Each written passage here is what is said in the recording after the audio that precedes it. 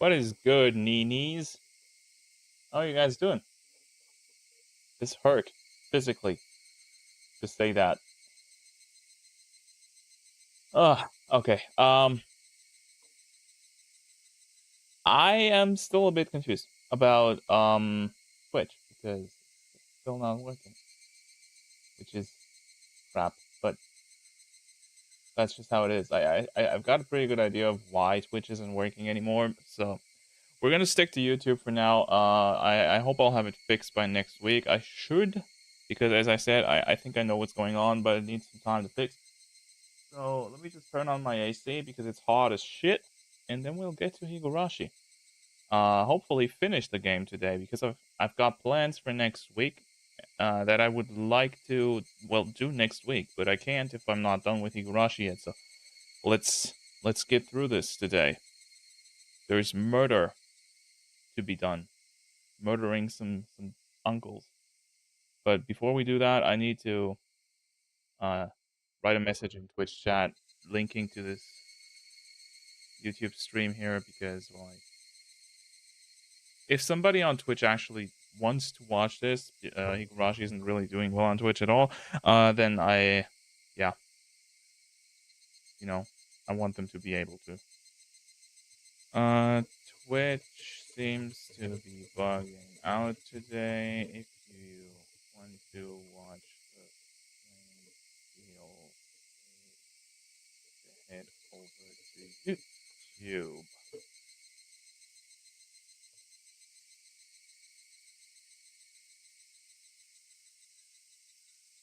That and manually unpin out the stream. There we go. Also, hi Jinkler, hi Blue. I hope you guys are doing well. Just finished ECZ to come here. My key is. How do you pronounce her name in English, by the way? It's now leveled up at level 40 with relics, so it's time to kick the story's ass. Yeah, mine is level 50, but then I ran out of money, so everything else is at level 1. Like, I couldn't level up her talents or get like discs for her, or even her weapon is level 0. So that's fun. Anyways, wait, did you get her? You ignored my message, bro. This morning, I logged into PlayStation to renew my 30-day thingy because I do that on PlayStation every time, and decided to do the single 10 pull I had left. It's a good day. Between that and today being a Higurashi day and all the Genshin announcements, I am a very happy Inochi today. All right, end of chapter 9. I'm assuming we got like 3 more chapters to go because all the other games had 12 chapters, if I remember this correctly. So maybe we can do that today. Hello, Jay. How are you doing?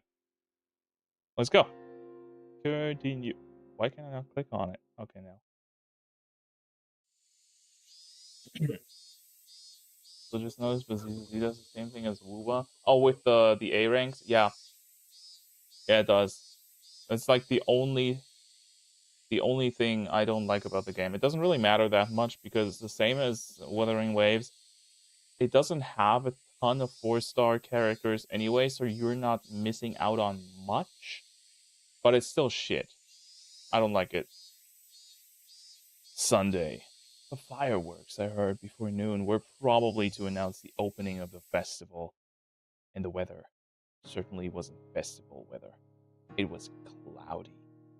The television forecast was calling for possible downpours starting this evening and lasting until around midnight. Wouldn't that be great? If it rains, then it's much easier to cover up your tracks, right?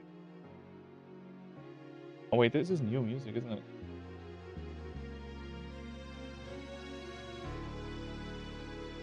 Okay. But as long as it wasn't raining at the moment, the festival would go on. Oh, right, if it's raining, assuming the long amount of stalling is the video from you freaking out. It's the video from me dancing. I literally stood there and danced like a white person, which I am, but you know how white people dance. To the gacha theme. Okay, festival isn't gonna get canceled. if it doesn't rain tonight.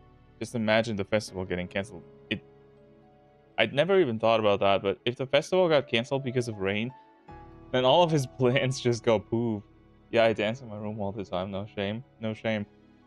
The festival had to open, or it wouldn't begin. The further shrine grounds were probably decorated beautifully for the big performance that only happened once a year. Many paper lanterns were hung up, all in the auspicious colors of red and white. Why red and white? That's creepy. The sound of electric motors at the stalls, the voices of kids running around, their families watching them, smiling. Today was the festival of Watanagashi. Was everyone already partaking in the festivities? Worst thing that can ever happen to humans is getting tortured and watching Inochi dance. Dude, I took dance lessons as a teenager. I'm fine. And Japanese is okay, but Kira Buckland is better. I mean, as I said, you probably didn't read that, but this is literally the very first role for the Japanese voice actress, and I think she's doing a great job. I want to watch Inoji dance. 100k sub special. What about Sadako? Had she forgotten her days of suffering just for a few moments while smiling that brilliant smile she hadn't in so long? This would probably be the longest day of my life. It would be. This is the last day of your life, man. It would be a day I would remember vividly for as long as I lived. I told my parents I'd go to the festival this evening and lounged about during the early afternoon. Address reveal at 1 million? You guys already know.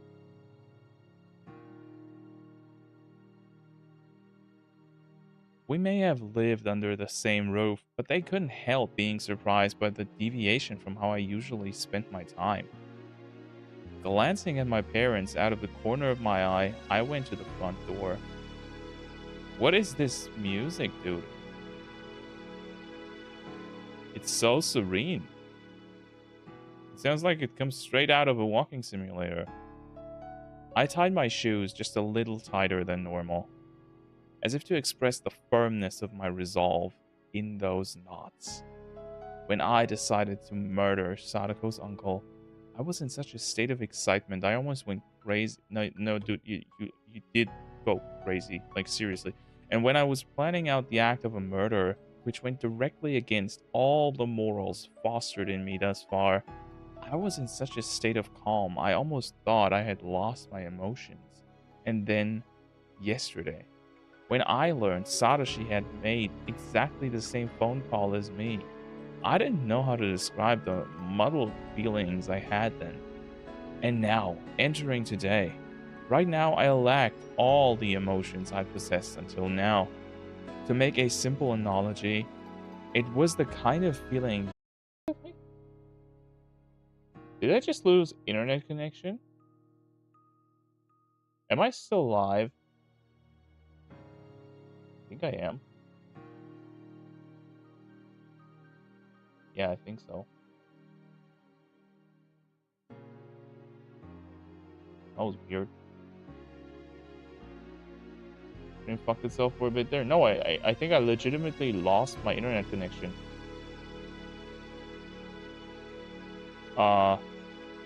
That happened yesterday as well. Not when I was live, but afterwards in the evening when I was playing. Uh, I lost connection like 2 times, and then I restarted my computer and everything was fine from then. So I thought it was just bugging out, but I hope my main board isn't like going to shit. I upgraded it this year, bro. It can't be broken, right? My router? I don't know. We'll see. If it happens again, let me know, okay? Okay. I felt no discontent towards my friends who had just waited and watched, never reaching out to her with any help, and no nervousness or fear towards the day that had finally come. Yes, right now, you could say I was in the best possible condition for carrying out a murder. When it came down to it, I would probably need to let my violent emotions take control. But right up until that moment, I would be like an insect, I would slowly, surely, and silently move towards my one objective, and then, when I had my prey, I'd attack like a bullet. Okay, so the only thing about Keiichi that is like an insect is his brain. This dude is dumb as fuck. I don't know why, but this guy is just... There was no emotion in that. Just the creeping mindset. The fuck? Just the creeping mindset insects possessed. That sort of sneaking feeling was just the best. I would kill Sadako's uncle like he was a worm. I had to laugh a little at thinking that way. Thinking like an insect. Tug. I tightened my laces one more time and walked out the door. He thinks he's so cool. I brought the shovel out of the front storeroom. I would need it to dig the man's grave. The shovel was a convenient one made for camping. If I twisted it like so and split it into 3, I could easily hide it in my bag. I twisted the shovel and dismantled it. And even though I'd done it countless times before, I had trouble for some reason. Like, I was suddenly clumsy now. I knew why. It wasn't because I was nervous. My weak-willed self, deep within me, was hesitant. So you're nervous. I knew that the act of dismantling this shovel was the first step I'd take to becoming a murderer. The last twist was conspicuously difficult, but it finally submitted before the strength of my determination.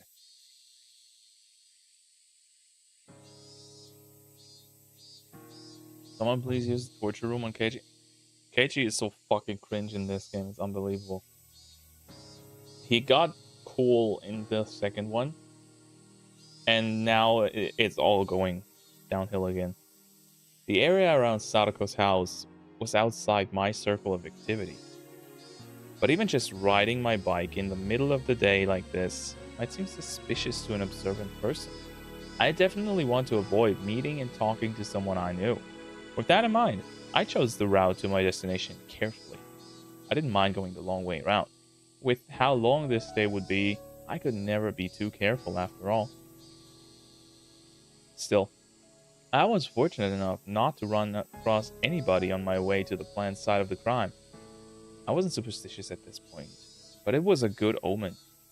The place I would dig the hole was in this grove, a little further into the woods. I was worried I might not make it to the same place as before since there were no signs to guide me, but I arrived there smoothly and as expected. I took another look around. Not even a hint of human presence. The air was a little bit damp, but it was comfortable in the cool shade of the trees.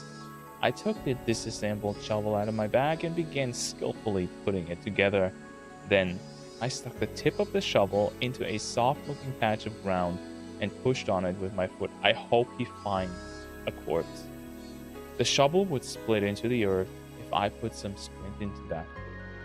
The act of doing so seemed awfully like the point of no return, and it made me hesitate. I was just digging a hole with a shovel, but it made me gulp hard. Calm down, Keiichi Maebara. Let's do a countdown. Get it done on the count of 3, okay? Alright. 1, 2... I couldn't do it on the countdown despite it just being sticking the shovel into the ground, and I had to count down 5 or 6 times. Damn it, I'm just digging a hole. This is pathetic. He's not gonna be able to kill the dude. Like, he's gonna hesitate and then get killed. As I thought that, I put strength into my heel like I was stepping on something unpleasant, and split came the sharp noise. Keiichi is a self-righteous prick to the point of it pissing me off. Like, Keiichi is just a teenager, right? He's an idiot because he's young. He has no idea what he's doing, but he's convincing himself that everything he thinks is reality when it's absolutely not. This dude is nervous. He's probably shaking like a bitch right now, and it's obvious to everybody that sees him but himself. Now, no amount of just a teenager justifies this. You think so? I think most teenagers, like, when they This might sound like I'm talking down to people, but I was a teenager once too, and I was a fucking idiot. I'm still an idiot. Not like that, but still. And if your personality overlaps with this shit, then yeah, you can become Keiichi. It was only soft at the beginning. No shit. Roots and stones quickly got in my way, informing me just how hard it was to dig a hole big enough for a person. No decent person would ever come here anyway. Maybe it would be enough to cover him up with some dirt. Oh no. Is this gonna turn into a police chase thing? Where he thinks that he covered his tracks, but he got lazy, so he didn't do it properly, and the corpse gets found. Maybe I was wiser than my peers that case. Maybe I was dumber. I don't know. I can only speak from my experience, right? Every time that a naive thought like that crept into my mind, I bit down on it with my teeth and dug even harder. I've dug enough now. I could hide him like this. Every time I thought that, I would go down into the hole, grow disappointed at how shallow it was, and return to digging. A thin layer of sweat on my brow eventually formed into drops and fell to the ground. My back was in even worse shape. Wait until you're 30, bro. My damn shirt adhered to my skin, and it felt so disgusting. The things I couldn't stand the most were the mosquitoes. Maybe they were attracted by the scent of my sweat. The white and black striped mosquitoes would cling on to me whenever I let my guard down. It was hot. It was disgusting. It was sticky. I was sticky. I was itchy. All those uncomfortable feelings surged through me in waves. Damn it all. So what? Are you telling me to pack up and go home? Is that it? I hadn't yelled at anyone. It was me talking to myself, me telling myself something. Why was I feeling this way and digging a hole all the way out here? What benefit would digging this hole give me? What harm would there be in not digging this hole at all? Wait, in the first place, who ordered me to dig? When I thought it over, maybe ever since grade school or even before that, my whole life had only been me doing what other people told me to. What the fuck is this dude talking about, man? I didn't mean it was somehow constrained, living a life just based on the command of others. And I didn't mean I was too lazy to try and find my own road in life. Metaphorically speaking, yes, it was like a road.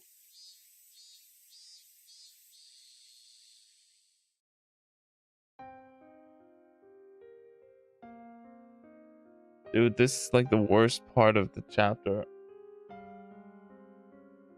Why is Keiichi talking to himself so, like, as if he's incredibly important?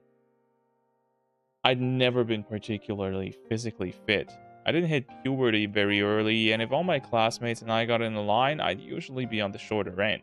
My scores in jump rope competitions and marathons were the very picture of average. And it wasn't like the captains of the dodgeball teams would have a passionate rock, paper, scissors contest to see which would get me. During those kindergarten and grade school years, it felt like someone was only worth how fast they grew and how fit they were. Looking back on it now, it was really uncomfortable for me. The thing that turned all that around was just a few words from my mother. What did she say? Grow some fucking balls? Keiichi, would you like to go to a cram school? You'll better grasp what you're learning in school and it'll be more fun. Aw no, Keiichi mom. That's the dumbest thing you can do. Don't... She's the one. She's the one who messed him up, man. Dude, just because your kid might not feel good at school doesn't mean you gotta, like, you shouldn't structure a life for your kid. Like, even as a kid, you need to have some responsibility and grow into not having everything done your way. Because if you don't, you turn out like crap. And if you're, and there nowadays especially, but all parents like that exist at all times, right? But it's been getting a lot worse lately. Uh, that the parents want to do everything for their child so they don't have to go through anything uncomfortable, and that's not healthy for a kid. It's fine to feel like shit once in a while. It's totally okay. Obviously, if you're being bullied or something like that, yeah, that needs taken care of. But just like stuff like that, that's not bullying. That's just normal, right? I don't know. This is a bad idea. This is bad parenting. The very first tests I took at cram school was kind of like a game. It was a lot of fun. It wasn't like the tests with the same exact problem dozens of times in a row. Every question had a picture to it, almost like one of those puzzle books that came with manga magazines. If my studies at school had been like this, it would have been way more fun.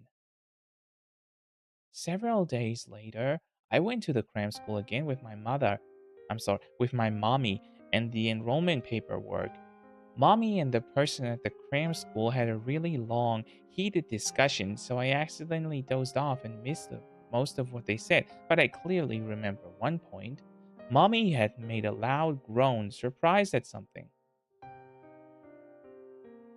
Um, by 61, do you mean his average score was 61 points?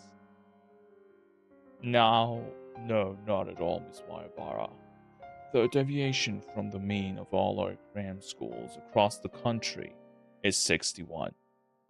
He's showing extraordinary numbers, even on a simple intelligence test. First, I would like to say that Keiichi Maibara-kun is extremely bright. Keiichi. But he doesn't have very good grades at school. He has average marks on his report card, B's, C's, D's. Is there some kind of mistake? We cross-checked with several tests as well, and we learned some very interesting things as a result. This is what cram schools do, by the way. Uh, like they want you to sign up, right? So they'll tell you bullshit about your kid. Your kid isn't special. Don't believe them. Well, if his school ain't helpful for him, then why can't he switch? I don't see a problem with that personally because it turns him into a little bitch. Learn to deal with problems instead of running away from them. Maibara-kun is extremely weak when faced with questions that don't have any meaning. He just has no interest in simple, dull questions that don't have to do with everyday life. Are they gonna turn him into some kind of uh what's the word?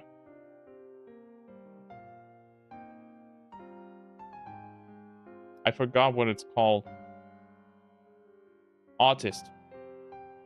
That's it. So, even if he doesn't know what 2 plus 3 is, if you told him he had 2 apples, then got 3 more, he would understand that sort of question. That's right. For example, instead of telling him to draw a flattened foldable cube, what if we asked him what a die would look like when cut open? If we did that, he can answer beautifully. Then the person from the cram school showed her a page from one of the exams I took. It was a paper with questions about construction. Construction questions were unusual, so they were really cool, weren't they? In this question, it asks to draw an unfolded regular icos... What the hell is that? Icosahedron, a shape with 20 faces. Oh. When we rephrased it and asked him how he would cut out a piece of cardboard to create a 20-sided die, Keiichi-kun drew the answer as though it were easy. This is not something an average child can do. Why not? Isn't that normal? Like, isn't that just a normal human concept that when you phrase a question to make it easier to grasp, it's also easier to answer? I don't get this. Am I getting this wrong?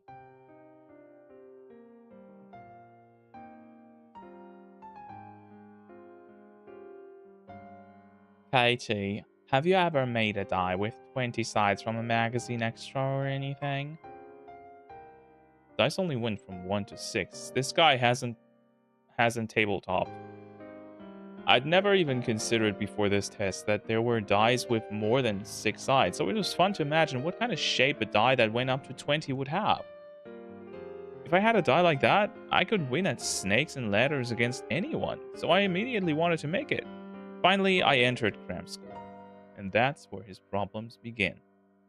Because of that. There were only 4 students in the class they put me in, which was called Select. It was the highest class, and some of my classmates were in lower classes. And when I remembered how much better they had done at things like dodgeball and the 50-meter sprint, I felt happiness well up within me for the first time. Even if I wasn't as good as good as them physically, I triumphed over them in other ways. It was fun at first. The more I did, the more I was praised. My teachers at school suddenly started pampering me, and it felt good. My parents were satisfied too, and I enjoyed seeing them satisfied. The more I listened to my parents' commands, the more fun things got. There's a uni here that is kind of like that, but it's a specialized school. Look, I'm not saying it's not a good idea to go to a school that caters more to a kid's future. The problem I see is putting someone that is still very much in a social growing phase into an environment where they cannot grow. Like this. This dude has 4 people in his class. How the fuck would he be able to learn how to communicate with all kinds of people? He just won't. He'll grow up with very, very few people around him, and that is not healthy for a growing mind, because he will not understand that not everybody thinks like him. Or on the other spectrum, if nobody in this class thinks like him, he will not understand that there are people that are like him. This is not a healthy environment for a kid to grow up in. Oops, what did I do? Okay. Also, what the fuck is he telling us? I don't get the relation to anything here. That did happen, didn't it? I grinned dryly in self-appreciation. Because, well, my studious lifestyle didn't end up lasting very long. It was only at the beginning I enjoyed learning more and more. I gradually got along less with my friends, my classes were behind what I was learning in cram school, and I eventually stopped respecting the teachers, given that they could put me to sleep with their lectures. See? He turns into a person that is used to being catered to, and that's not healthy at all. And well, I was a disagreeable sort who bragged a lot about how much I knew. Somebody should punch that kid. And the ways of the world wouldn't let me remain in that state of ecstasy forever. And that is exactly what I mean.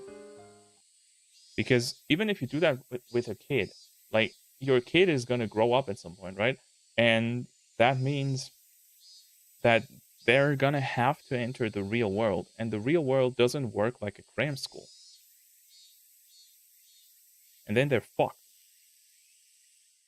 I would do as I was told, then I'd go above and beyond their expectations, and then they praised me. I was happy for that, and the cycle repeated itself like the wheels on a bike. I thought moving forward like that was how life worked, like a bicycle. No, that's not how life works. Because once you're an adult, if you go above and beyond in your job, it just gets like it's expected. But if you fuck up, then you've got a problem. When I moved to Inamizawa, I realized just how inadequate it was. Some things happened, and we started saying how moving and getting a change in atmosphere would be nice. And then my father, he had a place that he liked, that he'd gone to a few times to draw the nature. He started saying that he wanted to bring his atelier there. With me in blank amazement, they decided to move to Hinamizawa. And after that, I met them, didn't I? The first day after transferring here, I went to the classroom with the teacher. I thought it would seem pitiful for her to bring me in there, so I placed my hand on the door before she could, slammed it open, and set foot into the room. Clatter. The thrilling, powerful way I opened the door was none other than my own determination to try doing my life over again. and then within seconds. That determination took a hard counter to the face. Did he get into a trap by Sadako? As I said, New Zealand has no cram school, so I don't really get it. I thought the concept was at least known. A blackboard eraser fell on me.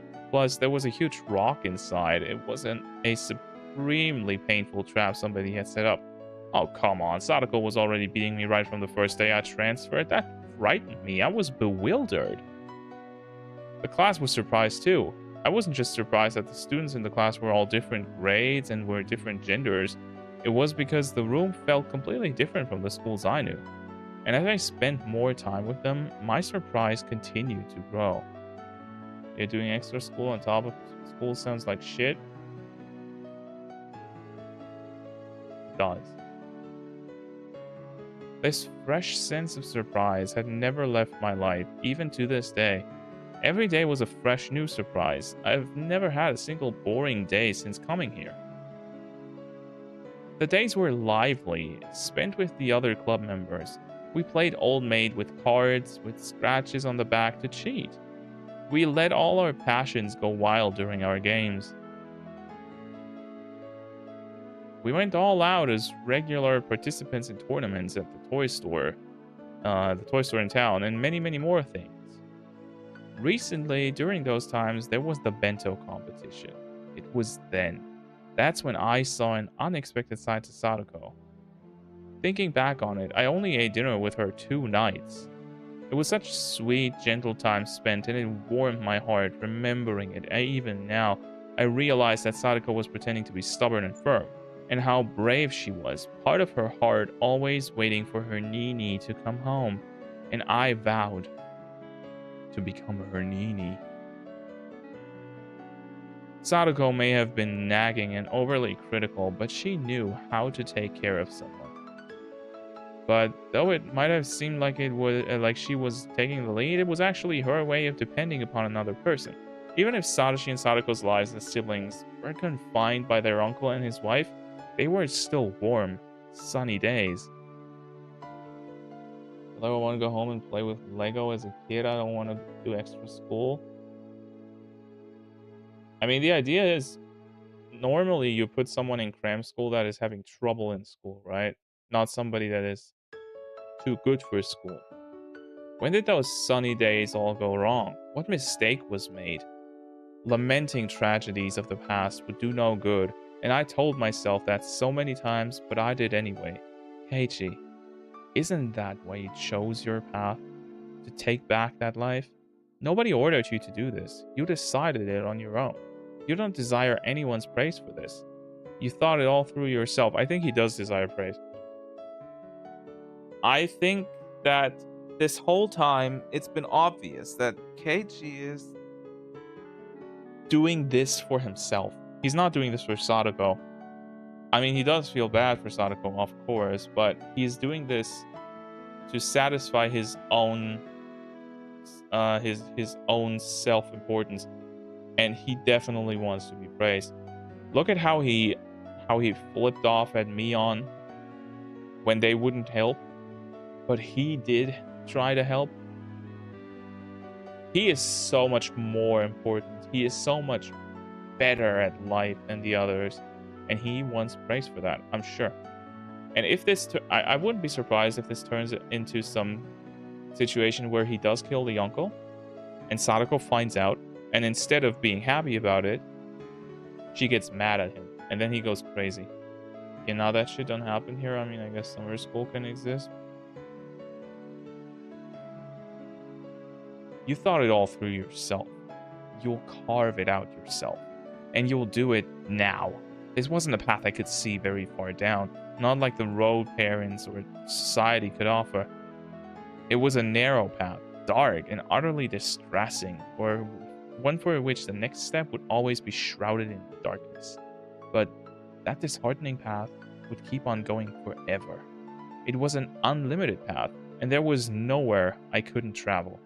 The kind of path only available to those able to imagine where they wanted to go. Don't be ashamed at breaking from the brightly lit paved road. In fact, feel proud that you found your very own path to walk.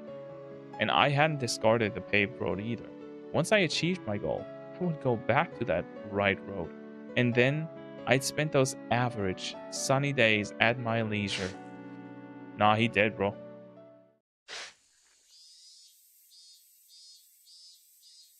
Crush. When I next realized the hole had grown so deep, I couldn't believe it. Did I dig all this myself? I think digging this much is enough, right? Put my shovel into the bottom of the hole. I would drag the body here, throw it into the hole, and cover it up with dirt.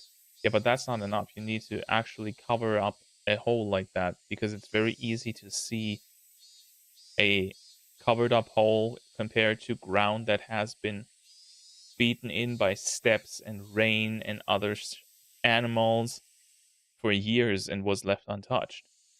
Even if it took me time to camouflage it by putting plants on top, it would all go much more easily than digging this hole had.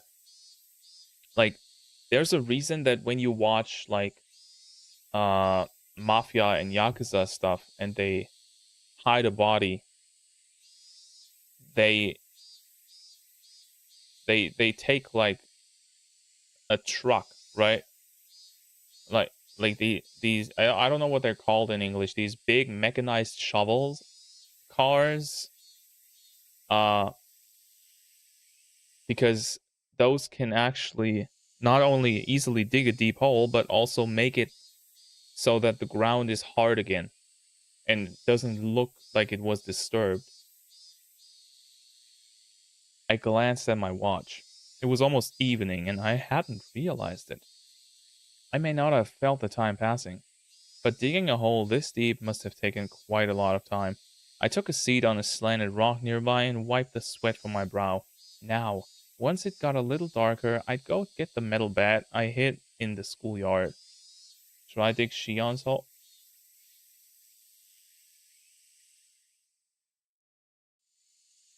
I ain't digging anything there. I'm stuffing that. Then I make the call to lure him out, and then I do it. The number of things I needed to do to reach that moment were dwindling. I felt that moment closing in on me much more keenly than I did the passage of time. I didn't have any hesitation, but I still felt that a contradiction. At every step in the process, I had a few chances to hesitate, to turn back, to let myself lose my nerve. Having to endure those million temptations and wait for when the time was right was an indescribably slow and painful torture. I had thought myself acting all weak because of that, but I stopped midway through. This was okay. It was fine. I could detest the abnormal act of homicide as much as I wanted, and it didn't matter. I wasn't going to be a cutthroat killer after today. I would pass through this strange day and go back to the world I was in before. It doesn't work like that. If I fell to the level of a psychopath who thought nothing of killing, I wouldn't be able to go back to my old life. So this was fine with me. I didn't have to feel ashamed at hesitating to kill because I was human. It was so funny to me that I'd be the bearer of a Yashiro-sama's curse at the same time I was aware I was human. I exhaled lightly and stood. I concealed my presence and sharpened my senses in all directions to search for anyone around but me. Okay, let's go. One step at a time. I would walk my own path, a path no one had forced me to walk. Let's do this. Keiichi Maebara. The cicadas made an annoying fuzz, their chorus covered up by the suspicious noise of me breaking twigs underfoot, and their chorus filled the path far ahead of me, letting me know I would be alone for some time. The cicadas blessed the path I walked, encouraging me with every last ounce of strength they had. The sky was far above. In not even an hour, the veil of night would draw near and the sky would be tinted with dusk. By that time, the Higurashi would let me hear their chorus in place of the cicadas. Oh, I thought they were the same thing. When that happened, would everything be over with? Would everything have ended? I said something along those lines when I left Sadako's fate to a public agency, but this time was different. I would do it. I would carry it out. I would end it. It would all be over very soon. Everything would end. That was creepy. Yes, when the Higurashi cried.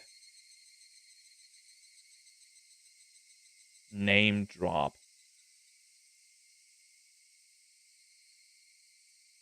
Took him until chapter 3 to actually make a connection to the name of the series. Title drop, let's go. Because I still have no idea what it means. Is it supposed to mean that because Higurashi only cry in the nighttime that all the crimes happen at night? OMG, a character said the name of the game. Yeah, it's like Persona, man. There was nobody at school. I couldn't hear the playful voices of children. This was the first time I'd seen the school with such a lack of human presence. Still, I quieted my breath and looked around, not wanting to be unprepared. It had gotten darker outside, but it was almost like my eyes could see more clearly now. I made absolutely sure of my safety, then walked to the heavy construction machine I'd hidden the metal bat behind. I had a tinge of worry, a premonition that someone had found the bat and hidden it somewhere else as a prank. Can we just have Rika hide behind that thing? Like, she found the bat, but instead of, like, misplacing it or anything, she just waits for Keiichi. And she's like, what are you gonna do with that?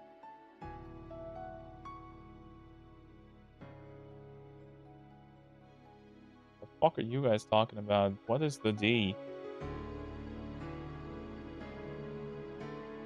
Oh, it's Elden Ring stuff. Okay. If that happened, would I take that as an opportunity to desist? If it really wasn't there, then the sensation of chilled metal, it was still here where I left it. It hadn't run away. Satoshi, it wouldn't run away. He'd waited here patiently. For me. Sorry for the wait, Satoshi. It's been a long time coming. You prepared for this? Bro, don't give the fucking metal bat a name. Due to the metallic touch, Satoshi grins at me in my mind. How's he even look? That's what I should be asking, you know? I did this last year already. You should be more worried about yourself. Right on, Satoshi. Let's show him a bad time. This is so dumb! Oh my god.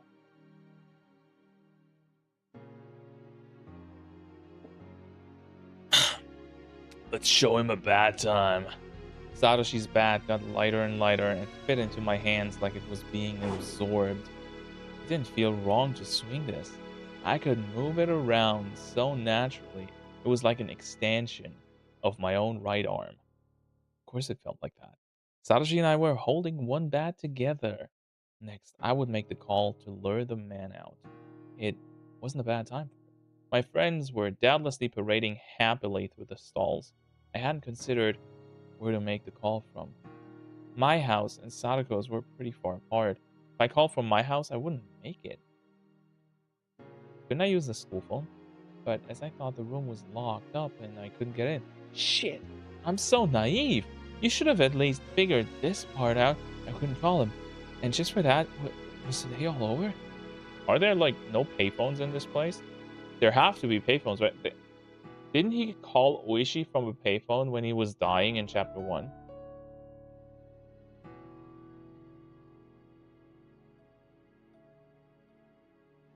He did, right? I'm sorry, Satoshi. And just as I cursed my own naivete, naivete, how do you pronounce that? A miracle occurred. A bicycle came into schoolyard. It was a familiar, middle-aged man. The one from the Forest Service field office. Why? Wasn't today Sunday? Was he here to pick up something he forgot? Anyway, the forest officer went around back and felt around in his pocket, then unlocked the door and entered. The best possible coincidence, and it had to be Satoshi who saved. Wait, is he gonna kill the forest dude as well so he can use the phone in peace? The metal bat, through just my contact with it, told me this was a chance I couldn't allow to slip by. The sections for the forest office and the school were neatly separated. I felt the man head into the forest office's storehouse, which was so far in the back students weren't allowed into it. The door didn't match its fittings well, so it didn't close all the way, and the gap in the door opened slowly as if to lure me in. I took a deep breath and went in. I tiptoed along, silently and stealthily, and made it into the teacher's lounge. That was the only place with a phone. Has this dude not thought about the phone potentially having some sort of feature that records like the calls, like that you can trace them back? I mean, I know this plays in the 80s, but that was a thing back then, right? The police should easily be able to trace a call back. As I held my breath in the teacher's lounge, I heard the Forest Service officer walking back over, and then the back door clattered shut and was locked. I glanced out the window at the schoolyard and watched as the man got on his bike like nothing had happened and rode out the school gate. You know what we're doing right now? We're doing... Let's see. No, it's here. Was it just gone for like a second?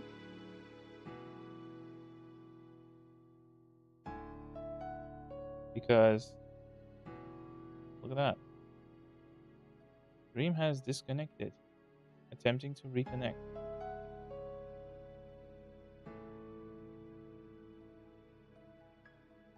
I think my internet is bugging around, yeah.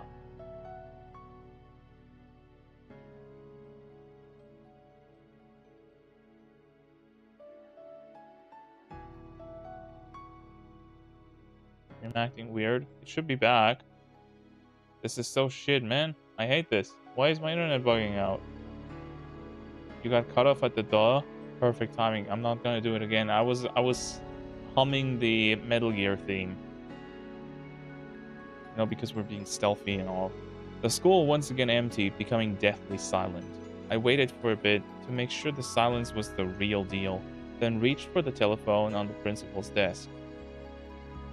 I fished Sadako's house's phone number out of my pocket. Yes, the number in the class directory for Sadako had been the one from their house now, where she lived with her uncle. I touched the dial with my fingers, and then thought for a moment about what to say exactly when he picked up. What would happen if he accidentally called Rika's house? Despite how many times I'd gone over it in my head last night, now that I had my finger on the dial like this, it started to seep out of my mind like a cracked bucket leaking water. Simple would be best. More importantly, to say it straight and not sound suspicious, I counted off 3 heartbeats and spun the dial. The call sound. Would Sadako's uncle pick up? This plan has so many holes, it's actually funny. Like, what if the festival gets called off because of rain? What if Sadako's uncle doesn't pick up the fucking phone when he's alone? Like, he's a deadbeat, right? Why would he go and pick up the phone? He doesn't care. What if he refuses to come? What if he messes up his speech? What if he gets the number wrong? There are so many things that can go wrong with this plan, and it doesn't even involve the actual killing yet. This dude is an idiot. Now of all times, the hope that he wouldn't pick up, and the feeling of doom and the knowledge that I couldn't save Sadako if he didn't, whirled around in a vortex. What was his voice again? Hello? It was the voice of a grumpy man, like he had just woken up. He picked up. Hello? Say your name so I know you're Hojo, you asshole! It would be terrible if I got it wrong. You can just ask. Like, is this the Hojo residence? We've got your niece. I made up my mind. I had all the initiative on my side. Here we go. This is the Shishibone Okinomiya police station. Am I speaking to the Hojo residence? I was changing my voice, but did you really think I sounded like an adult? Would he believe I was the police? Oh, yes. This is Hojo. We currently have your daughter, Sadako Hojo, here with us. What? Sadako? What did that rat do? He fell for it. I could tell by how tense he was that he didn't doubt my words. I can explain the particulars once you have arrived here. Would you mind coming to the station right away? Right now?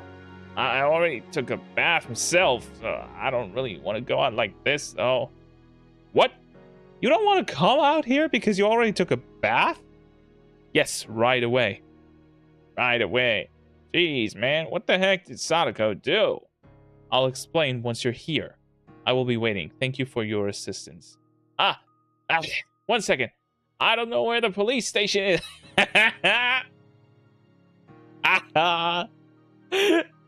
Okay, this is awesome. I love this. He is fucking over his plan by being a shitty idiot. Where am I going? You moron, what the hell? The Okinomiya police station? I don't know where it is either. Aren't you from around here?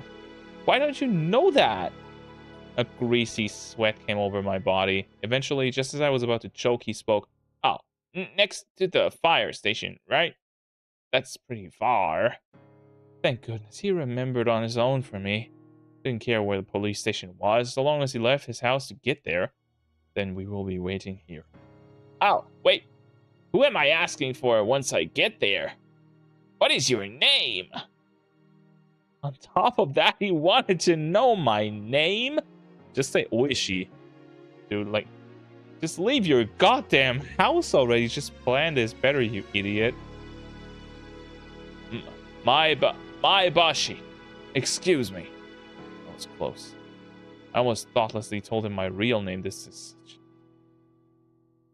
I can't believe what is happening right now. I managed to change the last syllable of it, but I put the receiver down like I was running away. My fingers were trembling, and I was soaked with a tepid sweat. I was just nervous about the phone call. With that call, everything had finally been put into motion. I left the school. It was locked before, but it was easy enough to open from the inside. But I couldn't lock it again after I left. In terms of being thorough, I wanted to lock it. I couldn't waste time going back to the teacher's lounge and looking for a key. Just climb out the window. I needed to rush back as fast as I could and ambush him. I zoomed back to the scene on my bike. If Sadako's uncle got out of town before I got there, everything would be over. No, like, he'd still come back, right? He learned that there was no one at the station named Maebashi, and things would get pretty messed up. As I returned at full speed, I passed a family wearing yukatas. They must have been on their way to the festival. Many people in Yamizawa knew my face, though I didn't know theirs. Even just passing by them like this made me uneasy. I didn't generally come around here, so those living in the area might not have known much about me. That didn't matter right now. I needed to get back as fast as possible, to control my breathing and to ambush the man. Keiichi's so cringe. Dude, it's not even about being cringe. Keiichi is just bad at whatever he does. I hid my bike in a thicket and picked up Satoshi's bat, which I just left hidden in the shade. And when I held my breath, waiting to see someone, I wondered if he still hadn't gotten here. Or maybe he went right out after the phone call and passed by here already. Okay, one thing we gotta remember is we've got Keiichi sitting there in a clearing in a forest right now, waiting for an adult man to drive by on his motorcycle. And he wants to assault said man. I still think this plan is not really that smart. Just keep that in the back of your mind. I couldn't figure out which it was, and was set upon by an indescribable impatience. Calm down, Keiichi Maebara. Even if he came here already, he'd pass by here on the way back, right? The end result would be the same, other than the police actually knowing that somebody impersonated them. It wouldn't change the fact that he'd die. He'd probably be coming on his motorcycle. How would I stop him then? I figured it would be best not to think too hard and just hit him as he passed or beat him out of his seat. The path was made of pebbles. If I hit him as hard as I could and made him lose his balance, he wouldn't be able to help falling.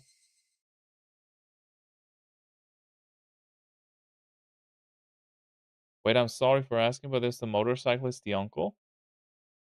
Who will win, a student or a grown-ass man? You're gonna kill someone else? No. The motorcyclist is the uncle. He's got the idea is to call posing as the police and make the uncle leave the house going to the police station. And the one thing will is that he let me just do something real quick here. Is that he always travels on his motorcycle because he's a lazy fuck. And I don't know if he actually owns a car, but he's not going by bike or foot. He's going by motorcycle. That plan is fucking awful. You are right. You are absolutely correct. It is. And then the chorus of the Higurashi stopped. Does Keiichi have a rifle and good aim? No, he has a baseball bat. The sound of a bike approached from far away. Like, if this dude wears protective gear on his motorcycle, all of this plan is going to shits right then and there because the bat ain't doing much. How is he gonna hit him? Well, while he drives by. He's taking a swing at someone driving by on a motorcycle. It's a speeding vehicle. I know. Tell that to Keiichi. I've been saying that this plan is bullshit ever since he first had it. Sound of a bike approached from far away. I couldn't tell what sort of motorcycle it was from its sound, but I'd seen it parked before, so I'd know. Also, what if another person on a motorbike comes by? Like, what then? Does he just hit everybody who comes by on a motorcycle now? Bro's gonna throw his bat like Yun-Li throws her sword. True. I was getting rapidly it was getting rapidly closer. It was almost here. If he just went a little farther, he'd cross into that thicket and appear in front of me. I'd take a moment to make sure it was him, and then when I had, he'd already be like he would already be on the other, like he would have passed you, you know. I put my plan into action. Are we gonna get a CG for this, by the way? The motorcycle appeared. Few easily identifiable characteristics told me it was Sadako's uncle's bike without a doubt. Was it really him? Was it really Sadako's uncle? I wasn't making a mistake, was I? I looked at its characteristics again. Its color, shape, and most of all, the man's clothes and face! Its last feelings of hesitation, I did away with them. Sadako. Now, your Nii-Nee will end it, okay? Closer. Closer. The bike came closer. Let's go. Sadashi! What the fuck? Why is he popping up now? What kind of voices am I gonna give him?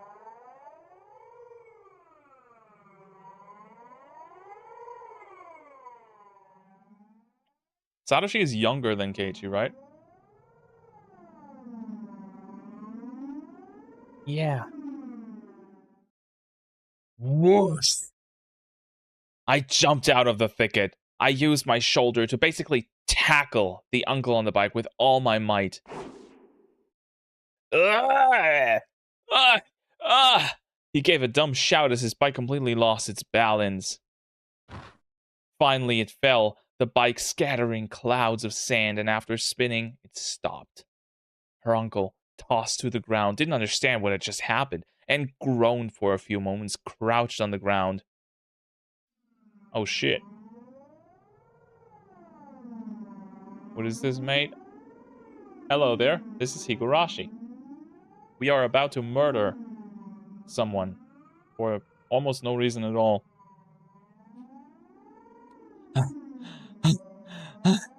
My breathing started to become ragged. No, I couldn't have this emotion. Some weird secretion crossed through my brain and nearly made me hallucinate. Her uncle was groaning. Now was the once-in-a-lifetime opportunity. What was I doing? All the sounds in the world cut off.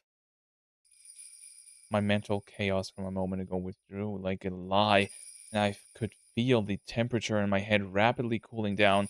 It's the bells again.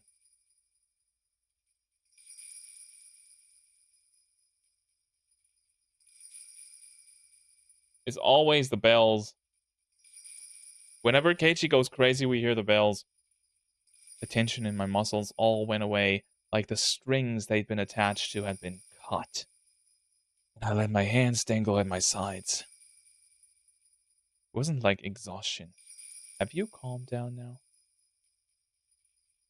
Keiichi Maebara, do you need to remember again why things got to this point today? Scrape. Scrape. I stepped over the pebble path, taking one step, another step, then another towards Sadako's uncle.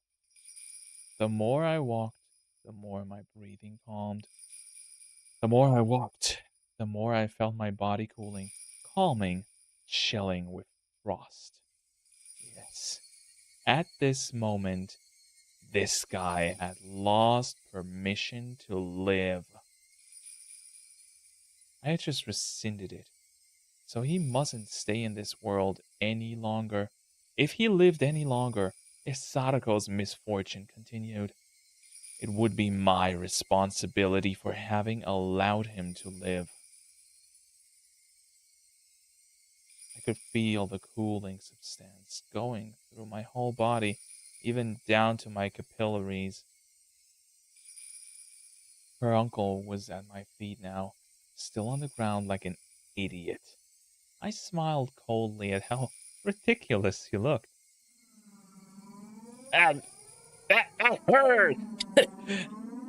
That's all it took for it to hurt? Sadako's heart hurt much more, and now you're gonna feel that. And with your life, I'll make up for her pain. I erased all necessary information from my mind. I prioritized the murder of this man. Execute! Execute! Execute! Wham! Utterly calmly, I delivered my first strike to the back of his head. I wanted to get at the most effective spot. At least during that first moment, I'd have to attack him while he was at his most defenseless. And if he was hit in the head, he'd cover his head. It was a defensive reaction all humans made, like machines. He used both hands to cover his head, so he couldn't pick himself up of the heap he was in on the ground. Holy shit, like pounding a caterpillar into the dirt, I hit him over and over. He covered his head, I'd hit him in the side. He covered his body, I'd go for his head. He rolled over, I'd strike his face, his knees, his elbows. I didn't care where anymore. By just delivering one blow after another, I induced panic in him.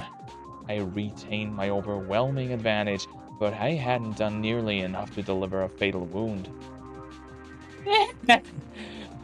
Her uncle skillfully pulled himself up off the ground and started to run like a fleeing rabbit. It wasn't a judgment he'd made after seeing my face and deciding whether to fight me. Right now, he was fleeing by instinct, just trying to escape from the threat that had presented itself. A counterattack from the more physically capable uncle was what I was most worried about. He may have run, but it wasn't all that unlucky. And the odds were in my favor. The uncle didn't run towards people, but off the path and into the woods. Oh boy. How fortunate we have rocks in the forest. Yeah, but we don't have, we're not using rocks. We're using a baseball bat. How pleasant that he would run in a direction where nobody else was. He was fleeing into strange geography like a rat that instinctively runs into tight spots over and over. Yes, he was no longer human. He was a rat. The blood vessels in my legs expanded and my total oxygen supply increased. I lowered myself to gain the most explosive velocity I could. Without breathing, I became a wind-like shadow and dashed. I crossed thickets, crushed dead tree branches underfoot, and dove through the woods like a bullet. He ran so cowardly, arms flailing as he went. After catching up to him, I didn't need so much as a blink of an eye to strike him again. My senses, mind, and body were all sharpened purely to kill this man. This was the first time I'd felt like this. Well, this was the first experience I'd ever had killing someone. I felt natural continuing to do this for the first time, and that meant I had this much talent for killing. Or perhaps the act of killing was so simple that anyone could do it? I didn't struggle or grow tired at all chasing the clumsily fleeing uncle. No matter how much he ran, it was like trying to get away from his own shadow. He couldn't get away from me.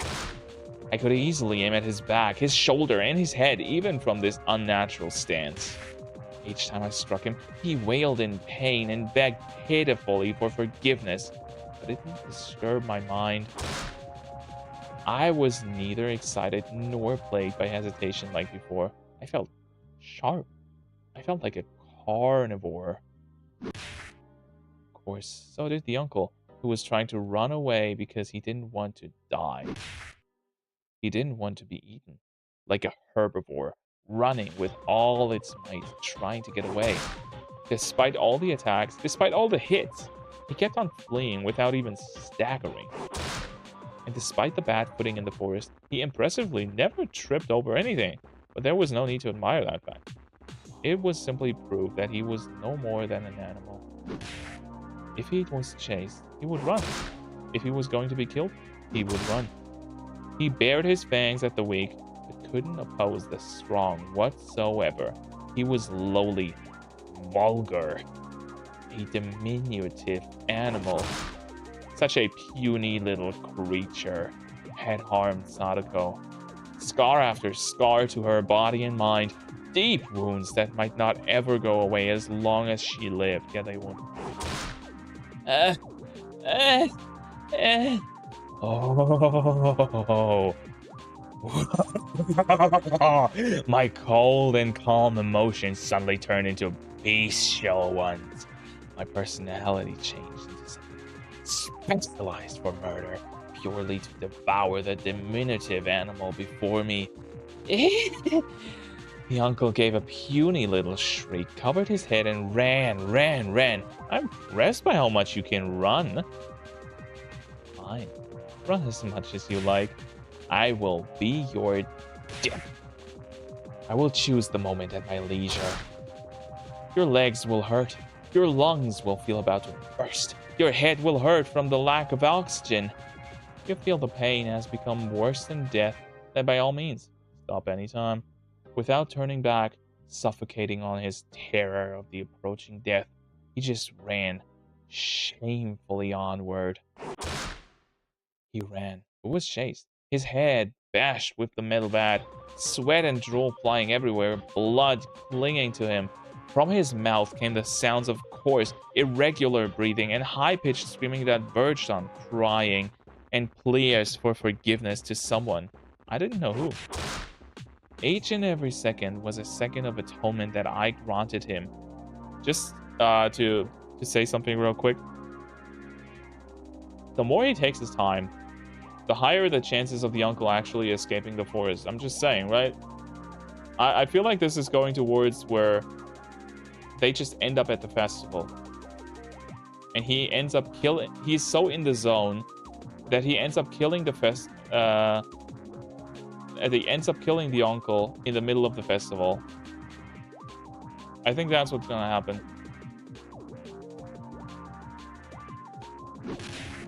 Now, run, then fall and moan and die. Where did she even crawl out of anyway? You were never here before. If you were never here, you never should have showed up. If you never showed up, our lives would still be fun and enjoyable. we would have gone to today's festival, waited for each other, and gone to the shrine, laughing. We would have been playing amongst the stalls right about now. We'd be browsing the strange food stalls you only saw at festivals, trying to get prizes from goldfish scooping, ring throwing, or target practice. Neon would surely make it into a competition, and we, as a club, would have a grand time. And everyone would have been cheering for Rika-chan's dedication dance, and everyone would say how fun it was, and it would give us energy for days to come. Fun, enjoyable, and funny. Warm times spent with friends, and that would have happened. But it didn't, and now it was all smashed to pieces! There was no doubt that would be what the world was like if you never showed up. You were the obstacle, the mistake, heresy in that world. But I would correct that mistake now. Would erase you and make it so this last week never happened. Tonight was the Watanagashi festival, the holy night, where taking just one life was permitted in the name of Yashiro-sama's curse. It looked like the Higurashi stopped crying at some point, and the Higurashi cried. Everything would end. And the Higurashi silenced. I believe he's murdering some innocent who looks like the uncle. No, it said Tepe, right? That's the name of the uncle. I don't know. I think it's the uncle.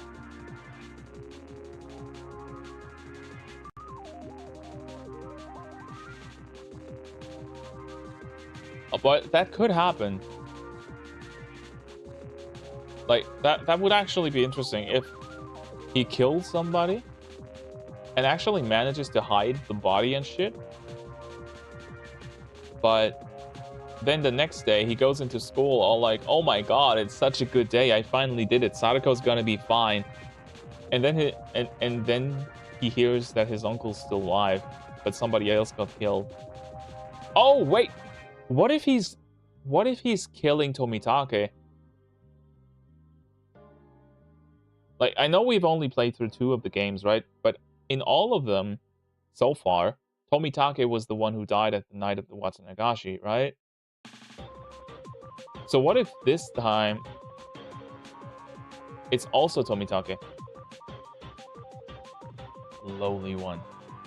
The hour of atonement is at an end. The Higurashi have stopped their crying. Thus, it is the end. The end. The end. The end. End. You don't have to run anymore. Die with those dirty brains of yours smashed everywhere.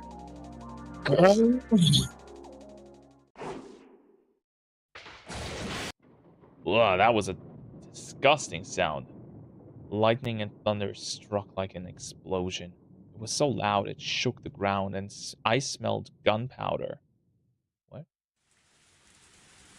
The response I got this time was clearly different from the one before. The metal bat rushed into the crown of his head. It was like the top of his head had caved in. The bat felt like it was fighting him.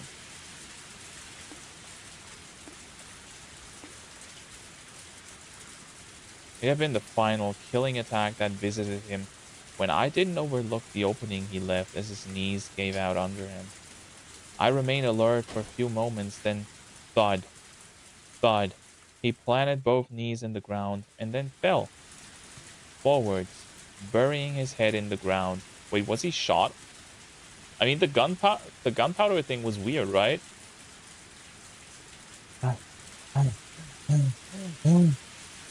I've been holding back my ragged breathing, but now it all came out of me like a dam bursting.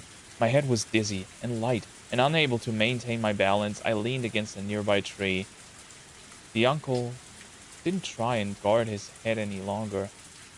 After a disgusting sort of spasm, he stopped moving. Did I get him? Did I get him for sure? I fought back my exhausted urge to fall over where I stood and drew towards him carefully, bat still at the ready. It was possible he was faking it and trying to wait it out. Should I check for a pulse? I realized right away, though, that how unnecessary that would be. If I thought he might be faking it, then I would just have to keep pummeling him until I was satisfied. I fought back my ragged breathing again, and then I swung my bat far above and brought it down. Oh, is he gonna mutilate the corpse? Dude, don't do that, Keiichi. Clunk. His body leaped like a bow, and he didn't try and cover his head. Then, once again, I aimed for his head and swung. His reaction was the same this time. He just don't stop. After spending a few moments making his head into mochi, the hits gradually started to feel different, and it started to spray a filthy, dark red liquid everywhere. That was enough. It was definite now. I had absolutely killed him. There was no sense of accomplishment, nor of regret. I didn't feel anger towards Sadako's uncle, nor pity towards Sadako herself. Instead, right now, I was feeling like my heart had been stolen by the downpour that had begun to rain at some point, and how uncomfortable it felt. Oh, it had started to rain! People are gonna come back from the festival, right? Because the festival gets cancelled when it rains. People are gonna walk through the forest. He's gonna get caught red-handed. Sorry, I actually got nauseous reading that last part. I'm sorry, man. The rainwater drenched my body and dripped down to the ground. The excitement within me faded as the rain washed away the grime. You are aware that you still have to hide not only the body, but also his motorcycle, right? And it started to rain. And people are gonna come down this path. In exchange, my shoes were so wet, they made splashing sounds. And despite abusing Satoshi's bat like that, it wasn't bent very much. There were a few dents in it, probably from hitting the man, but nothing that would make it seem different from before. Instead, it had been stained with black, with red, with mud and blood. But that itself would be the evidence. The one piece of evidence needed to prove that my delusions hadn't just been daydreams, and that I'd ended Sadako's uncle for all eternity. Alright, Keiichi. Calm your mind. The time for passion is over. Now is the time to be cold as ice. I needed to bury the body. But where was I? I simply followed the man as far as he ran into the darkness. I couldn't take a guess as to how far we'd run. It was already pitch black around us, and the only light I had to go on was the very faint lights on the road a little further down. It was so dark out. I hadn't noticed the darkness until just now. My vision was so good I could see the man's ugly hairline. I could have counted the pores on his head. It was only now that I'd realized just how much crazy strength I had mustered at that moment. I went over to the streetlight. I looked up and down the road, desperately trying to figure out where I was. This is... Oh, no. This was the road connecting Hinamizawa to the town. We were unbelievably far from Sadako's house. Had the two of us really run so far a distance? My surprise at that was accompanied by knowledge of the miraculous fact that despite running so far and making so much noise, we hadn't come across anybody at all. There was a long way between here and the ambush location where I dug the hole. Can you even find it? Like, you gotta find your way through the forest in the dark. That's not easy.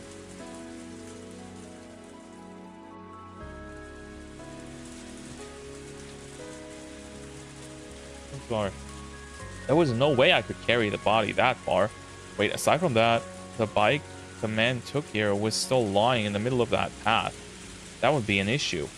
The police could tell whose motorcycle it was by looking at its license plate, and they wouldn't just leave it at that. Thankfully, the corpse was in a dark forest. In terms of urgency, dealing with the bike would come first. I have a super bad feeling. You know what I think is going to happen? I think Keiichi goes to clean up the bike and everything, and then he comes back, and the corpse is gone.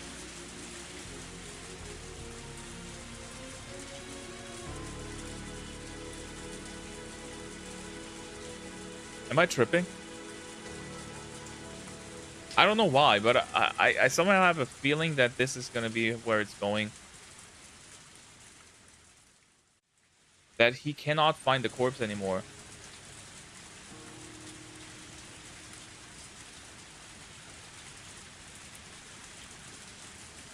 Because somebody found it beforehand. Or maybe the police is there or something. And I wanted to get the shovel back from where I left it next to the hole. I shouldn't drag the body there. I would have to deal with it right here. Fortunately, the ground was like mud from the downpour and was more sludgy here than where I was before. I might be able to dig a grave quickly here. Of course, my bicycle was still over where I'd left it too. It still wasn't over. Homicide had only been half of my goal. The other half would be just as important as the first. I would completely hide the body, not allowing a beginning to happen.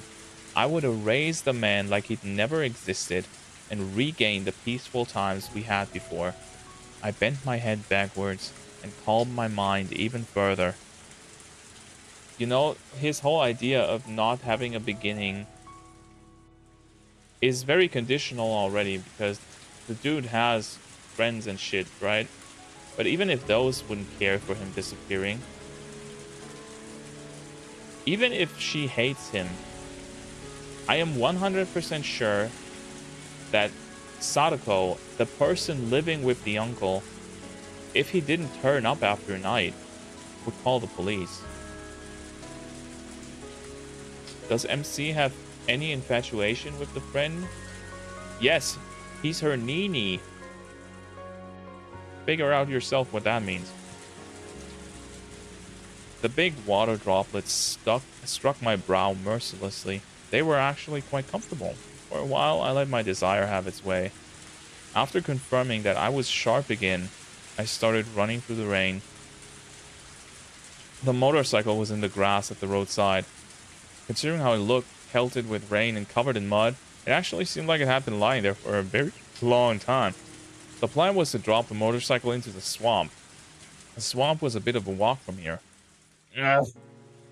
I lifted the bike up. I didn't think it would be so heavy. I was a little surprised, but once I had it upright, it was fairly easy to roll it along. Still, pushing this thing all the way to the swamp was not really something I wanted to do. I could no longer ignore my exhaustion, and it warned me numerous times of how far away the swamp it was. This motorcycle, I wonder if I could ride it well enough.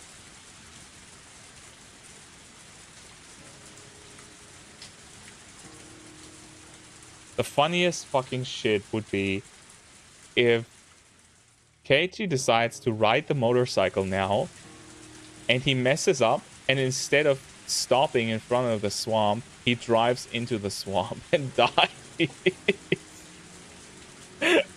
That would be so fucking funny. Once I got it going, it would be basically the same as a bicycle. It's not. Wouldn't it get me to the swamp quickly? A plan suggested by my exhaustion, the anxiety at getting on a motorcycle for the first time withdrew.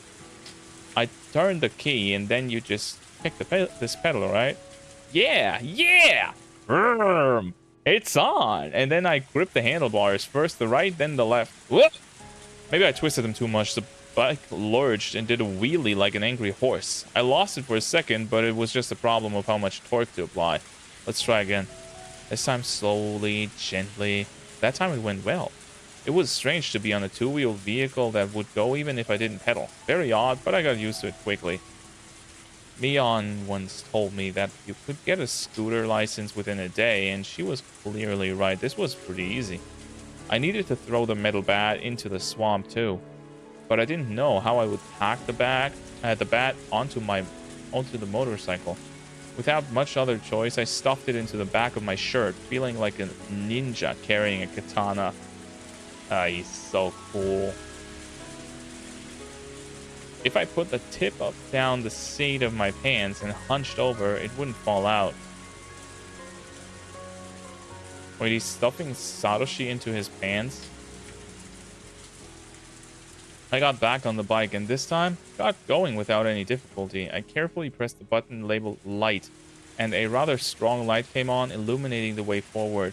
Yet driving through the middle of this forest with the light turned on might not be the best idea, considering you don't want to be seen. I probably really shouldn't have turned it on, but I didn't have any way of seeing at this point and had zero confidence I could ride through this darkness. As the rain came down on me, I maintained a precarious balance and inched my way towards the swamp. Along the way, I ran across a few people who seemed to be returning from the festival, but none of them had any interest in me. They were either all soaked through with the rain and hurrying on their way home, or had their umbrellas low and their heads down. Yesterday, I might have been wary of even these passers-by, but right now, it didn't seem to be much of a cause for concern. In fact, it would probably be less suspicious to be riding out in the open like this instead of sneaking around. More and more, though, I started to think that idea is naive, brought on by my exhausted state. Dude, he's just gonna get caught. Like, he's literally just driving by the people on a stolen motorcycle covered in blood right now, isn't he? Like, seriously. I climbed the steep hill. On a bike, the hill would have put me out of breath, but I just had to accelerate a little bit to climb the entire thing. Motorcycles sure are convenient. For a moment, its lights illuminated a sign before I passed by it. Onigafuchi Swamp. Good children do not play around here. Still, it wasn't like the way to the swamp was cordoned off by a metal fence or anything. Parents and teachers would get mad at you if they found out you were playing at the swamp, but some of the bad kids in my class apparently snuck out here sometimes to see the giant crayfish in the place. They talked about before about how they'd go to the candy shop and buy some pickled squid, then just tie it to a fishing line and throw it, and all the crayfish would come running. Okay, I'm gonna just change the position of my desk right now, because I need to stand for a bit. It's just a spoiled brat with a terrible worldview. Yeah, basically that's the whole premise. Like, he's pampered and has no idea about how to interact with other people. But his circle of friends get into very dark situations and he tries to deal with it. That's basically the premise.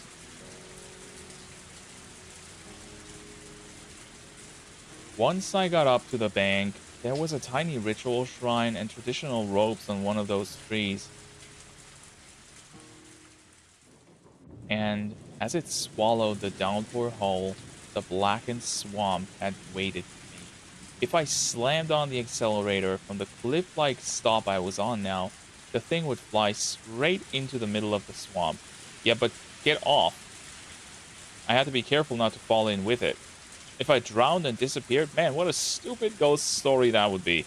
On the night of Watanagashi, Sadako's uncle's corpse was found in a thicket by the road leading to town, and Keiichi Maebara went missing. Wait, that's literally how the other 4 years happened. One person dies and one person goes missing.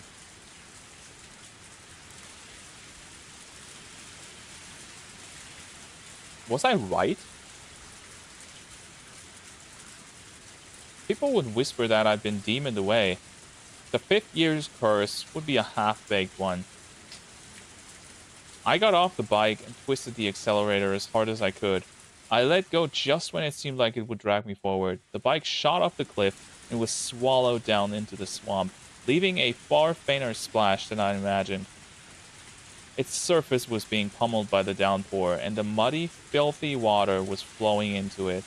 I couldn't even make out the motorbike I'd just thrown in there.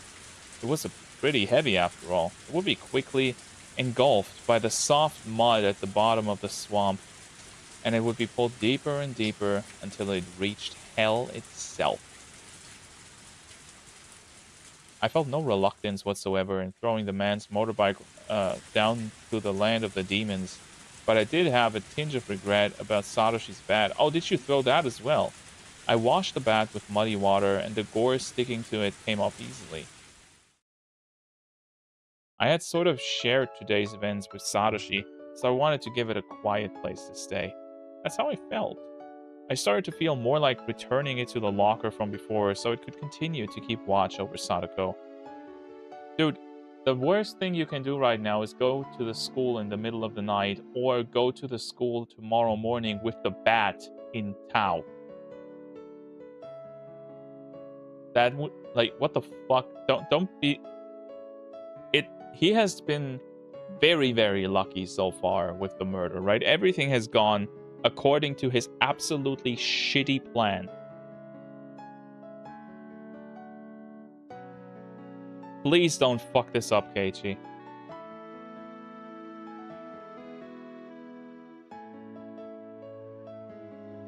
Satoshi, I probably, well, misunderstood you. Satoshi listened quietly, without nodding. I am absolutely convinced now. You were the one who beat your aunt to death last year and saved Sadako. I always scorned you and called you a coward who ran away, but I was wrong. To the end of the world, some deviant was behind that incident, and to the rest of the world. But I know that was something you did for her. And then you disappeared. You finally got back that piece and lost it within days. So, I swear to you that I will live life to the fullest from now on. Live it enough for the both of us. I will live on as though this week, this day, never happened. He's not gonna live on. But I will never forget this short time we shared together for as long as I live. I didn't know what expression Satoshi made as he listened, but as someone who had protected the same girl, I felt he had smiled and given me his blessing. And then my hand moved of its own accord, and the bat I had hesitated to throw away left my hands and flew through the air. It traveled its parabolic path, spinning all the while, and the swamp absorbed it without a sound. There weren't even any ripples when it hit the surface. That surface was tempestuous because of the downpour, and the bat was long gone. I like that word, by the way. Tempestuous is a cool word. I don't know why. For a moment, I regretted having thrown it, but I realized that might have been what Satoshi had wanted. You're right. I still can't let myself give in to emotion just yet.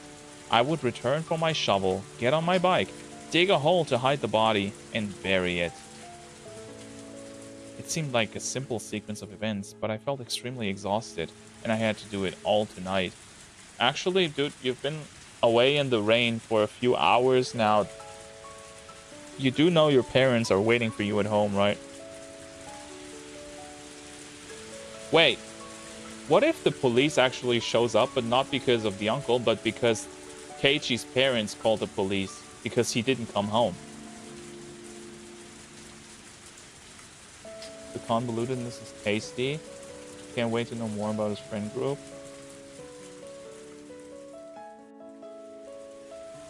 Thank you, by the way, Dinkler, for giving the rundown of the series. That saves us a lot of time.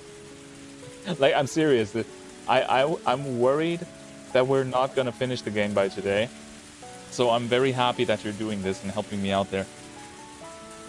Also, I hope that Apollo isn't, like, offended that I don't respond to every question he asks, because I'm kind of relying on Dinkler right now. Satoshi left me with only the advice that I needed to finish this up soon, then fell silent for eternity and disappeared at the bottom of the demon's abyss. See ya, Satoshi. I returned to the path I had ambushed her uncle on. My bike was hidden, sleeping in the brush. I stood it back up.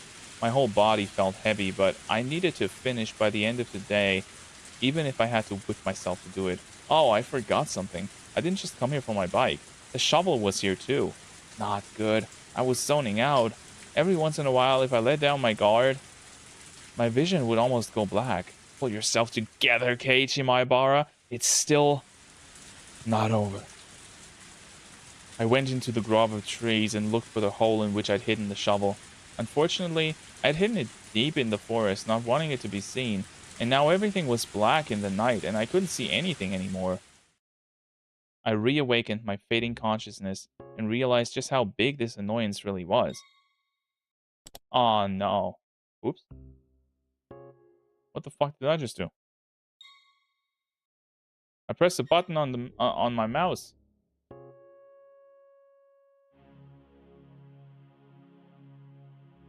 I don't want to change the... Here, mod menu. What exactly was the music we used again? Anybody remember? Was it this one? Like the original?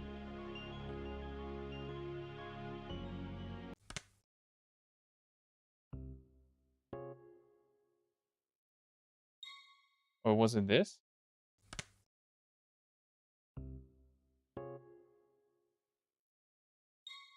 I think these are all the same.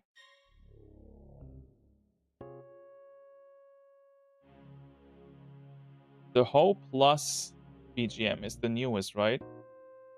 Like this is the one that is from the current Japanese release, the newest Japanese release of the series, the Switch one that has all the games on it. Okay. I'm sorry, I apparently pressing the side buttons on my mouse changes the soundtrack. Oh, whoopsie.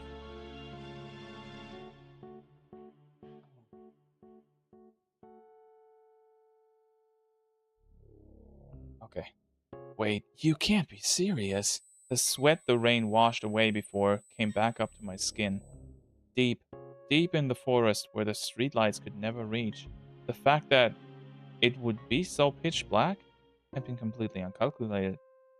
With this much darkness, even if I had been able to kill him right away like I'd planned, I didn't know if I could still have buried him without a problem.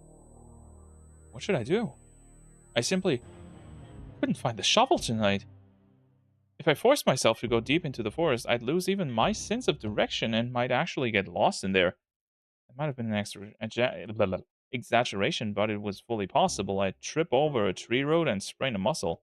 Oh, right. My house's storage room. There was another shovel there, the same fold-up kind. Couldn't I go back to the house, get the shovel, and give up on finding the shovel tonight? It's not as though the name Mayabara is written on the shovel, but it seemed like an unusual item from an import variety store made in another country, so I didn't want to leave that shovel here. Did he not bring a flashlight? Are you an actual idiot, Keiichi? Is this going to come down to you not thinking to bring a flashlight into the woods at night? But in this darkness, I couldn't do anything. I should give up and go back to the storage room. And there was an electric lantern in there. If I use that for light, I could go look for it. But it was so extremely dark. Could I light the way with just the lantern?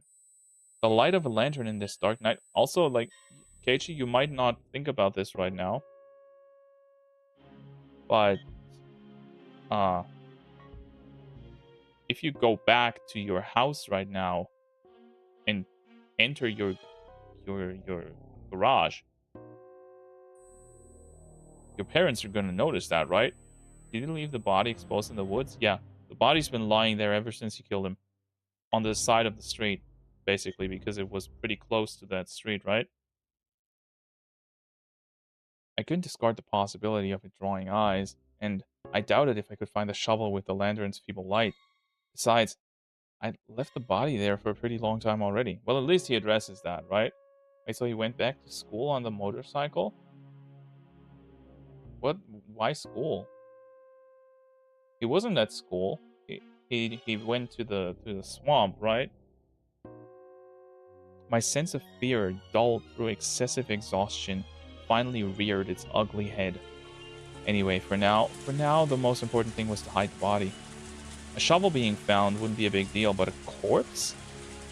Because he was going to put the bat away? No, he threw the bat into the swamp. If they found that, I'd share the same fate as Satoshi. First, I'd go back to the storage room at home. Then I'd get the lantern. Now that it's gotten dark, I might still need light to dig a hole for the body too, and I'd get the other shovel. And then I'd deal with the body first thing. Once that was done, I'd come back here, find the shovel, and bring it back. I had to do at least that much. I was so tired. But complaining was getting me nowhere. If I started getting complacent now, everything will have been for naught. At some point I had sat down. I gritted my teeth and endured, lifting my heavy hips. The night was young. Of all the nights I'd experienced, none had ever been this long. When would it all end? The night was young. I think this is actually really good, by the way. You're calling it sloppy, and of course it is, but that's the point, isn't it? Like, the idea is that Keiichi had this absolutely shitty plan, and he put it into motion, and now it all falls apart. And I think that's a really, really good way to write this, because it shows how naive he is and how hard pulling off an actual murder is, which, in my opinion, puts Mion's situation in part 2 into a completely different perspective, because she's the same age as him, but she managed to kill multiple people without anybody finding it out, and she did not fuck it up. But he did. Like, he fucked up big time. He's gonna be found out by tomorrow morning. I'm sure of that. Like, killing somebody and getting away with it is not easy. I'm sure of that. Yet she's so much more experienced and professional than him. Yeah. The lights at home were dazzlingly bright. Suddenly, they reminded me of how hungry I was. Also, what is he gonna do if maybe his friends are at his house right now? Like, they went to visit after the festival because they wanted to see him and bring him some souvenirs or something. I checked the clock and saw that it was almost 7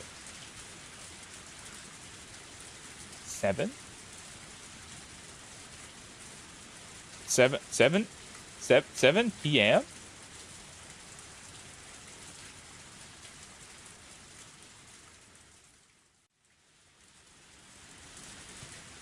I thought it was like after midnight. It's 7 p.m. Dude, people are gonna take like a legitimate stroll through the fucking forest.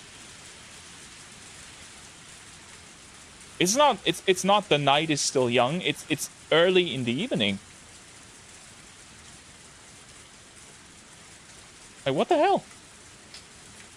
Dude, it's not even night.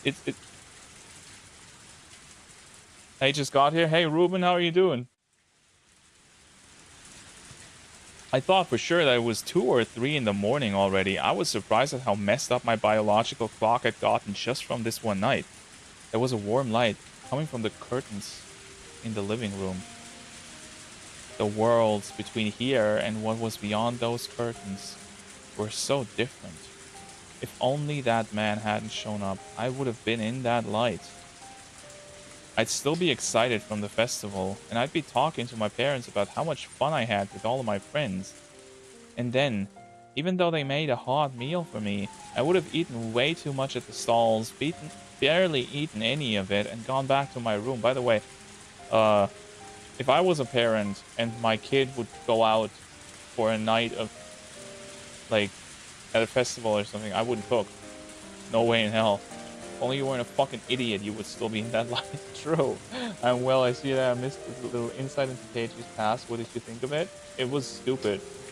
I think that Keiichi's mom is a terrible parent because she conditioned her kid to grow up in a way that has no social skills. And that is biting him in the ass right now.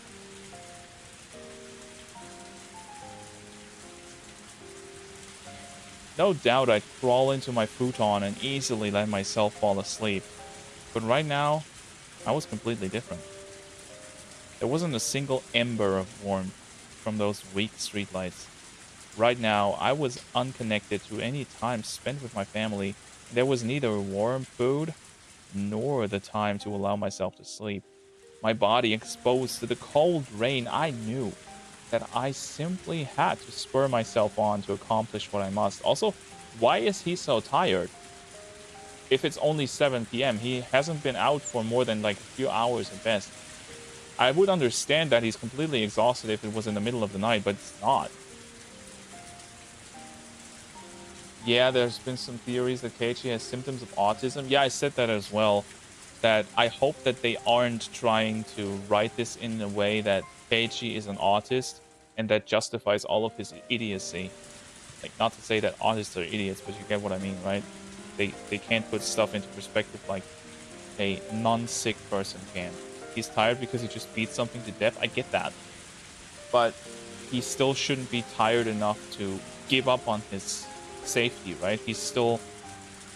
like...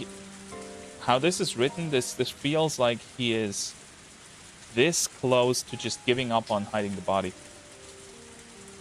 And I'm gonna sit down again.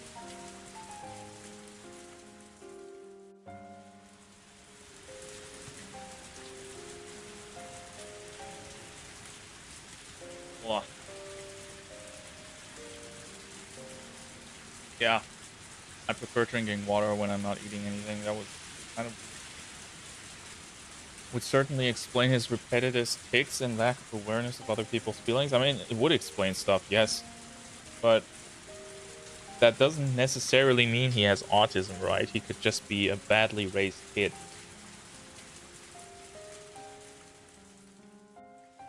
I realized how timid, how cowardly I was becoming. For what purpose did I need to kill someone so badly that it was worth feeling this terrible? I'd lost sight of that purpose. Well, Sadako wasn't all that important, huh? I selected the fastest, most fundamental way of saving Sadako and executed it without hesitation. That man was dead. He was gone. He would never, ever hurt Sadako again. We all thought frantically for days on end about Sadako's problem, and finally, with no options, we gave up. And I had solved it in one night. By myself, without anyone's help. This dude is so proud of himself, he's gonna hang a shirt. He's gonna wear a shirt saying, "I'm the murderer," tomorrow to school. Right about now, Sadako would be making dinner for her uncle, despite not knowing when he'd return, and she might be spending the night trembling in fear of whether he'd yell at her for how it tasted. But her uncle wouldn't come home. She wouldn't have to fear his wrath, nor let him make her feel sad. I see. I did it. I successfully saved Sadako. All I'd been thinking about for a long time was killing that man, and I'd forgotten the feeling that it was actually all to save her. I did. I did something good. Dude, he literally only wants to be praised. This guy is mentally ill. Theory that he may have some sort of mental disorder recontextualizes the way his brain works. I mean, that he has a mental disorder is not a secret, right?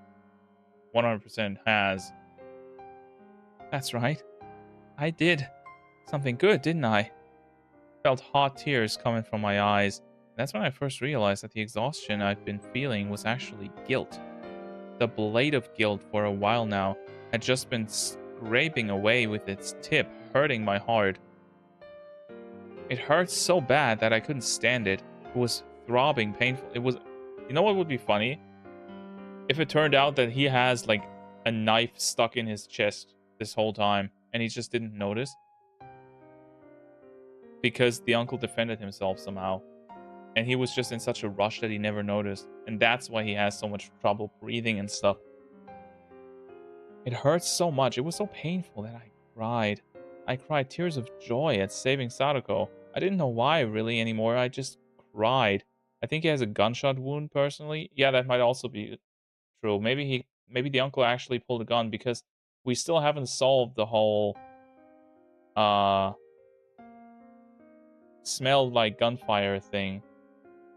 Like the way he gets triggered or easily frustrated when he's given a straightforward answer. Whenever Renan and Mion don't give him an answer, he quickly internalizes it and overthinks the answer. That doesn't necessarily mean he's mentally ill, though.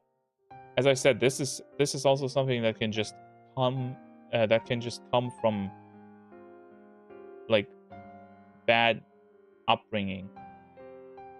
His parents obviously pamper him to death, right?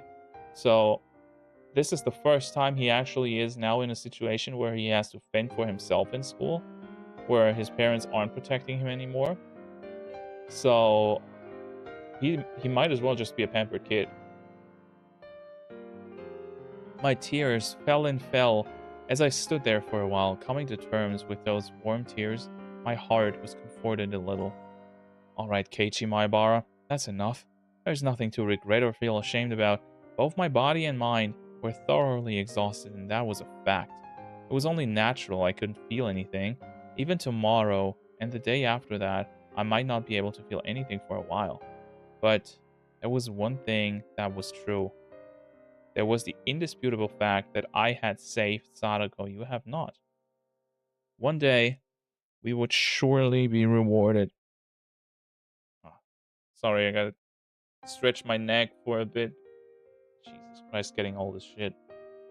One day, I would be proud of how distressing an enterprise I had undertaken to get Sadako's smile back. Yeah, you're totally gonna be proud of killing somebody. And so that I could wait for that day, I had to put the finishing touches on this night. If I left it undone, everything I'd accomplished today would be for naught. I looked back up at the sky, which didn't look like it would stop raining anytime soon. Then, I rubbed my eyes and summoned forth energy from my core again. How long did I plan on spacing out? This isn't the time for daydreaming. Someone could find that corpse this very moment. That pessimistic thought was proof the very natural emotion of fear had returned to me. As I allowed the fear to spur me onwards, I went to look for the other shovel and the lantern inside the storage room. Wait, he actually wasn't found out by his parents? That's kind of dumb. Could be a mixture of both. He's definitely a sheltered kid. Yeah. Definitely convincing himself that this was a good thing. Well, I mean, if he didn't believe that, he wouldn't have done it, right? I was fortunate. I remembered what it looked like around the streetlight the body was near. With how dark it was quite possible I wouldn't have been able to look for it either. I didn't realize that when I left the place, so the idea of memorizing the spot hadn't even crossed my mind. And that's why I had to call it fortunate that I managed to get back to the body like this. The corpse was now located in a big, muddy puddle. Half the thing that had already sunk into the swamp-like pool of water. I only realized afterward, but there was an unused irrigation channel right nearby, clogged with fallen leaves and dirt, and there was rainwater flowing in from there. Oh no, don't just throw the corpse in there, please. My shoes had been awash with water for a long time now, so without any hesitation, I stepped into the puddle. Luckily, the whole muddy stream washed it all away. I couldn't leave any slight traces like bloodstains. The rain was like a blessing from heaven. I checked around me, paying very close attention, then turned off the lantern. It became pitch black, but my eyes got used to the darkness in a few moments, and once I managed to reach the streetlight on the other side, I was able to make out even faint lights. I stuck the shovel into the puddle right next to the corpse. So, he is currently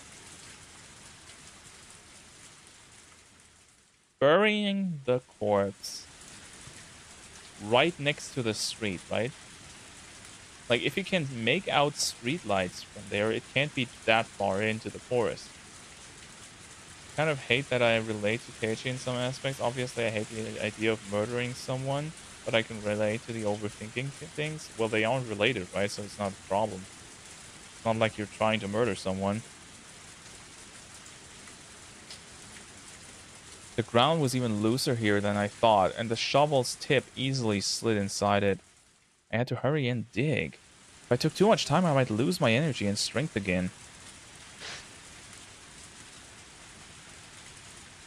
Was that supposed to be the shovel, or was someone sniffing? It felt almost like digging a hole in the sand at the beach. It was easy to dig, but no matter what, the muddy water kept flowing in, covering the hole. The digging wasn't going as well as I'd hoped. I dug and dug, and the water would go in, so I couldn't get a sense of how deep it was. The only way for me to measure it was to bury my own foot in the mud. I'm digging just fine. It's alright, don't be disheartened. Dig, dig, dig. Occasionally a car would come by on the road, and I'd hurry to hide myself in the tree. He is close enough to the street that a car driving by could spot him.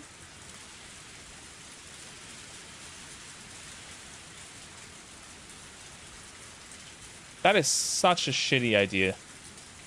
Like, literally, this corpse is going to be found by morning. If somebody, like, stops at the side of the street to take a piss in the forest, they're going to find the corpse.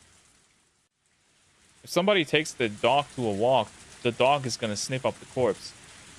This is so dumb.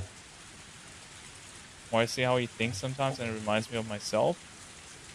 Well, that just means that the writing is good, right? Because even if he's an idiot and obviously written to be one, he still has human aspects. Everyone was only passing through. They wouldn't have had their eyes peeled in this kind of darkness. I understood it logically, but I still couldn't help but hide. What I was really scared of wasn't quite that one of the cars would coincidentally happen to witness me here. It was that the distance I could spot cars from was getting gradually shorter. At first, I noticed the splashing sounds from really far away as cars drove through them. I started noticing them less and less, and with the car that just passed by, I didn't notice it until its headlights were upon me. I felt my senses growing duller by the second. If someone were to take a peek in secret, as I was burying the body at the worst possible time, maybe I wouldn't even notice. The moment I thought that, I had a good look all around me. I roused all my half-asleep senses and searched for signs of presence nearby.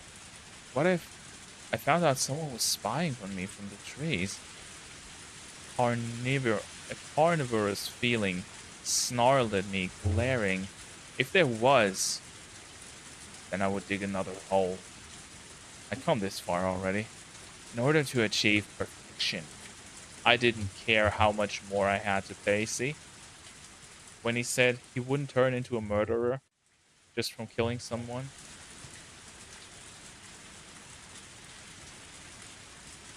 This is like gambling. The first time you spend money on gambling, you hesitate. But once you pull the trigger once, it's not as hard anymore. So, never gamble. And also never kill, please. It's midnight and time to sleep. Just came for a quick watch. Have a good one. Sleep tight, Ruben. I'll see you around. Oh wait, it's another New Zealander?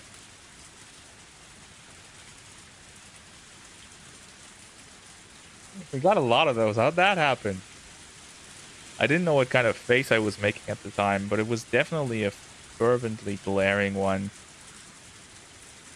My five senses reached the conclusion that nobody was present. I didn't breathe a sigh of relief. How long had I been digging this mud out of here? It was deep enough for me to go up to my knees. Maybe this was enough. Maybe I'd throw the corpse in as a test. I swallow, getting my breath under control. If it's knee deep, I don't think that's deep enough for a corpse. Like, for a corpse, I think it should at least be belly deep. Because if you only do it knee deep, it's gonna be found by animals.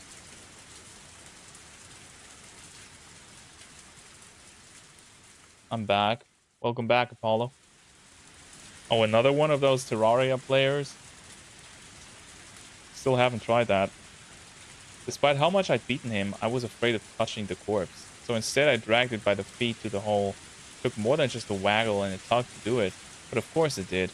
Considering this man's weight was easily 80 kilograms, I rallied my strength and dragged him. At this point, my groundless fears that he might suddenly start moving again had vanished long ago. His body fit perfectly into the muddy hole. It was more than deep enough. Alright, let's bury him.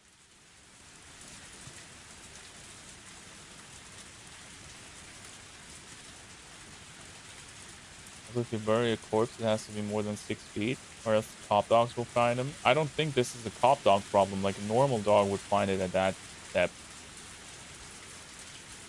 Quickly, quickly, quickly. If I did a perfect job of burying it here, everything would be over. I would hide it in the hole, and none of this would ever have happened. When I realized I had only a little farther to go to finish everything, I was racked with pointless anxiety, like I was in a race against time. It was like I was getting absorbed in a delusion, that if I didn't bury the body quickly, it might come back to life. In any case, in a great rush, I poured mud and dirt into the hole. If I didn't work efficiently, someone might find me here. Until now, I figured if someone saw, I'd just kill them, but not anymore. I was arrested with such absolute fear that if someone saw me, it would all be over.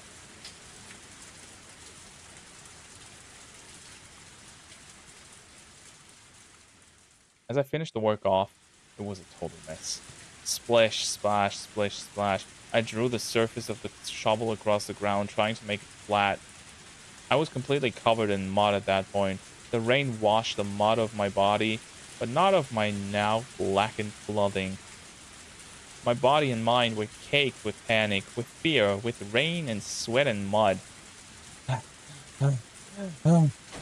My shoulders heaving, I threw down the shovel and sat down in the mud. I was so exhausted that I wanted to lie down right there and sleep. It was over. This time, for real, it was over. The man was now in the bottom of the wet dirt. Right this moment, there were traces that this place had been dug up, but the rain and flowing muddy water would completely cover it all within moments. Yes, it was over. I did it. I did it. I did it. You motherfucker! And then I fell over backwards, face up in the mud. Raindrops pelted my face without mercy, but I didn't care. After staying there for a while, resting my mind, I got up again. It was over. So let's go home. You already buried the whole thing, so now it's like it's never happened. It never happened. So there's no reason for me to stay out here and get rained on. I wobbled to my feet. I wouldn't use the shovel anymore. How deep did he bury this one? Knee deep. I considered disassembling it, but I didn't have the strength in my absolute exhaustion. I didn't really need to pick it apart anyway. Dragging the shovel behind me, I headed towards the light. I stood up my bike. It had been laying in the grass by the road. I didn't know how I was going to get the still assembled shovel into the front basket by disassembling it. I put the shovel down the back of my shirt like I'd done with the baseball bat. Unlike the bat, the corner of it was on my back, making it very painful. Plus, if I relaxed my posture even a little, it would fall out behind me. I ended up having to carry the shovel in my left hand and ride my bike using only my... How long can it take to disassemble the fucking shovel that you don't do it?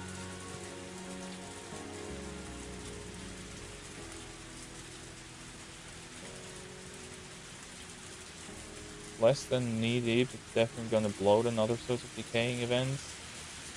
True. Not only was I in a state of total exhaustion, this was a downpour. One hand on the handlebars. I was swaying to and fro. Oh no, is he gonna fall to his death because he falls off the bike? But I didn't care. Even swaying like this, I got a little closer to home every time I pedaled. I saw two lights swaying slowly in front of me. A car was approaching. Oh, yeah.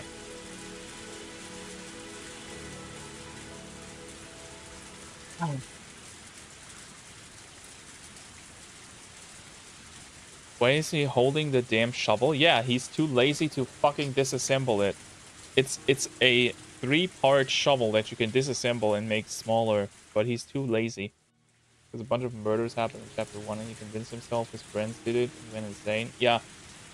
Like, the big thing that all of the chapters share is that on the night of the Watanagashi, which is right now, every time one person dies and another person goes missing.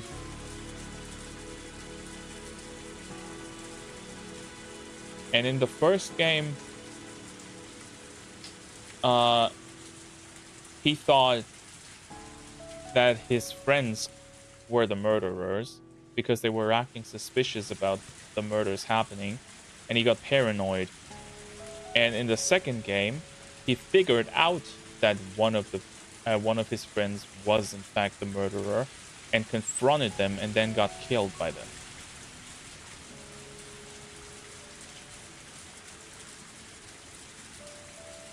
Or rather, no, he wasn't killed. Well, he was heavily wounded and then died in the hospital. A car was approaching. Oh no, I need to get out of the way. From far away in the shadows of the darkness, a car appeared. Its dazzling lights washed over me. The driver made a short honk of the horn to inform me I was in the middle of the road.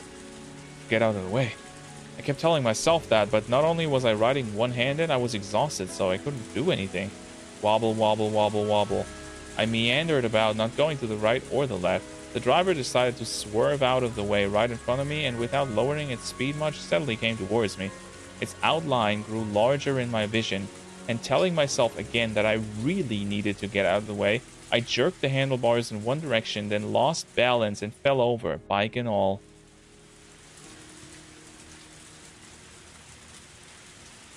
Died in the hospital. You all kept the fact that the MC for some reason can reincarnate. It's not reincarnation, it's like every game, at least that's my impression of it, I don't know if that's true. Every game is like a different version of the same base premise. Like it's a what if scenario.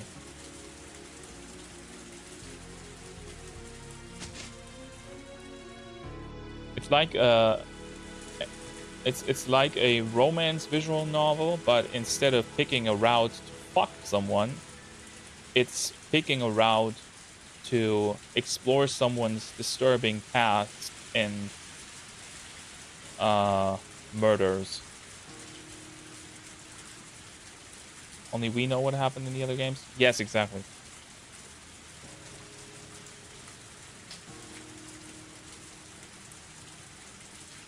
I think I gotta let Luna in. Just give me a second.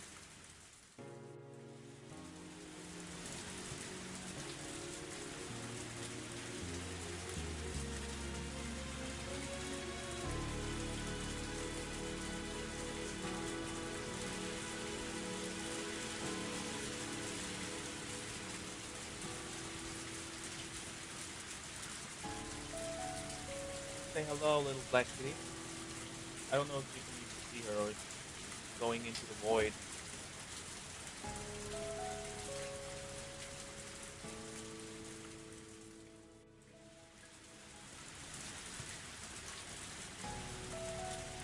Okay.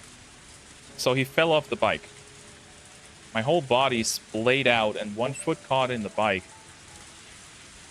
Like the person in the car is gonna step out of the car, right?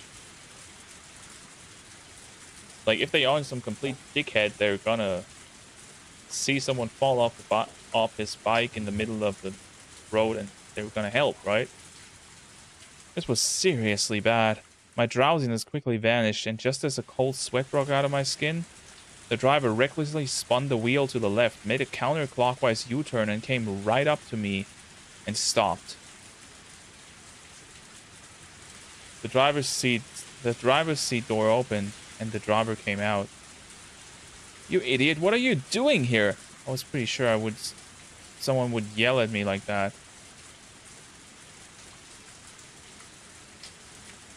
Oh no.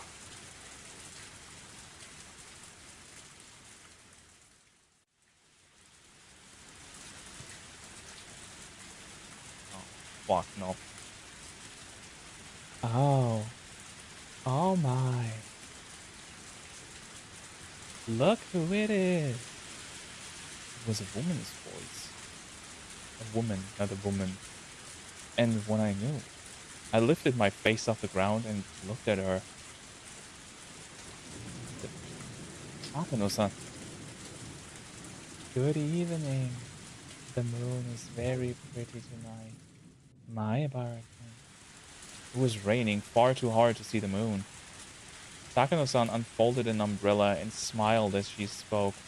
That smile was for some reason uncanny, like she'd seen right through me. Out of all the people I could have met, I got the sudden feeling that this was the one I wanted to see the least. What are you doing out so late? And you're soaked and covered in mud, and no umbrella either. What is that? A shovel? She had come here via car. She wouldn't have known what I was just doing, and yet she smiled as though she knew everything. Calm down, Keiichi Maibara. She always makes that mysterious looking smile, remember? Don't let her on to anything unless you dig your own grave.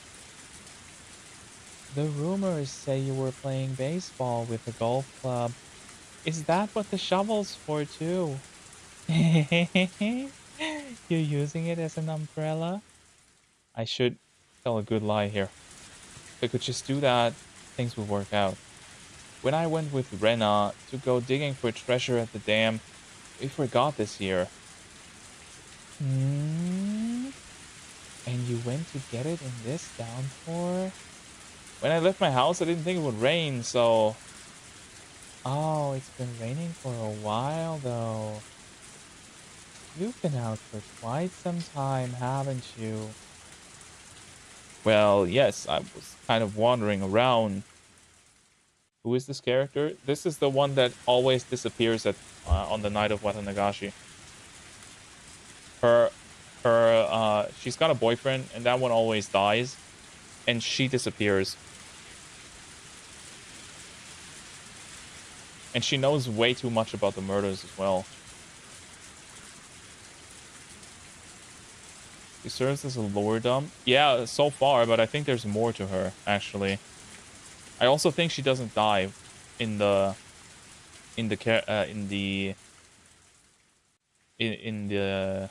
she disappears events. I think she literally disappears as in flees the scene. Even so, you came from that direction, didn't you? The dam is in the opposite direction, you know. Takano-san was clearly aware that something exceedingly abnormal was happening with me. And as she played her little word games, she was enjoying driving me into a corner. Maybe she had a vague guess just from the situation of what I've been doing. My timing really sucked. To run into her, of all people, of all the times, at the very end, I could only be frustrated at my terrible luck. I don't think this is bad luck. I think this was planned. I'd done so much. I'd done so much, and the end was literally right around the corner. So why? Why at the very end did I run into her of all people?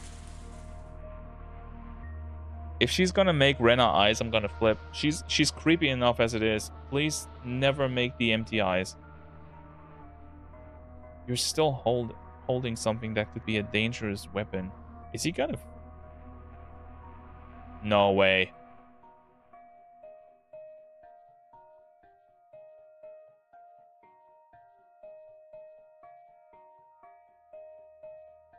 He's not gonna kill her, is he? Will you silence Takano-san? Even if it would be simple to kill Takano-san, dealing with the car she'd come in afterward would be an issue. I couldn't drive a car. It was completely different from a motorbike. It's not that hard. But even if the car was here, as long as there was no proof I killed her, yes, in tonight's downpour, without any prior planning, all by coincidence, a hit and run. As long as I didn't drop any handkerchiefs with my initials on them, they would never know I killed her. A black flame quietly smoldered and raged in the core of my body. That's a scary look. Did I tease you too much? Takano-san started to laugh by herself and thankfully stopped talking about it. But the dark clouds in my mind didn't go away. Leaving that aside, how long are you planning on crawling on the ground with your bike like that? would you mind moving out of the way? If I moved, she would leave. So I tried to get the bicycle up and out of the way, but then twisted my ankle in it and fell over. Shit! Ah! There was a sharp pain in the ankle I twisted. This is nonsense. A sprained ankle now? Oh my. Are you alright? Did you twist your ankle? Takano-san squats down and takes a good look at the ankle I keep rubbing. She compares it to my facial expression, apparently trying to gauge how bad the wound was. Isn't she a nurse? Can you stand? Yeah. I didn't expect to, but I couldn't even stand up. It was all I could do to shamelessly wriggle on the ground like a caterpillar. Takano-san looked at her watch, then at her car, and after thinking for a moment, opened the passenger seat door, and then gave me her shoulder to stand up with. I'll take you home. I do feel bad, since it's almost like I hit you. I'm sorry. I wouldn't just leave you there. It's a good thing I'm a nice person.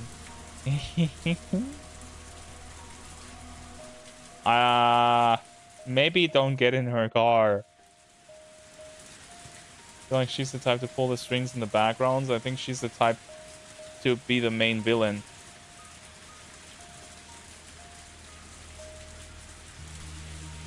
Nobody good has ever called themselves a nice person, but that would have been a terrible thing to say to someone holding me up like this. I've got a feeling that she's got Tomitake-san's corpse in the back of the car. I took Takano's hands and sat down in the passenger seat. Takano-san went around the back and looked at my bike on the ground. I don't suppose we could take the bicycle home tomorrow? I could clearly tell from her face that she thought it would be a pain since it would be heavy and it would get her car dirty. But my bike has the name Maibara written on it. I couldn't leave it out here like this. Well, can you somehow put it in the car? I sort of need it.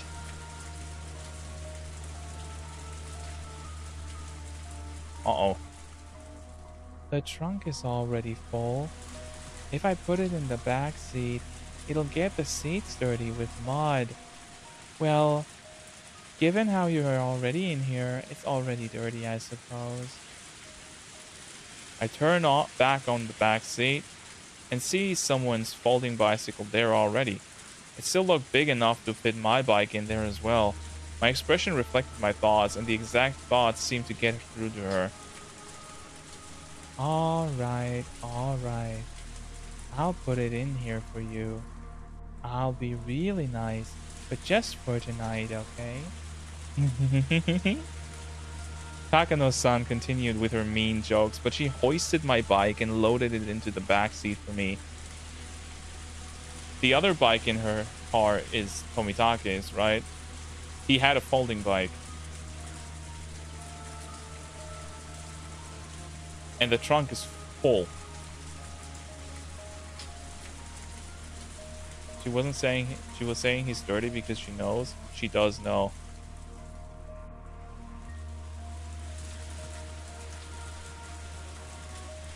She knows because she was in the forest with him. Because she killed Tomitake. The mean jokes were one thing, but couldn't she do something about the eerie smile of hers? And even more importantly than the bike, I didn't want to leave the shovel here. The shovel could be directly connected to the buried body and to me. Sorry to ask another favor, but could you get my shovel too? Takano-san gave me a clearly dubious expression. Your shovel? That's fine with me. Is it important? The more I talk, the worse it gets for me. Dude, she already knows. You can just confess. That's how I felt, so I didn't force myself to answer her. Eventually, outlasted by my silence, Takano gave a short shrug and sighed. Alright, I understand. You need your shovel, right? You don't need to make such a mean face. Takano-san brought over the shovel that was lying in the middle of the road. I clutched it like I'd never let go of it again. Takano-san watched me with a puzzled look. Okay, let's be off. Maibara-kun, you live at the Maibara mansion, don't you? What the hell? Why does everybody call my house the Maibara mansion? Because it's actually a mansion. It must be nice to be rich. As she spoke, Takano-san pulled the handbrake and stepped on the gas. After making a skillful U-turn using the shoulder of the road, she steadily increased in speed. From the rearview mirror, that accursed place seemed to melt into the darkness. I wonder if Takano is gonna blackmail Keiichi to keep a secret. I genuinely think she may take a more direct role in the story. That would be great.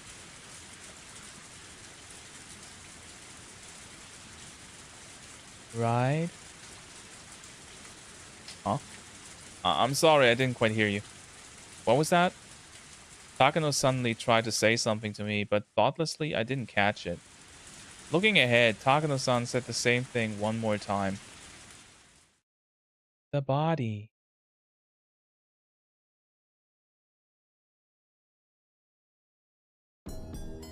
Oh shit. Oh shit.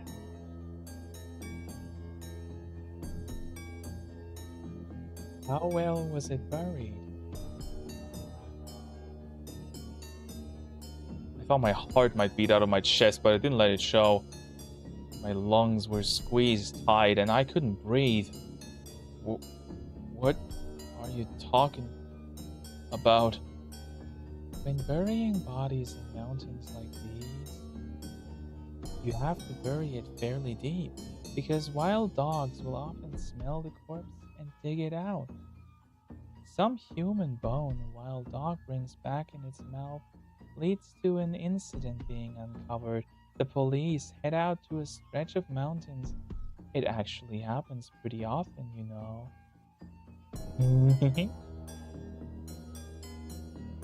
Pound, pound, clang, clang. Huge, rusted bells started ringing in my head. Had I buried it so deep that I could say it absolutely wouldn't be found? The answer was no. I was in such a rush to bury him and get it over with that I couldn't deny having possibly buried it too close to the surface. No, wait. That's not... Wait, anyway. This woman... How does she know? She had just passed by here in her car by coincidence, and we ran into each other by coincidence. She had been watching the entire thing from the trees, and once I left, she came back in her car. Didn't make logical sense. So then... Hi. Keiichi Maibara. That's it. You need to kill her. My entire body reawakened, and I could feel my pupils dilate. I couldn't possibly beat her to death with the shovel in such a small car. Then I would use my hands and strangle her. Yeah, maybe don't do that while she's driving. I assume she knows by the depth of the mud in his pants. True! Like, he is not just, like, a little dirty, right? He is filthy from head to toe. Even if the blood actually completely washed off, which I don't think it did, he's still completely buried in mud, right? So it's pretty obvious that he was lying. But she was driving right now. If I strangled her, we might get into an accident.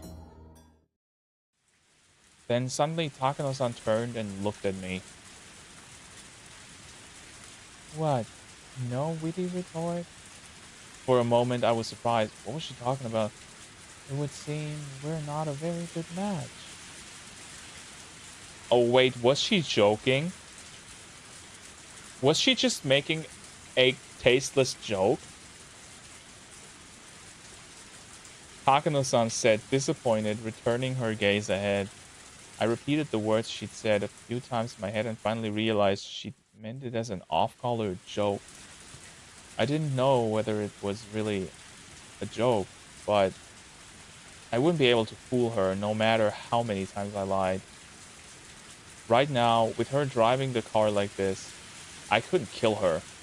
I would have an even harder time doing it when we got back to my house. That moment we met, That had been my best chance. And to have missed it so easily, it hurt. After that, Takano-san didn't say a single word. This is, by the way, exactly what I said was gonna happen.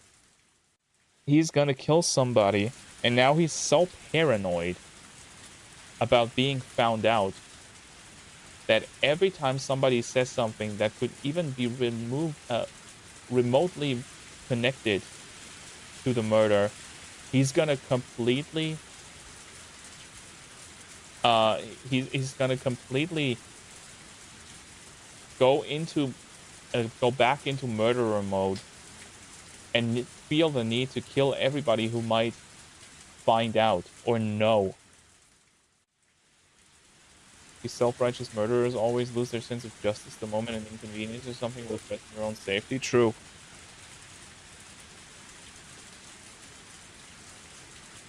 Yes, my humor.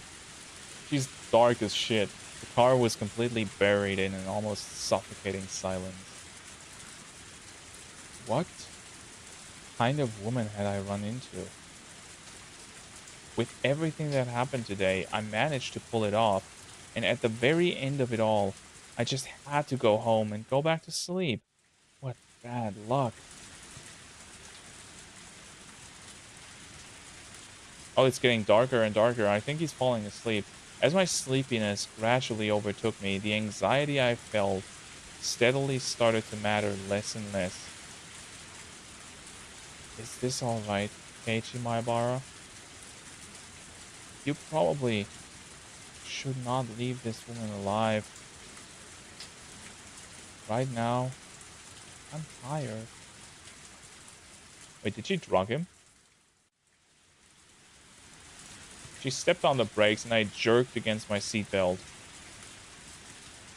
That woke me up. I thought I must have fallen asleep by accident. I looked out the window and there was a big building with faint lights on. It was really dark out, but I knew immediately it was my house. How would she even have drugged him? I don't know. Maybe she gave him something to drink or something? I don't know. I'll go get your folks for you. Would you mind the place for a few moments while I'm gone? Oh no. She's gonna leave and he's gonna check the back at the trunk. Oh shit. Make fun of me, please. Besides, look, I'm fine now. I can walk by myself. Oh my. You were in such pain before you had to get me to carry you. Did you just want a pretty lady to be nice to you? As Takano-san spoke, she left the car and opened her umbrella. The sound of falling raindrops was fierce as always. I carefully reached down and rubbed the ankle I twisted. There was still some pain and a little weirdness, but they weren't that bad anymore. Rather than being happy about how light the wound was, I first regretted this whole thing. If I hadn't twisted my ankle, I could have still taken the option of killing Takano-san right then and there. There probably wasn't much doubt that Takano was convinced I was involved in some sort of crime. If she knew about everything happening with Sadako, then she might have even guessed I'd killed somebody. A click. Takano-san opened up the passenger side door for me. Gosh, she's such a tease. This is so fun. You're sure you don't need my shoulders? I wouldn't mind doing it for you again. Don't mind if I do. I ignored her and answered by getting out of the car by myself. The rain was still pretty intense. You know, the thing is, this might seem super suspicious now from Keiichi's point of view, but she might actually only be a normal woman that offers help, right? It's not even super unusual for her to drive around that late at night because she's a grown-ass woman, right? She might just have come home from spending a bit of time doing something after the festival. She may just be eccentric as hell, yeah. But that doesn't mean she actually knows anything. It just seems that way because she says convenient stuff right now, but she always talked like that, right? She was always making fun of others. I got my bicycle out of the back seat. I was a bit curious who the other bike belonged to, but that didn't matter right now. I let Takano-san hold the umbrella over me, then pushed my bicycle up to the front door. Thank you very much. I'll be fine now. My ankle hurt so much earlier, and it still did, but it aggravated me that it hadn't even been that bad. It was really, seriously, terrible bad luck. Alright, I will be leaving then. You know what we really need right now? A CG of her looking creepy. That would completely seal the deal. Keep it a secret that we had a nice evening drive together by ourselves, okay? Especially from Jiro-san. Jiro-san? Oh, she meant Tomitake-san. I suppose she called him by his first name. His full name must be Jiro Tomitake then. And then the other bike, the folding one in the back seat that I didn't care about at first, suddenly came to mind. Hey, excuse me, you're from Hinamizawa, right? On the day before yesterday, as I walked near the dam, half asleep, Tomitake-san had talked to me. And the bicycle he'd been riding, it was... That bicycle in the back belongs to Tomitake-san, doesn't it? Takano-san's eyes, I think they sharpened for a moment. And was I right?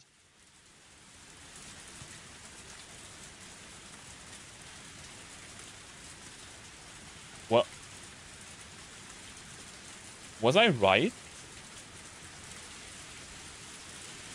Does she actually have his corpse in the trunk?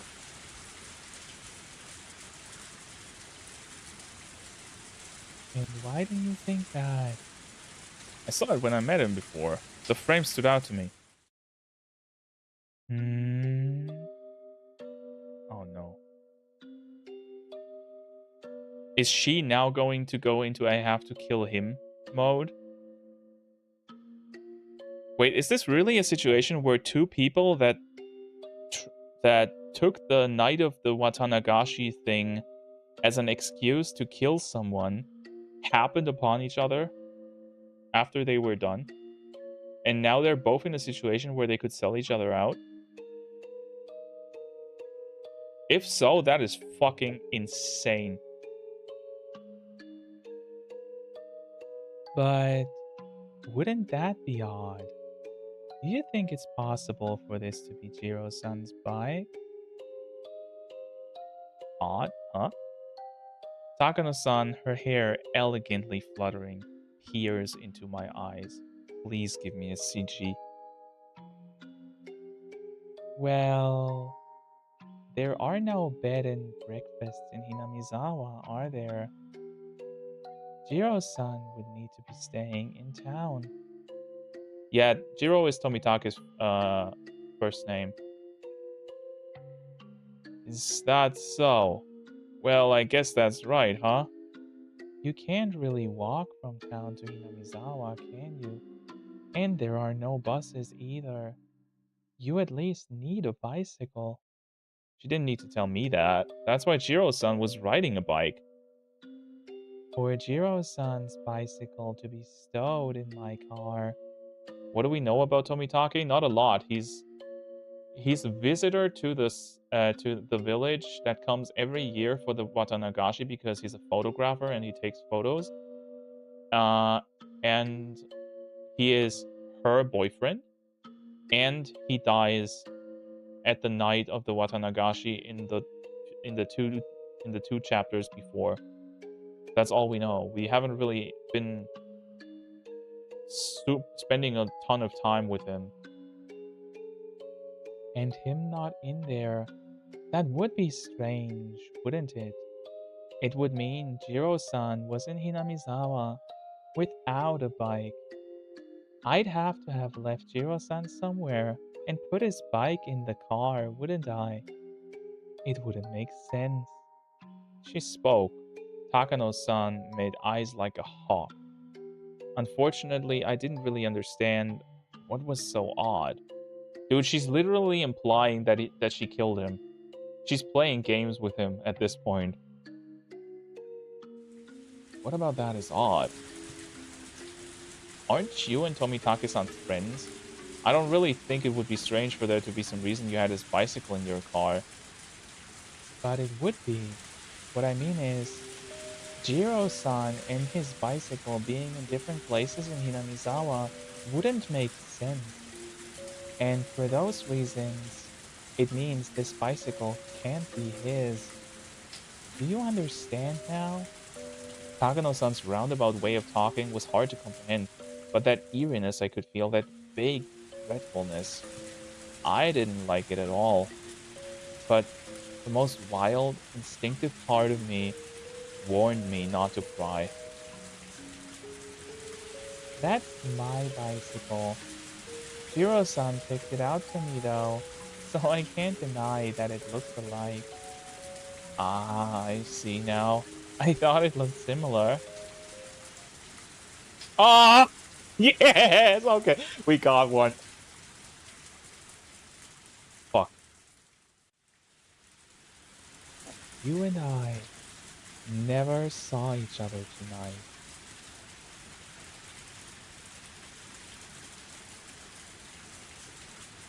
I want to hear how she says that. I need a voice. I need the voice.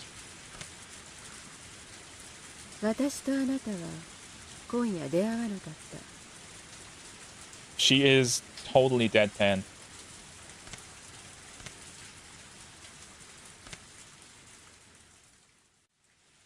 Also, I think she's voiced by the same voice actress as Kafka.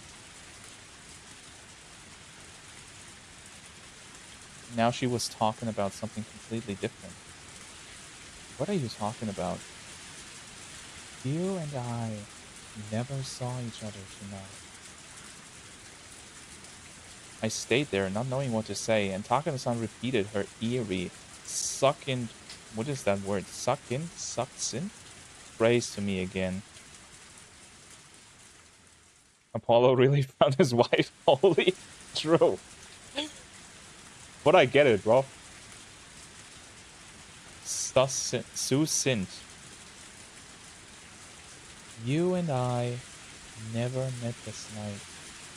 Wait, is she trying to hypnotize him? You and I never saw each other tonight. Something cold and unpleasant crawled up my spine. I knew, because I'd killed a person with my own hands before. Before, I came to the conclusion that I only had one chance to beat this woman to death, to keep her quiet, and I couldn't hesitate, so I could tell that she'd arrived at the very same conclusion. Oh my god. My instincts warned me again. I wish I'd never met this woman. The faint sense, like a rotten smell, drifting from this woman, was no doubt the exact same sense that I was giving off right now. The very peculiar aspiration, the lack of uncertainty at taking human's life for a purpose, one that only those who have risen above everything had. Actually, maybe I should have called it nausea. It meant, and I didn't know how to explain this very well, but Takano-san was the same as me. The rotten smell drifting from the car. True. In other words, someone who shouldn't have been here. Someone I couldn't have let anyone know was here. Someone who nobody would have wanted to see. And now that we had, we could calmly pretend as though we never met. Yes, which meant that, just like I wanted to have nothing else to do with her, she didn't want anything to do with me either. And she too wanted to make it so that we'd never met. Both of us wished for the same thing. Our desires were the same, which meant Takano-san's suggestion was extremely practical, and that I couldn't outright refuse. If that's fine with you, then sure, whatever. You and I didn't meet this night. You are right. That would be best for you too, wouldn't it? Why do you think that? Oh no! Are you seriously asking me that? You can't figure that out on your own, boy. She cut me off with the condescending word boy right in front of my house in a place most unsuited to killing, and yet there was a frozen thirst for blood coming from both of us. I would be killed right here, right now. Yeah. Then I should definitely Then I should have definitely beaten her as we passed each other. A damp, greasy sweat broke out on my body. That's fine. If you want me, then you can come any time. And when I made up my mind, she shook her hair elegantly and turned on her heel. Good. I am a kind person after all. What was good? How? Because she was a kind person? Was that it? I didn't get it. Takano-san got into her car. We didn't exchange any words of parting. I had performed a massive feat, the killing of Sadako's uncle, and yet I didn't feel any accomplishment. On the holy night of Uyashiro-sama's curse, on which the taking of another's life was allowed. By the way, he's completely in this weird thought that what he did was actually okay because it's on Oyashiro-sama's night, right? But nobody ever said that.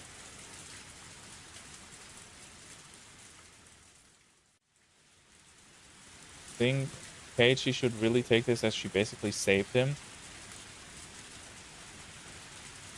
She had the upper hand since the time they met. Yeah. Keiichi's so fucking stupid that he challenges Takano-san. That would be hilarious. I'm so glad he didn't, man. And it's also because it was an abuser who he killed.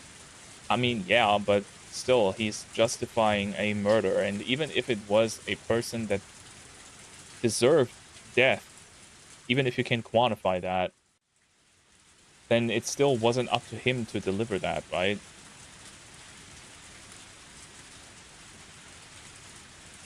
On the terrible, rainy night when the demons wandered as agents of Oyashiro-sama's will, the demons were never supposed to meet, but suddenly they did. The demons parted ways triumphantly. There was no reason for them to fight. Both their objectives had already been accomplished. With the rain hitting me like a waterfall, my eyes met with Takano-san's through the car window. The female demon, her mouth twisted into a distorted, fearless smile. It was too late to kill her. Far too late. That first moment, the very first moment we saw each other, had been my best chance. And now that we had parted like this, I was acutely aware of it. I should not have let her live. Why is this written like... Is he really gonna try to kill her? She beeped her horn quickly, then her car drove away into the deluge. The one woman who knew what really happened tonight disappeared into the dark. As long as she was alive, this night would never really end. Just get into an accident, I thought to myself. In this downpour, slip on some mud or something and fly face first into a tree and die. That wasn't a delusion, a wild flight of fantasy. It was an earnest wish. Yes, it was a command. Die! Die! And keep your mouth shut for eternity, because I have no doubt you're wishing for me to die all the same. My curse upon her faded emptily as Takano-san's taillights disappeared into utter darkness. Her car's lights were completely out of sight now. Even the sound of the engine faded into the sound of the heavy rain and was inaudible now. I too turned on my heel to draw the curtains on this insane night. to open my front door and end it all. I began walking towards the front door. I was covered in mud. I made a squishing sound with every step I took. Squish. Squish. Don't worry, Keiichi Maebara. Squish. Squish. She'll die. Squish. Squish. Her end will be as miserable as she is. I'll throw her into some flames alive and let her dance until she's burned to a crisp. I'll burn her to ashes in the fire of hell itself until she's roasted as much as she deserves. Holy shit, this dude is insane. I wish. I really do. Squish. Huh? Wait, is somebody behind him?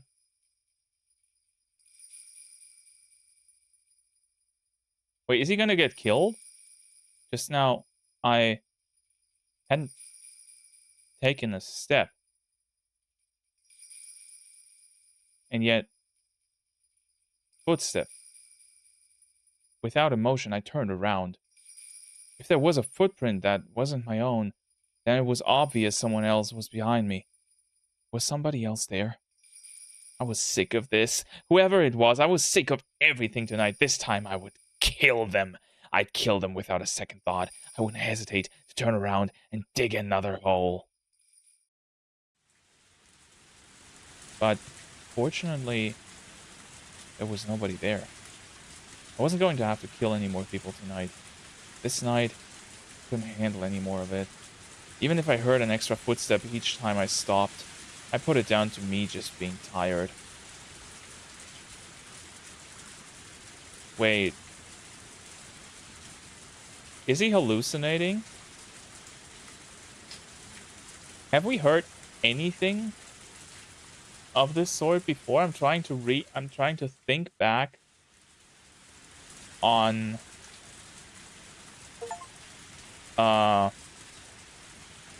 taking extra steps, brushed by a close encounter. This was a fucking long chapter, by the way. It almost took 3 hours. Gonna have the weight of his... Oh, the weight. Okay. Not weight, but weight. Okay. Of his crimes on his back for life. That extra footstep ain't going away. Yeah, I'm trying to think back on... Haven't we heard this before? I feel like it sounds familiar. Where have I heard that before? The extra footstep thing. I'm not imagining this, right?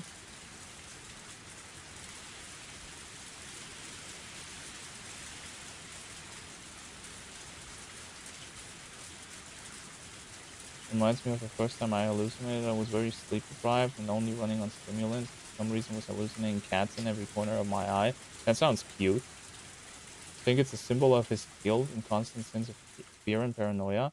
And any object that looked cat-like would turn into a cat. What would happen to real cats?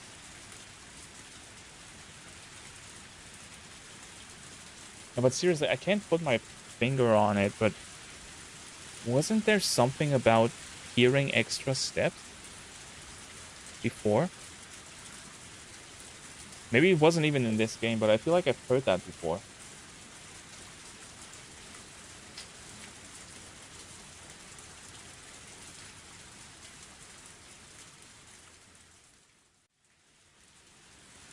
Wait. Wasn't this Rena who said that? Wasn't it Rena that when she talked about her past, about when she came back to, why she came back to the village, because Oyashiro-sama was calling her? Wasn't she saying that somebody stood by her bedside and she was hearing extra steps? Am I mixing something up?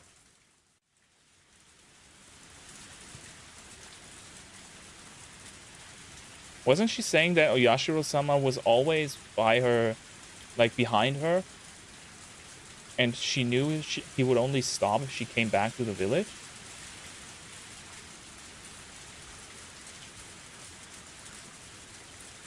I don't know anymore, man. Like, we've only been... Look, this game has 8 fucking chapters. Like, not in-game chapters, but, like, 8... It's 8 games that tell one big story, right? And we're only at the 3rd one, and I'm already getting confused about stuff that was said because it's so much to read. Oh my god. Okay, we still got an hour to go. We're probably not gonna finish today, but I want to keep going. So we're gonna take a little break because I need to pee, and then we're gonna do another hour of the next chapter, and hopefully not end on something super exciting. We'll see. But I'm guessing this is probably gonna go on for another stream's worth of game. So we're gonna take a little break now, and I'll be back in like 2 minutes.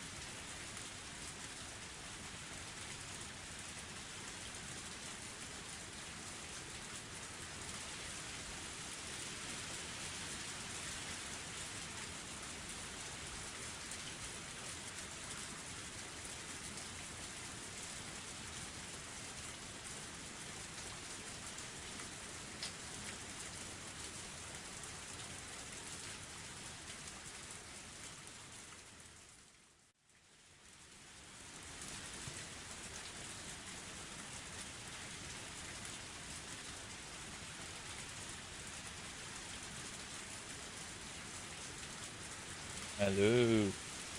We're back. Time for a bit more. We still got a bit.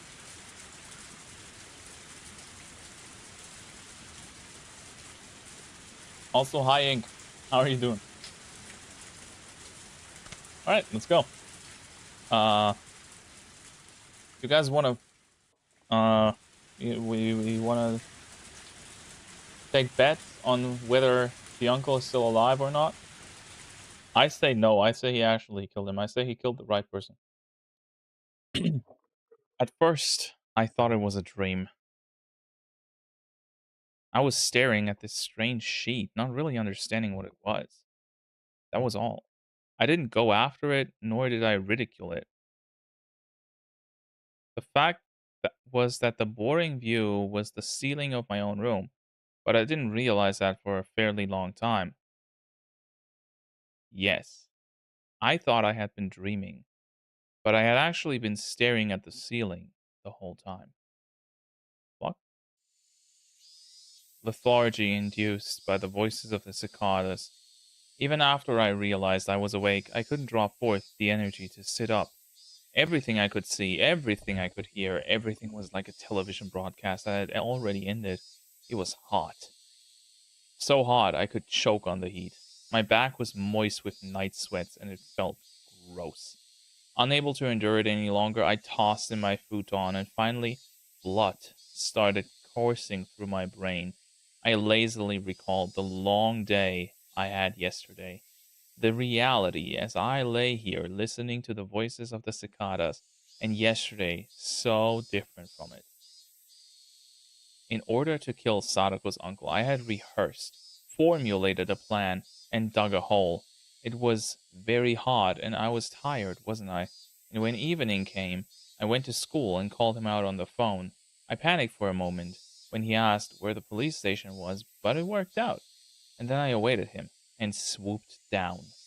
I couldn't remember any more what sort of emotions I'd let control my body. In any case, it didn't go smoothly, but I did it. It was very hard to dig the hole for the body. That feel of the rain pelting down on me, I don't think I'll ever forget it. The rain, the mud, the sprays of blood, the sensation of floundering in a swamp. When I met Takano-san on the way home, that wasn't good, no matter how I interpreted it. It was the most misfortunate and uncalculated thing that had happened that night. Everything would have been perfect if only I hadn't encountered her. Ah, I was just riding my bike with my shovel in one hand through the downpour, utterly soaked. There was no way someone could surmise I was a murderer burying a body just from that information. Now that I was thinking calmly, napping under the morning sun, that's what I thought. Still, the more I think about Takano-san's eyes, it seemed like she understood. Takano, she knew that I'd killed someone, buried them, and that I've been on my way home exhausted. Takano-san wouldn't gain anything from selling me out to the police, but that didn't mean I could feel at ease. I should have killed her. Betting the uncle is alive only because it would make the story very interesting.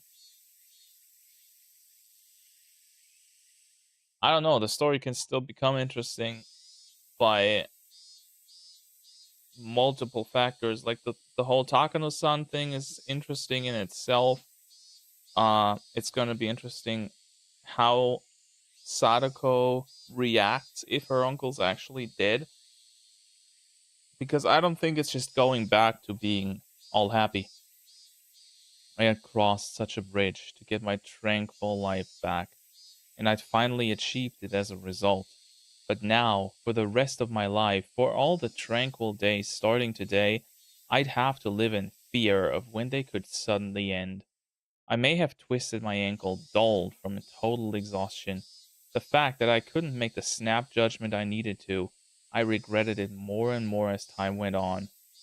You didn't have a choice, Keiji Maibara. You didn't have any choice at the time. You were tired. You were a mess. Even if you hadn't made the decision, you might not have been able to kill her.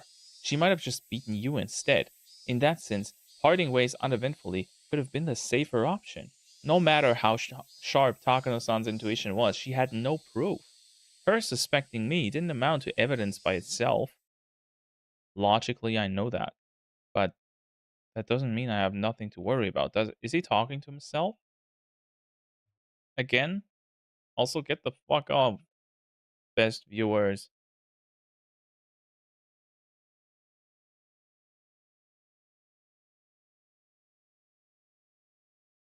I love how bro doesn't even think man killing her might be a bad thing to do.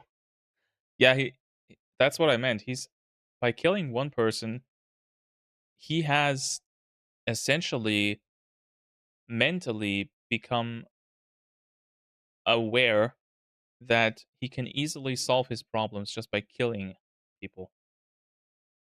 Just worry about it when the time comes. Now isn't the time to be worrying. It's the time to be smiling, right? You accomplished so much just to gain a new life starting today, didn't you? Then you should be happy at this new morning. If remembering the past is too hard for you, then just consider everything up to yesterday as having never happened. This might be a weird thing to have picked up on, but didn't his inner monologue change from last night? He's talking to himself now. Before he was talking in first person, and now he's talking to himself in third person. Is he being schizophrenic? Is Sadako all alone now, or is she living with others? She's living with another friend of theirs, and she had to move out and back with her uncle when he came back to town. You said so yourself. You'd bury it all like it never happened. Well, your wish came true. Everything before yesterday never happened, so be happy, Keiichi Maebara. Yay! Why is this so funny to me? Yay! I stuck my hands up lazily. It felt a little silly for me to be the one doing it. See? And now he's back to normal. Is he possessed by Oyashiro-sama with what Rena said with the steps and stuff? Yay!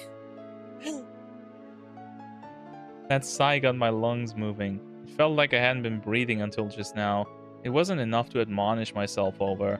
All the dice that could be thrown already had been, and the numbers that turned up weren't bad at all. If I lost with those numbers, then I just have to give up, I guess. I grabbed the chest of my pajamas and flapped it back and forth. Cool air flowed over my sweating body, and then he notices a gun wound. Okay, nothing before yesterday happened. Nothing. Nothing at all. I'd forget it all. Yesterday was all a dream. What time was it? About midday? Getting myself up and going to school this late seemed kind of absurd, but I needed to go. I felt like going to school would be the first step into my peaceful new life. I didn't care how late it was, I would go. I'd go to school right now and get back to the life I had retaken as soon as I could. My lazy body immediately became lighter at the thought. I rolled up out of the futon, bounced onto my knees, then leapt upright. Nice, stuck the landing. I stuck out my chest with pride at the gymnast-like pose, then took a deep breath of fresh air. The brisk morning air had been gone for a while, replaced by the crisp air of summer. Downstairs, I got a stern talking to by my mother. Where were you last night? When did you get back? You need to tell me when you won't be home for dinner, things like that. But considering the importance of what I'd accomplished yesterday, a little scolding was no problem. Was he this upbeat in the beginning? Yeah. Yeah. Yes. In fact, it even felt like the sort of thing that would happen in such a peaceful life. I listened with an irresponsible smile and stepped out into the sun high overhead. It was around the time lunch break would be ending. Everyone would probably be worrying about me. I didn't go to the festival and now I wasn't at school. Well, maybe they weren't too worried about it, since they would have gotten a small piece of news, but a happy one from Sadako today. Yes, the small piece of news that her uncle hadn't come home last night. Sadako would probably live her days in nervous tension for a while, thinking he might still come home, but eventually those days would end. And finally, Sadako too would realize her uncle was never coming back. And then Rika-chan would quietly invite her. She would say, "You can live with me again," and everything would be back to normal. Our lives would go back to how they were before that man appeared. Sadako would start wearing that extraordinary smile, complete with those protruding canines. Yeah, fuck those. Jesus, I cannot see another fucking snaggletooth in my life. And fool everyone with those traps she was so proud of. I'd probably be her first target out of everyone, but I wouldn't be mad. In fact, I might actually shed tears of joy at the return of something so normal. Sadako, she'd gradually grow back into that meddlesome personality of hers. I mean, my lack of useful life skills was already completely exposed. I wondered if I'd ever be a match for Sadako, but that would be such a pleasant thing to see too. And with such warm, fuzzy predictions, I didn't feel bad for going to school so late. Bro, really assuming shit was gonna go his way, I think he's in for a very rude awakening at school. Something bad's gonna happen. In fact, I wanted to run there now, to get there as soon as I could. Instead, I decided to savor the peacefulness of just going to school like normal, without running.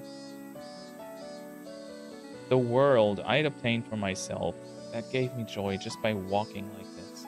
Yes, the world beginning on this very day was something I had won. Without that monumental feat yesterday, I would never have been able to come to school so cheerfully today. The school gate came into sight. Just then I heard the principal ringing the bell to mark the end of lunch break. It was a clear, refreshing sound. I stopped despite myself and let myself take it in. Tap. I had stopped suddenly. So there was an extra footstep. Oh no.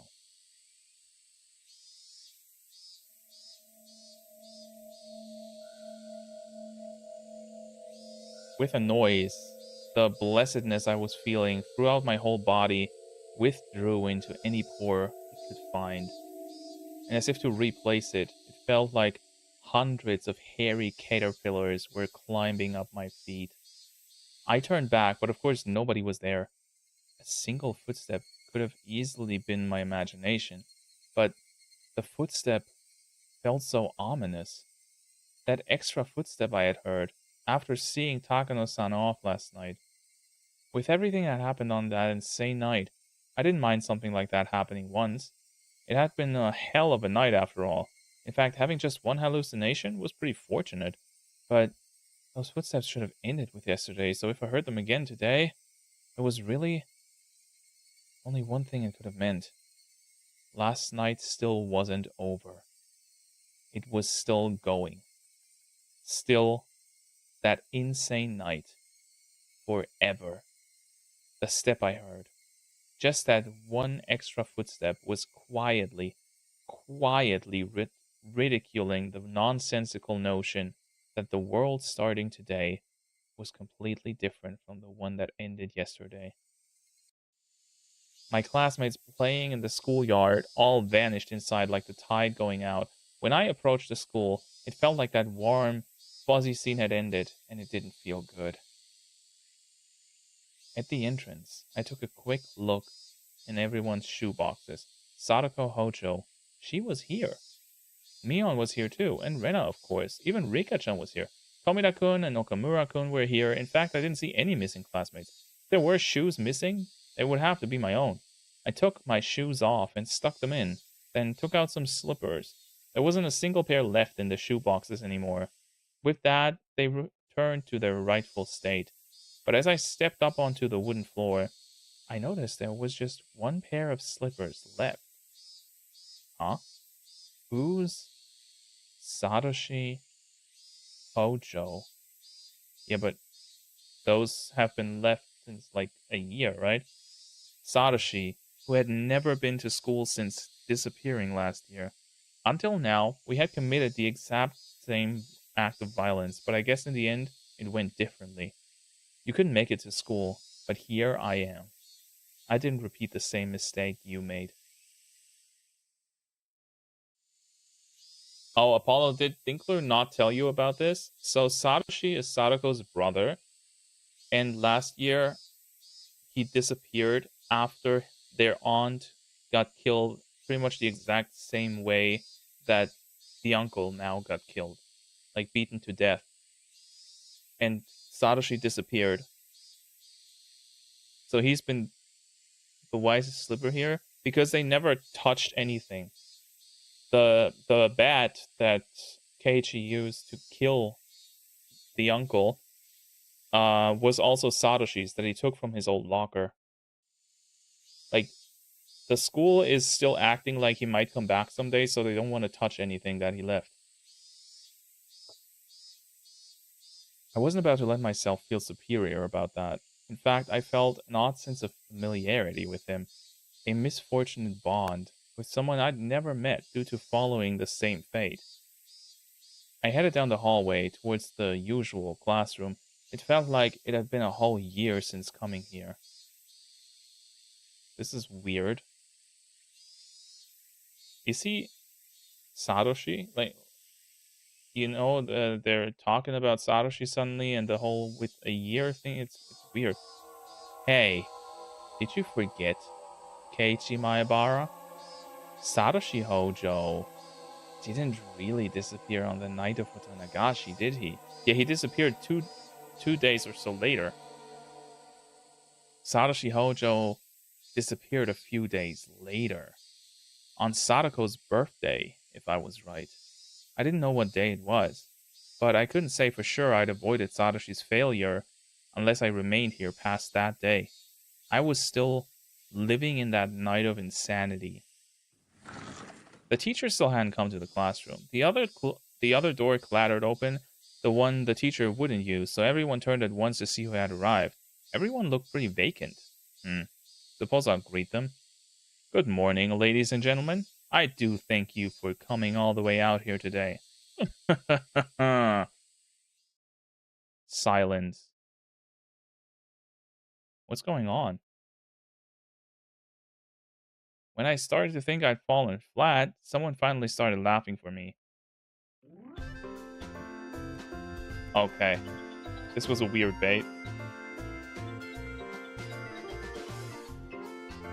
We're back to happy music for the first time today. Good morning, Kei-chan. You're pretty energetic today. Yeah, energetic. Maybe you haven't gotten out of the festive mood yet. How? Hearing Mion and Rena's cheerful voices made me realize how dumb those dark feelings I'd been having at the entrance really were. Hey now, festive mood? I wasn't at the festival at all, remember? Before I could say that, Rika-chan smiled at me. Keiichi, did you make sure to watch my dance? Why are they talking like he was there? And why are the bells going again? The bells always signify something bad. Yep, he saw it just fine. Didn't you see how big an applause he gave you? What the fuck?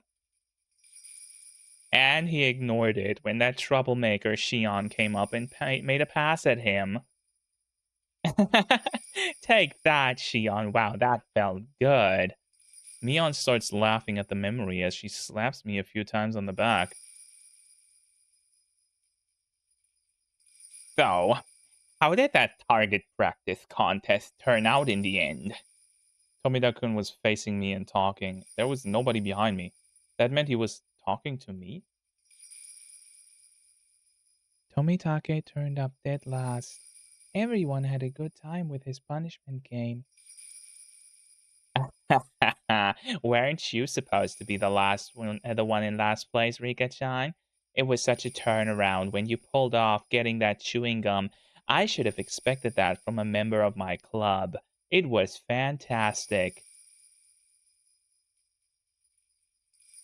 Crying at a time like that is a feat only Furude would be allowed to do, said Okamura-kun, breathing heavily from his nose. This fucking ledger. Are we?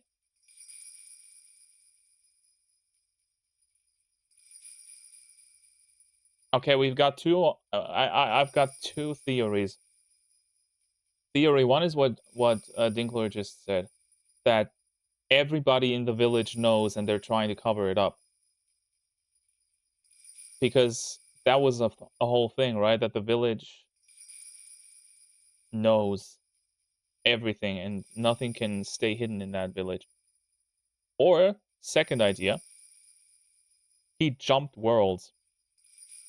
Like, I still have this theory that the game, like, this is not some sort of what if scenario, but they're all actually connected, and it's more of a parallel worlds kind of thing.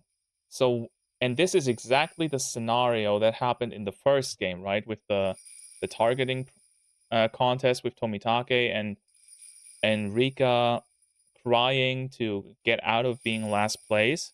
That's what happened in the first game. What if he, for some reason, is now in a different reality than before? Or he is hallucinating to create some semblance of normal? That could also be true. But on the other hand, why would they not act normal towards him if they don't know anything yet? You know?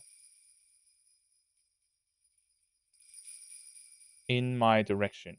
Everyone laughed. If anyone but Rika-chan had done it, it would have been against the rules. Rika-chan gave one of her nipa smiles as she listened to it. In my direction. Rena too turned towards me. And then, with a somewhat embarrassed smile, she whispered to me so only I could hear. But really? Thanks, Keiichiko. For what? That giant stuffed animal. I was really happy. It's nice and safe, right at my bedside. And I made sure to give it a good night kiss before bed, too. How? The class laughed at that, cheering and jeering. This whole time? What was that scratching sound? I'm not hearing any scratching. Are you hallucinating now? The conversation had been a little off. I wasn't quite getting it. What's this about a stuffed animal? What's this? Come on, we all worked really hard at the festival yesterday to get it down, remember? The gigantic stuffed animal. The gigantic stuffed animal. Rena seemed taken aback, but when she answered, she did it with a smile. No, like the high-pitched ringing.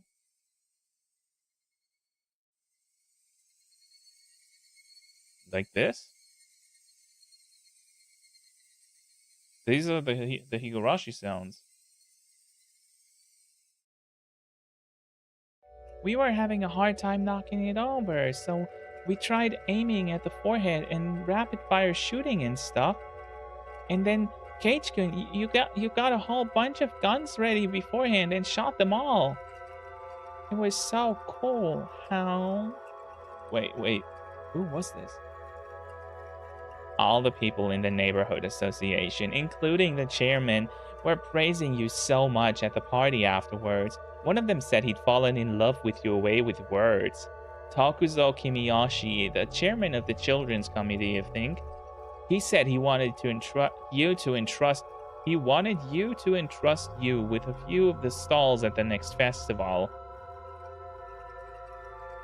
Takuzo is the chair of the refreshment booths. He's on the festival executive committee. Also, where's Sadako? Satoshi came back and pretended to be Keiichi.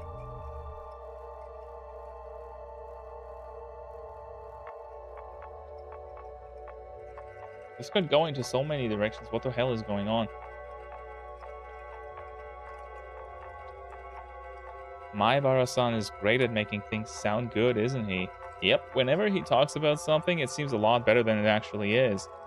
You can say that. Keiichiko, you'd make a great salesman.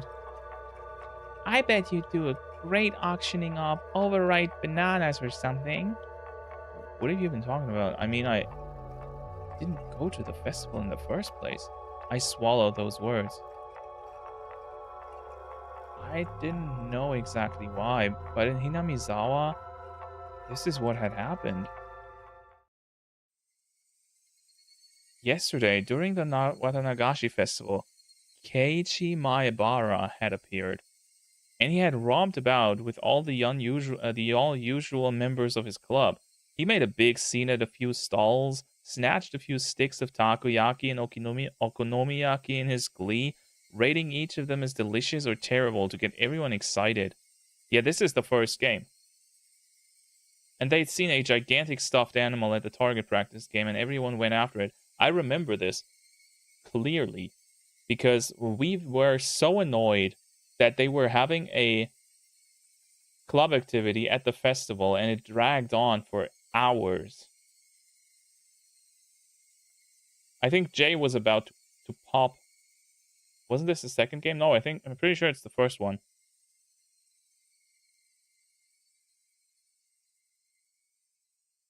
And then I got a whole bunch of the cork guns, firing them in rapid succession, throwing each one of them away after using it, and admirably, I shot down the biggest stuffed animal there, and then I gave the stuffed animal the proof of my victory to Rena as a gift. Then our fun came to a close as we had to go see Rika-chan's offertory dance. There was a ton of people squeezed in there, and we all got separated, but we each managed to get into good positions to cheer Rika-chan on from. Then in the middle, when Shion came up and asked me to go hang out with her instead of watching the dedication... No, wait, this was the second game. This was the second game. This is a different situation from the second game where Keiichi doesn't go with with Shion when she invites him to go check out the shrine. Gotta go have a fun stream. Thank you for being here, Apollo. I hope you had a good time. I don't think anything will beat that baseball game. Oh, the baseball game was... Jesus Christ. But who? Who was that? Well, everyone's been saying it, haven't they? Keiichi Maebara. I had an urge to yell in anger at my classmates for having so much fun talking about the festival yesterday with Keiichi Maebara. What the hell are you guys even talking about?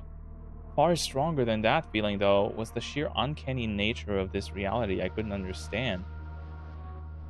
A Keiichi Maebara who wasn't me was in Hinamizawa yesterday.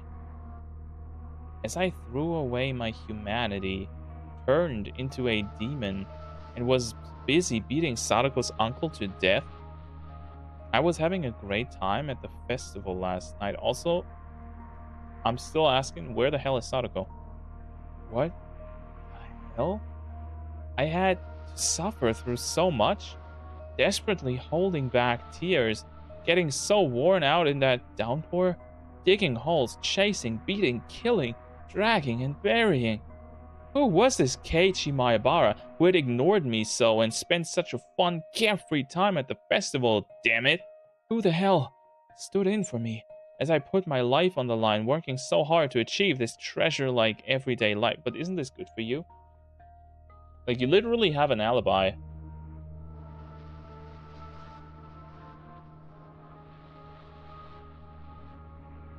I don't get the problem. If there was another Keiichi Maebara besides me, then what was I? On the night of Watanagashi, where one died and one disappeared, in accordance with Oyashiro-sama's curse, there was only a demon who had killed someone.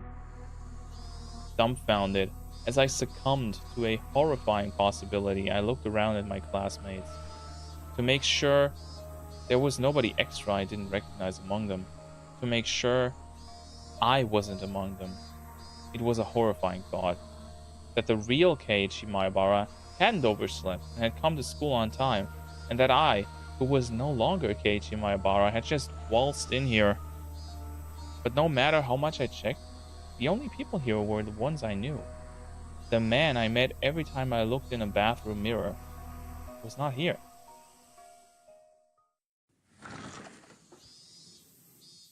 Okay, everyone. Time to start afternoon classes. Please take your seats. President, please lead the class. The teacher entered and everyone hurried back to their seats. Upon finding mine, who was so stupidly late, she gave me a stern talking to, but I wasn't listening to it. Wasn't our old life supposed to start today?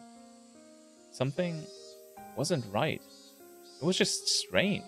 I was supposed to go back to my old fun life yesterday. I had set foot in an incomparably mysterious world that was completely different from both my old life and my recent one. Yes, this was without a doubt a different world than the one I'd been living in until now. There was no way such an absurd thing could be possible, but unless it was true, I couldn't explain anything that just happened. In this classroom, I was surrounded by so many faces I knew, and yet I felt isolated. The cicadas sounded no different than they had before, but they seemed somehow false. The air was parched and dry too, making me think, was the air in Hinamizawa always this uncomfortable?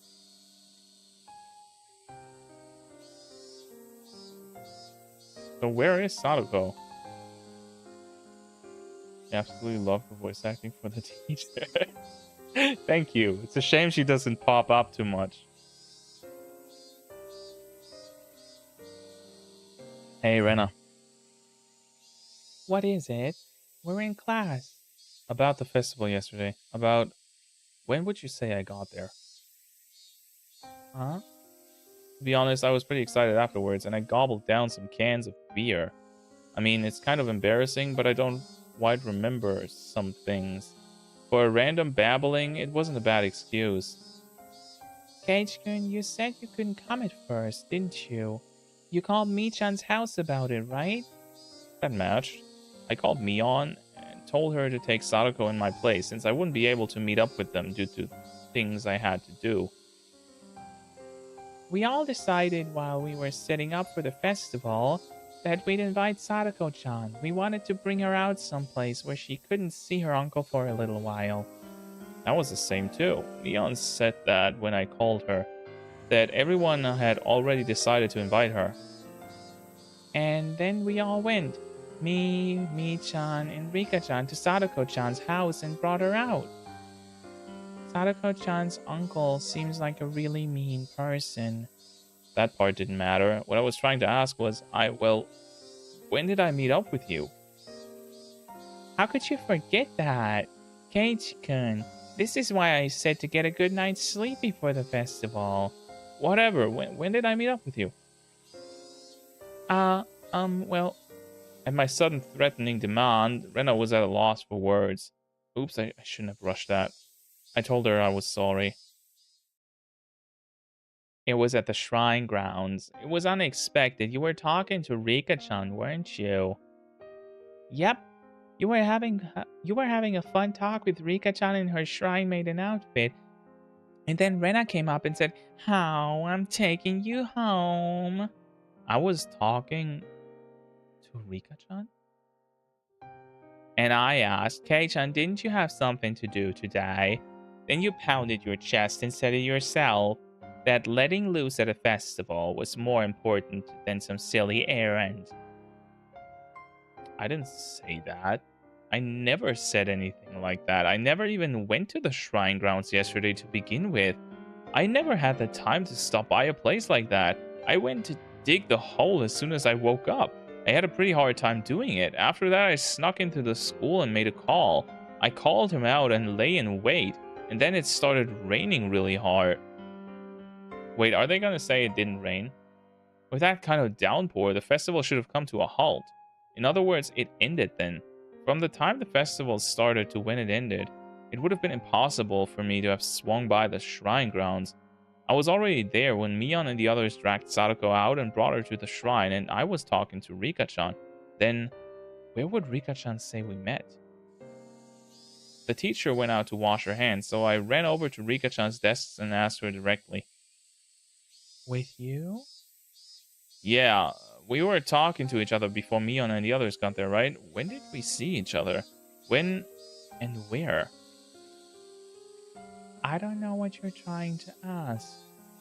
You know, yesterday I didn't really get enough sleep and my head's a bit fuzzy. I don't remember a thing. It looked like Rika-chan bought into my babbling.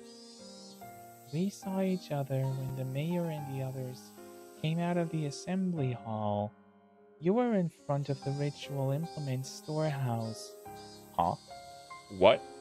The ritual implement storehouse? I'd never heard a building called that before. Or maybe I have, but at the very least, I wouldn't know where on the shrine grounds it was. The mayor got really angry at you, since you shouldn't go near holy places without authority. Remember? Keiichi, did you forget that too? I was too scared to ask anymore.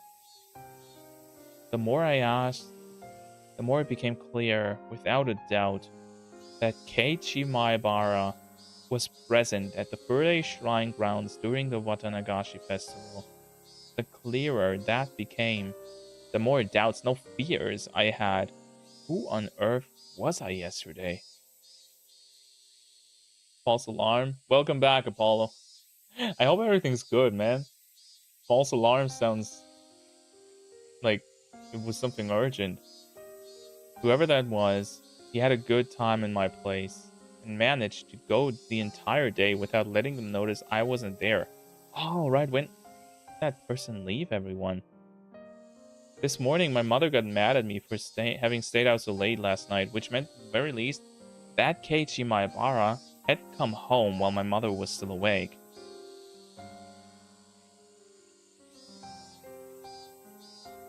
The festival would have been closed because of the downpour. If I recall right, when I went back to the house's storage room to get another shovel, I think the clock said 7. Since it was already raining hard by then, the festival would have had to close down before 7. If I'd returned that early, I definitely would have run into my parents.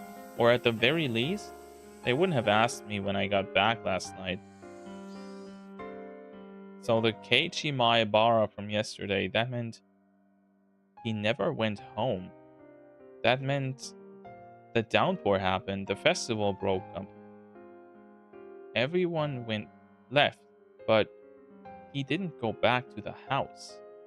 That means when I arrived at the natural conclusion, a wicked chill suddenly froze my spine and climbed up to my brain.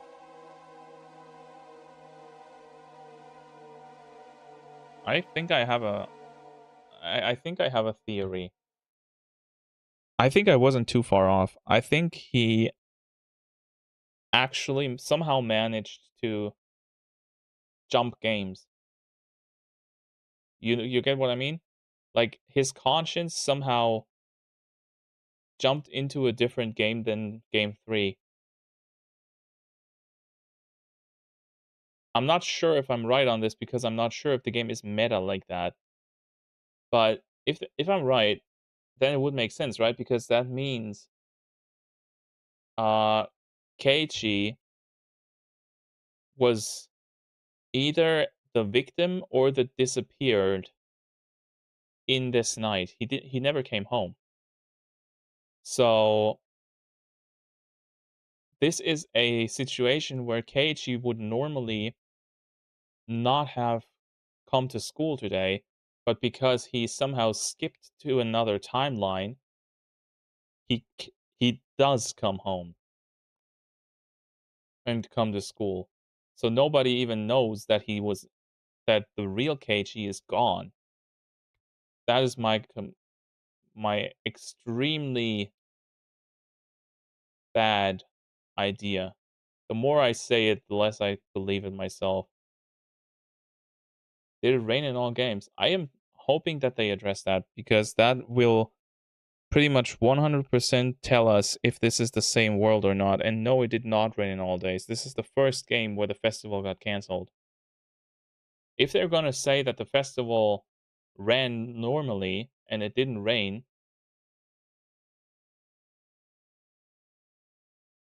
then there's gotta be something fishy going on with the games, right? That meant Keiichi Maebara was the same as Satoshi.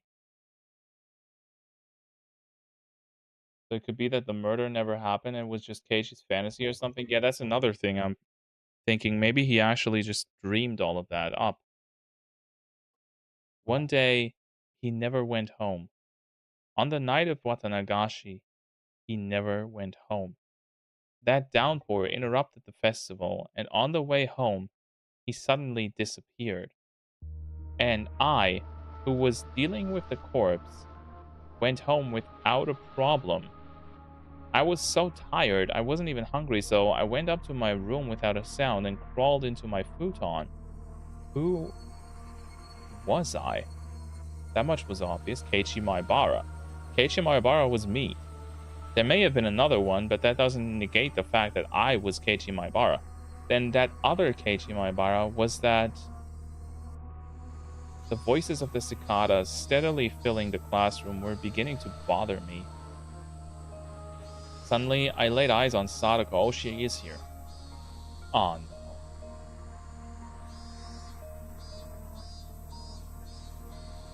Yeah, I think you are right. The murder never happened.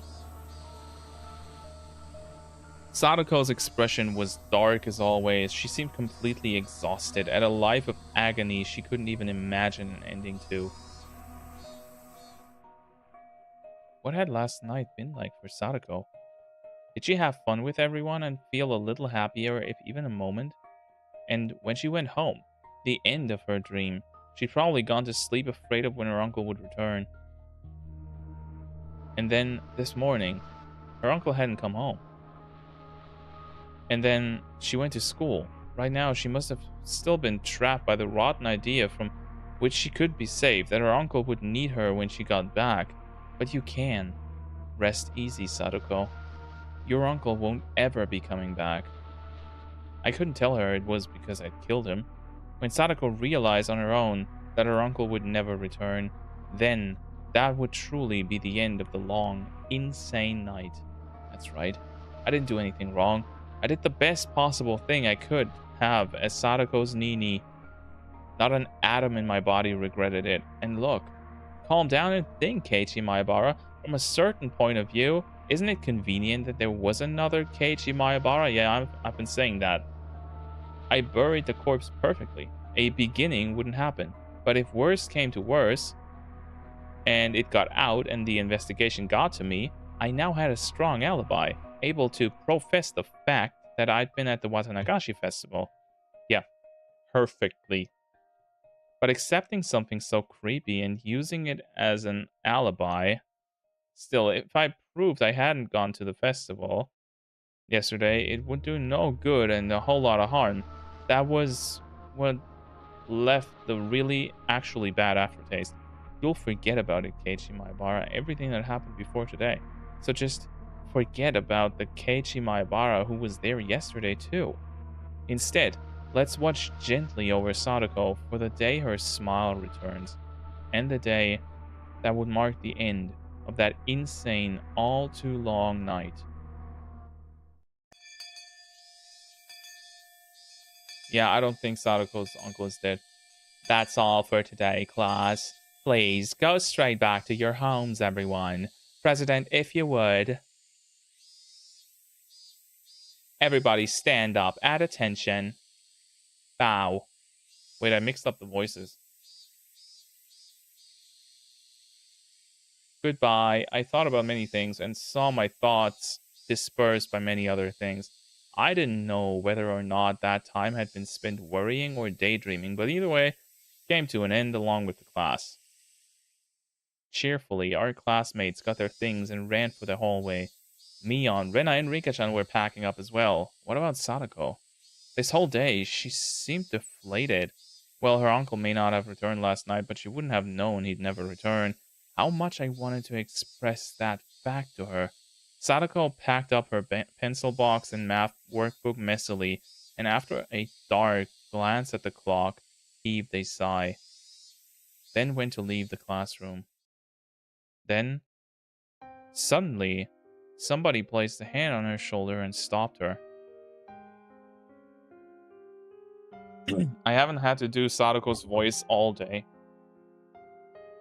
And I still don't want to, but it is the Sadako chapter, right? What is it? I watered the plants like I was supposed to, and got all the printouts done. Her words, possessed by a persecution complex, hurt. I spoke loudly so everybody could hear. Hey everyone, why don't we have club today? It's been a while.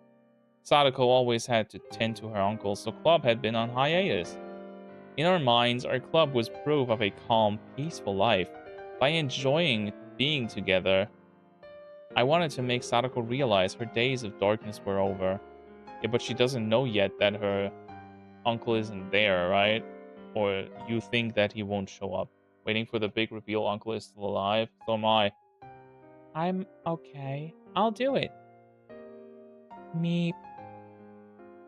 Well, I mean, I don't mind if it's okay with Sadako. Under a condition. That was important. With everything up to her, Sadako gave a worried look. Come on, Sadako, it's been a long time. Let's go crazy. Well, I'm happy you feel that way, but... My uncle might already be home. Thus spoke her darkened eyes, her mouth unmoving. You've been choking on life every day for a while. You must be about to suffocate. It's not good for your mind or body. Once in a while, you've gotta have some fun. Leave it alone. It's not like I don't want to do club again. With one word, but. She looked down. Sadako, you know as well as anyone that it's more fun being with everyone, right? We're friends. That means we can spend time with each other. I mean, you had a great time at the festival yesterday with everyone, didn't you? Rena nearly said something, but she was too late. Cage-san, what are you saying? My arm on her shoulder seemed to weigh her down, and she threw it off. When exactly was I playing and having fun at the festival? The only one having fun was you, Cage-san. Oh wait, if her uncle is actually not dead, then wouldn't he have not let her go? Rena only said they went to her house to pick her up and that her uncle was an asshole, right? Anything else would be better than pulling a different reality story? I don't know, I think it wouldn't be bad if they pull it off well. Huh? I looked over to Mion for help. But now everyone was looking down. My instincts told me that Sadako hadn't gone to the festival. But Rena said it herself, that she went with Mion to Sadako's house to invite her. Sadako-chan left on the way there. She didn't go to the shrine. Why? I realized the absurdity of what I just said with Sadako in front of me. She said her uncle was waiting at home and she couldn't have fun by herself. When we were in front of the shrine, we tried to stop her too. We told her her uncle said it was okay and that he wouldn't get mad if she had a good time. At some point, tears had begun welling up in Sadako's eyes. Sadako was so afraid of her uncle that she couldn't even allow herself time with her friends and went home. No, she was even afraid of letting herself have a good time with her friends. Cage-san, you must have it nice, having a blast at the festival all night. They told me you went all out, didn't you? I'm very envious. Aw, this hurts, man. I know it's not really his fault in this situation, but this was like the worst thing he could have said to her, right? being like, hey, we had a good time yesterday, but you weren't there, right? That's that. Oh my god. The poor kid, man. She's gonna have another mental breakdown, but this time she's gonna stab someone. Smiling to herself, her tears began to fall. I must provide for my uncle. It's completely different from you. How you let your parents do everything. Sadako. I'm so glad you enjoyed yourself at the festival. I'm so glad you had enough fun for me too. I mean, I want to participate in the club too. Making such a racket with everyone is so much fun. But right now, I can't. I can't. Unable to withstand such violent emotions, a few teardrops slid down her cheek. But even though she was having such a terrible time, not once did she ever say it was hard for her. It was a sad, obstinate bravery. But the days when Sadako had to feel like that were over. Sadako didn't need to endure it, to bear it anymore. She could forget all about it now and smile. I was so frustrated at not being able to tell her that directly. Instead, I said something that I'm not sure I should have said before I thought twice about it. Oh, yeah, okay. Keiichi fucking stuff up again. This is nothing new, but... ouch. This hurts. He didn't come home, did he?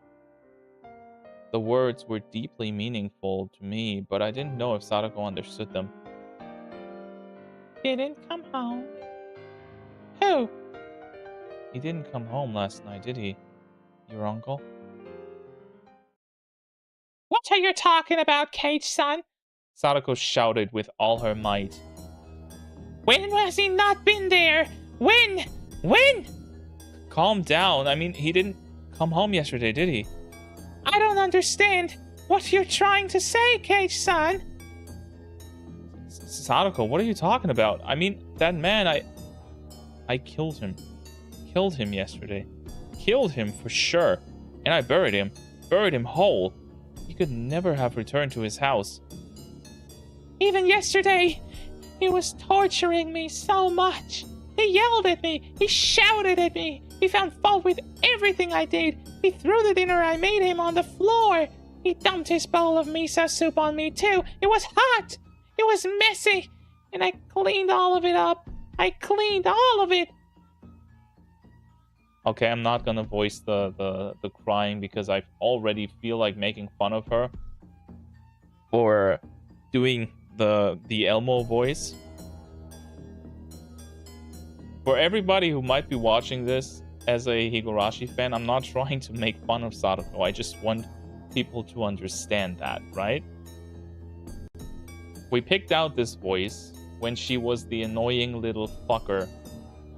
So we used an annoying voice for her. But now it feels like every time I voice her in a situation like this, I just make fun of her. But I'm not. Oh, shit. Keiichi's gonna break a second time. What? Our stories weren't matching up. But... night? And this morning, when he woke me up to make him breakfast, he got so mad at me. He would have gotten mad at me whether I'd gotten up or not. Sadako. Rika-chan went over to Sadako and said a few words of consolation. But Sadako angrily refused those words and thrust Rika-chan away. Nii-Nee! Nii-Nee! Come back! Come back! Crying, Sadako slowly walked out into the hallway. After a moment, Rika-chan went after her. I couldn't stop thinking about the words Sadako had spoken while crying. I buried her uncle last night, but she said this morning that was impossible. I buried him last night, so she couldn't have seen her uncle this morning. What was Sadako? At that point, I heard Mion's cold voice. Hey, Kei-chan. What did you mean about Sadako's uncle? Oh. Well, as the leader of a Yakuza family, I think she has a pretty good idea of when somebody is suspicious, right? Gulp. I said too much. Let my emotions get the better of me. Rena heard it too. You said Sadako-chan's uncle didn't come home. Why? Why didn't he come home? That's strange. Sadako-chan's uncle was right there this morning, wasn't he? So, why would you say he didn't come back? Come back? Kai-chan, you've been saying weird things for a while. Suddenly, Mion and Rena started to speak in strange and creepy voices. Do not make the creepy eyes, please, not now. This creepy as hell, they probably know. I think this is all fabricated. I th- I think I think this was all fabricated to make him fess up. I think they knew and wanted to let him walk into a trap. What were they doing? What were they saying? Oh, fuck no. Kai-chan, is it somehow inconvenient for you for Sadako's uncle to be around? No. What are you talking about? Of course it would be better if Sadako's uncle wasn't here. Yep, that's true, of course. If only he weren't here, right? Something wasn't right. The next thing I knew, Mion and Rena were smiling thinly, and their eyes were dark and muddy, in a way that I'd never seen before.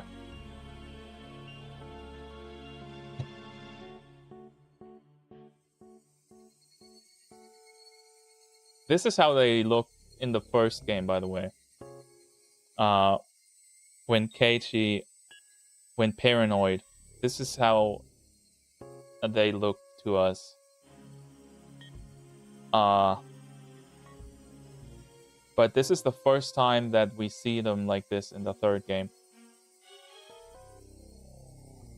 This creepy as fuck. What the hell is going on, man? And as our eyes met, that mud even seemed to fill the air. Sadako's uncle is an awful person, no doubt. I think we'd all be better off with him gone just as much as you do. But he's here. There's nothing we can do, right? Nothing we can do? Something's wrong. Something's clearly wrong here. What the hell was happening? After a moment, a chilly, liquid-like feeling as though my blood had been mixed with sherbet crawled up my spine.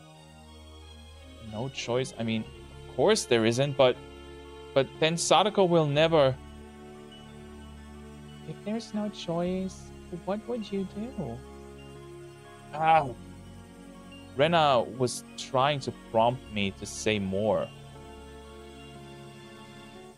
Crackhead theory, the whole game is just Keiichi's delusional paranoid recounts of the whole event. I don't know, man. This is too far for me. I'm already... I have no idea what's going on anymore, man.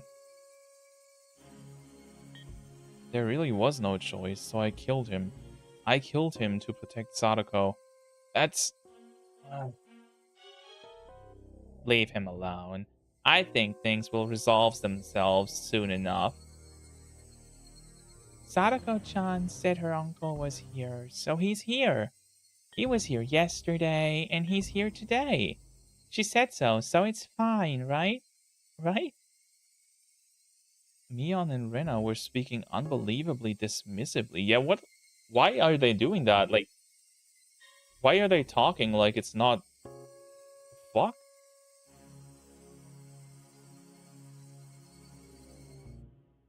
How could they be talking like that?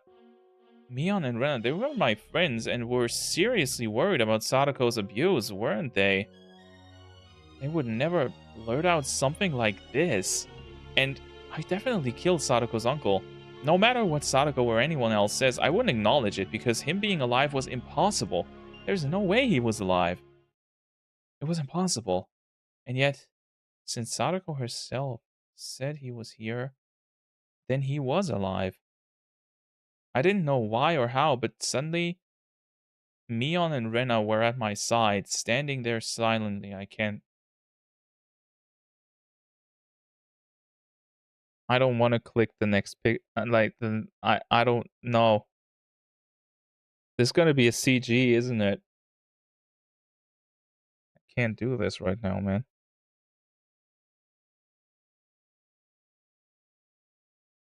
We need MatPat for this. Who is MatPat?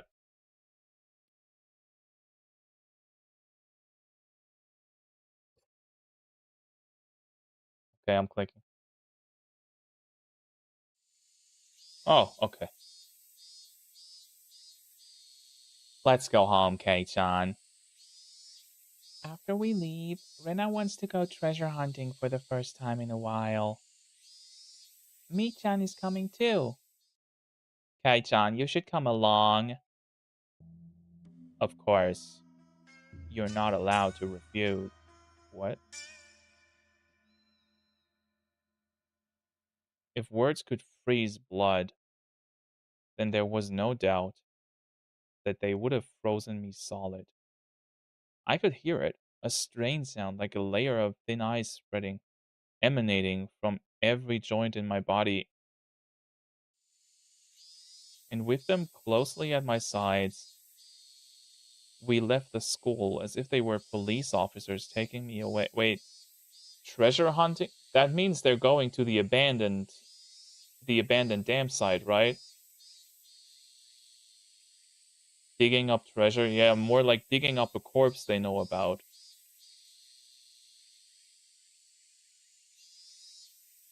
Okay. We're gonna do something, if that's okay with you, because I feel bad about ending the stream here. Because this is way too high tension right now. So I want to finish at a better point. So we're gonna keep playing for a bit, okay?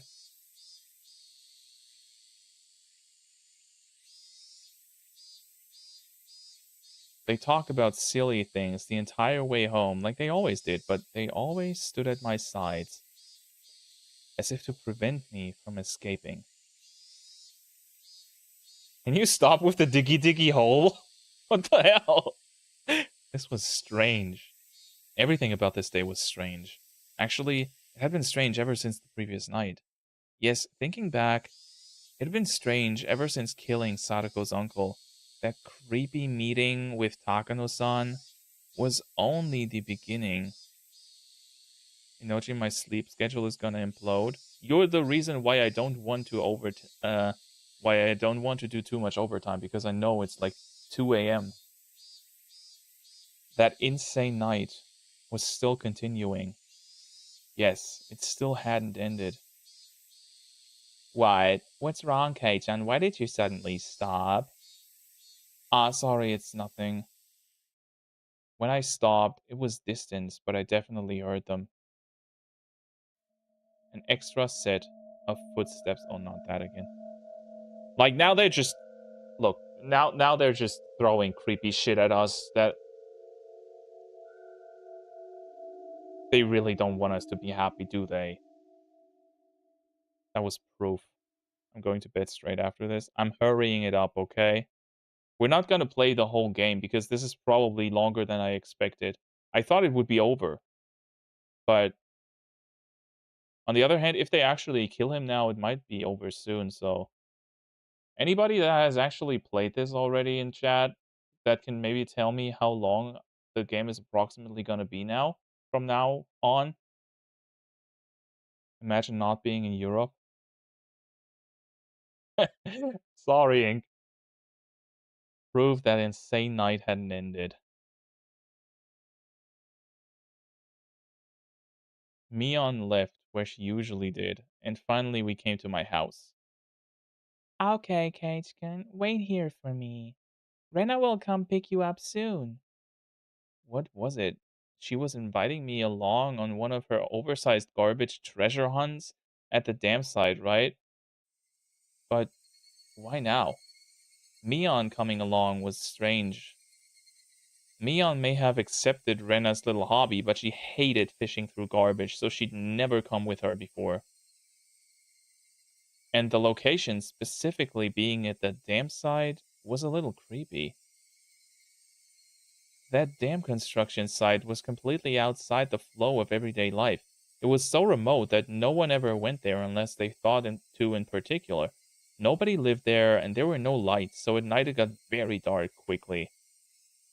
It has to be some sort of nightmare. I think his his I think he's dreaming still. Wasn't there this in the beginning of this day, there was the weird thing about him saying, yeah, he wasn't actually asleep, he was staring at the ceiling. Uh and I think that his bad conscience uh caught up to him, and he's dreaming about some nightmare world where everybody knows what he did and they're taking him out for it or something. When did the first footsteps appear? Uh in front of his house when Takano left.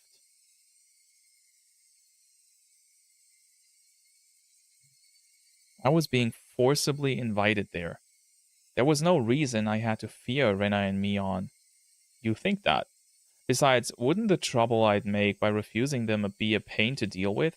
In that way, it didn't seem like going treasure hunting with them was a bad idea. But that insane night was continuing. Haven't the sirens of instinct been wailing in my mind for a while now? Warning me that Rena and Mion were strange. That I needed to be cautious. Or wait, is this another situation like in the first game where Keiichi has gone mental? So he's hearing and seeing things that aren't real, and he's gonna go apeshit on them and gonna kill them? Did the footsteps exist in other games? And if so, how were they depicted? As I said, I think it was mentioned before that Rena has a mental illness, and because of that, she transferred schools, and she said that Oyashiro-sama was constantly at her side and following her and standing at her bedside when she was trying to sleep, and and he only stopped after she moved back to this town. I think that was the only mention of something along the lines of extra footsteps. I'm not sure if extra footsteps were what Rena said, but she definitely said the bedside thing and being followed by something. The warning sirens were so freaking loud it felt like my head would split in two. Rena, I actually have something to do. Something to do? Like what? Like what? It's just I have something to do, okay? If you had something to do, why didn't you say it while Michan was here? I already told her to meet us at the dam site before we split up. Rena was smiling, but her words made her discomfort clear. Sorry, I just kind of missed the opportunity to say so. Really? You're lying, aren't you? You just made that up now, you liar. That's what Rena's eyes said to me. My head hurts. I might have a cold, so I wanted to go get it checked out and get some medicine. Really? That wasn't really a lie. My head did hurt a little bit, so I wasn't lying. Rena, she couldn't figure out if my head hurt or not just by looking at it. Then I guess that's that. After staring me, After staring me in the eyes for a few moments, she fired a sharp, needle-like stare at me. The tension in my body loosened, and I felt like my knees might buckle. If you're going to the clinic, then you should go soon. Sometimes they close early. Thanks, I'll do that. Make sure you go, okay? To the hospital. I will. Go for real. I will. It seemed like Rena had realized that I was going to refuse her invitation for a while now. With how serious she looks, she might actually call the clinic later to make sure I went. I couldn't say anything careless. Lying about getting checked out was just an excuse to decline her request in the first place. It didn't matter whether I actually went. Yeah, I'll go. If you want, I can bring you the bill tomorrow. Oh, that would be good. Be sure to bring it, okay? He dug his own grave. This is a classic situation of, damn, that girl can't be crazy like that, so I'm just gonna offer it to seem genuine. And then she takes you up on the offer. And she's actually that crazy. Rena will look at it then. Another tingle started crawling up my back. There was no ignoring it. Rena and Mion must have been monitoring my movements. That wasn't normal. Far from it. All of it was insane. I did what I did because I wanted my peaceful life back. But what on earth was all this? It was far from peaceful. Something had gone mad, leaving the world out of order. With the other Keiichi Maebara. With those creepy footsteps I've been hearing. With Rena and Mion acting so curious. And above all, with him being alive. Where was I? Hinamizawa Village. Shishibone. I knew that much. Was this really the Hinamizawa I knew? Hey, Keiichi Maebara. Where is this? I asked, whipping around before the front door to face the one who had been following in my wake all day. Nobody would have been there, of course. Keiichi Maebara, huh? That's what I just called him. Called the one who had been trailing behind me this whole time. That shadowy presence, always clinging to me like it was constantly watching for the opportunity to change places. Footsteps always following me. Was another impossibility. It couldn't have been a ghost, so it was just impossible. So the strangeness must have been my ears, my head, or Hinamizawa. Everything I could see was the exact Hinamizawa I knew so well, and that gave me the creeps. Eventually, I decided to actually go to the clinic. I really didn't want to go outside, but a stronger feeling than that desire was the fear Rena might actually be keeping an eye on me to see if I went to the hospital. But before I went to the clinic, there was something I wanted to make sure of. Do not go to the fucking place you buried the corpse.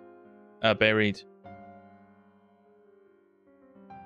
If you are actually being monitored, this is like the worst thing he can do. Comes back to his room. His body is still sleeping in his bed. That would be so funny. It was at school. I pretended I'd forgotten something. Oh, is he gonna check if the bat is in... That's actually a really smart idea. And was going back to the classroom to pick it up. As soon as the thought crossed my mind, I was overwhelmed by paranoia. I was just going to the classroom, but I hated it so much, having to be so careful to fake it. After carefully verifying once more that nobody was watching, I went over to the locker. Yes, Satoshi's locker. I committed the crime with the bat I found in Satoshi's locker. And then, he had thrown the bat into the swamp, which meant the bat shouldn't have been inside. But, what if the bat was still in here? It was a very dreadful, incomprehensible idea. But if it was true, it would explain a lot. If the bat was in here, yesterday's events would have all been a delusion, no, an illusion. I hadn't killed anyone, and I'd gone to the festival. I had a great time rampaging about with everyone. It would prove that Keiichi Maebara was really me. Proof that I was only under some strange assumption that I had killed Sadako's uncle. Proof that it had all been a wild fantasy. That would explain everything. Nothing happened yesterday. I had just gone mad, unable to separate my shocking uncle-killing dream from reality. That would explain everything. The bat was here. Would I be able to accept that reality? If it was here, nothing will have changed. If it was here, it would just mean I'd gone crazy. Preparing myself for the worst, I opened the locker door. I was actually scared of opening it slowly, so I threw it open with a bang. And just like the first time, the choking scent of smell and sweat, like a stale towel, came flowing out. There was a baseball uniform and some miscellaneous other things like notebooks. There was also a shoe pouch. And as for the bat, it wasn't here. Wait, so they fabricated him a backstory? So he isn't hallucinating.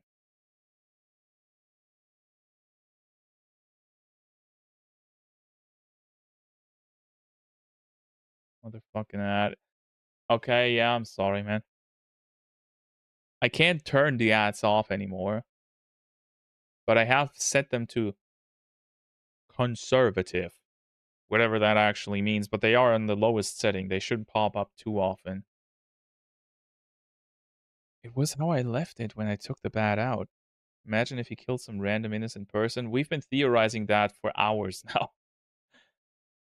There was no doubt. Yesterday really happened. But actually, that's a good point. Like, that's another possibility, right? We've got 3 options right now. Option 1. He hallucinated everything. And the bat is somewhere else. Like, somebody else took it out, and it's just a coincidence that it's not in there. Point 2, possibility 2. He did kill someone yesterday, but he didn't kill the uncle. Then everything adds up, right? Or possibility 3. He did kill the uncle, and the village is stringing him along right now for some reason or another. Maybe because... Oh, I got an idea.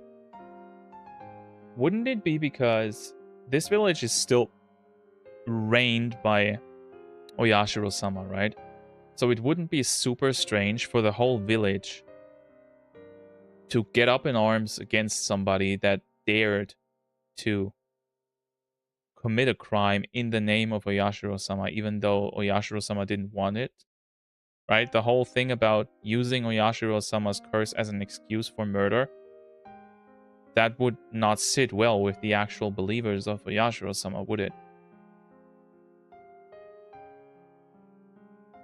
So that would also explain what's going on. Like, somebody saw it, reported it to Mion, and she's the leader of the village, essentially, right? And now she set the whole village up to make him suffer.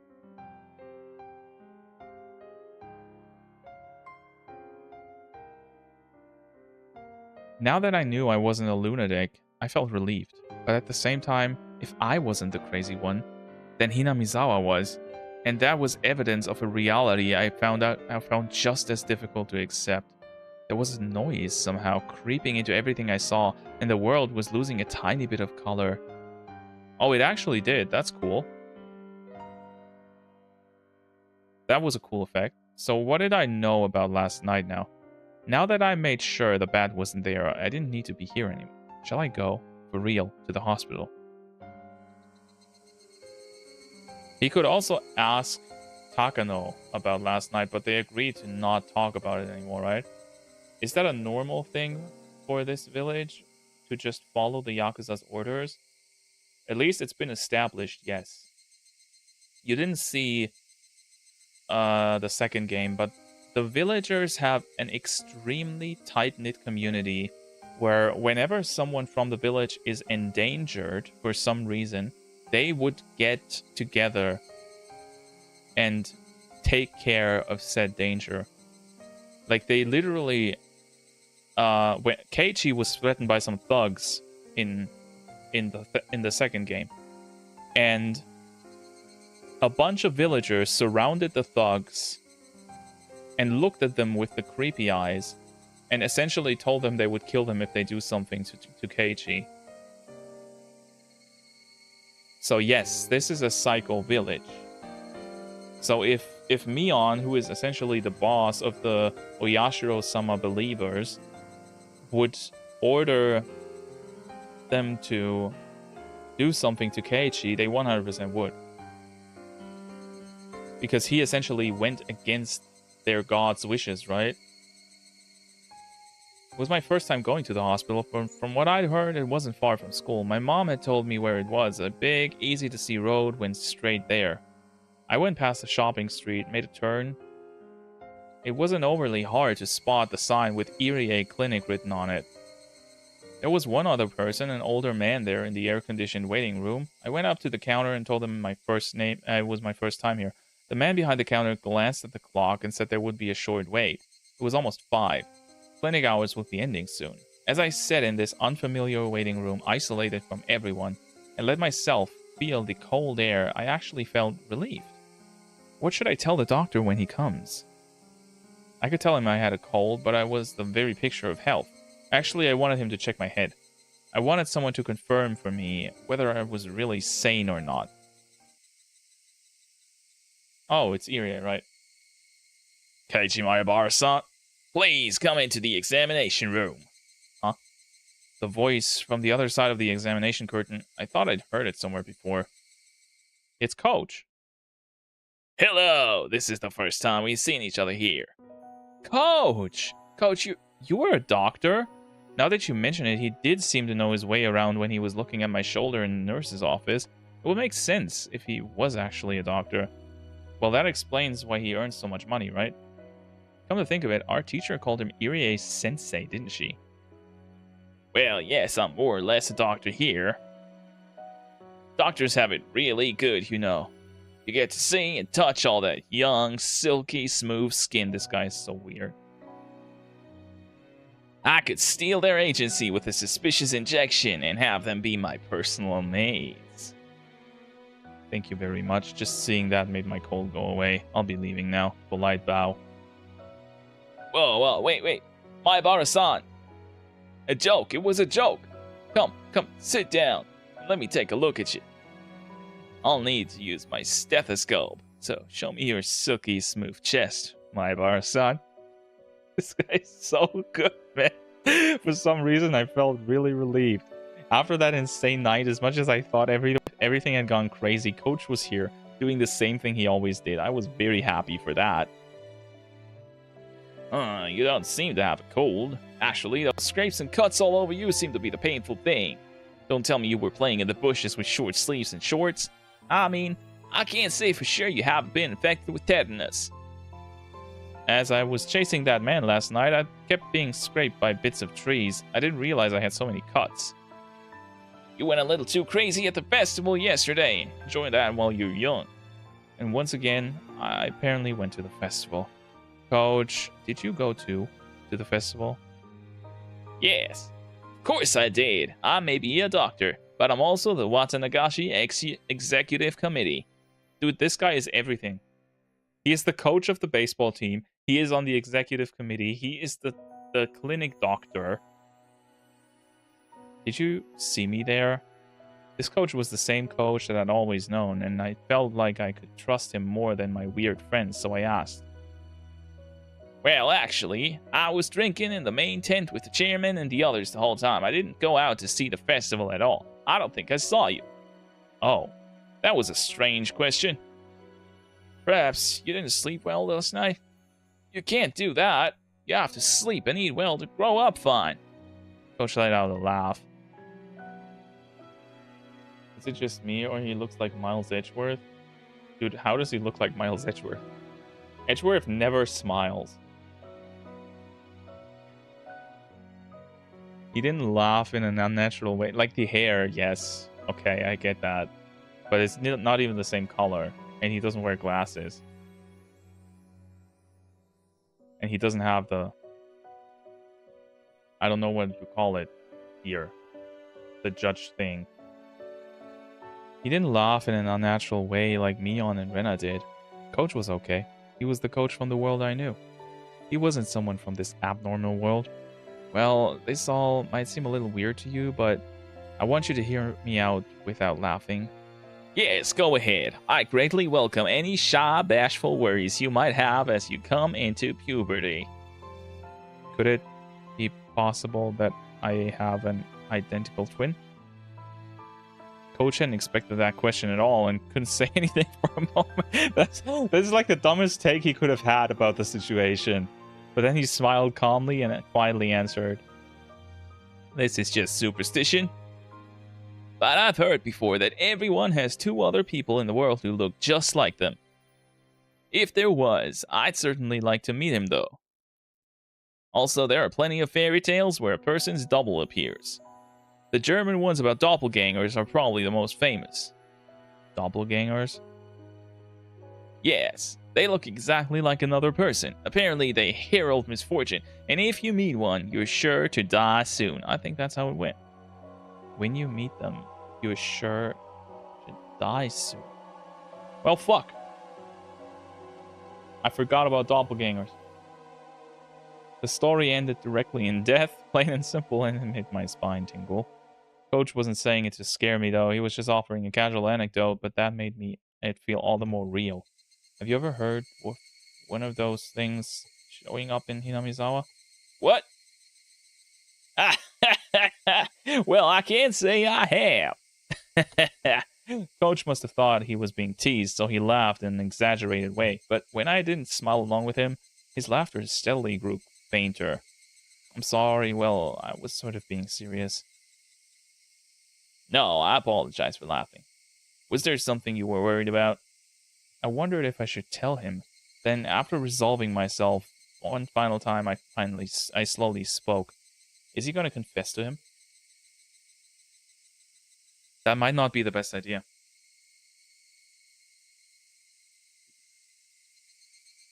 The last time he confessed to somebody, that was Rika, and she got killed straight after. Not good. I didn't go to the festival yesterday. Is that right? Well, there will be one next year.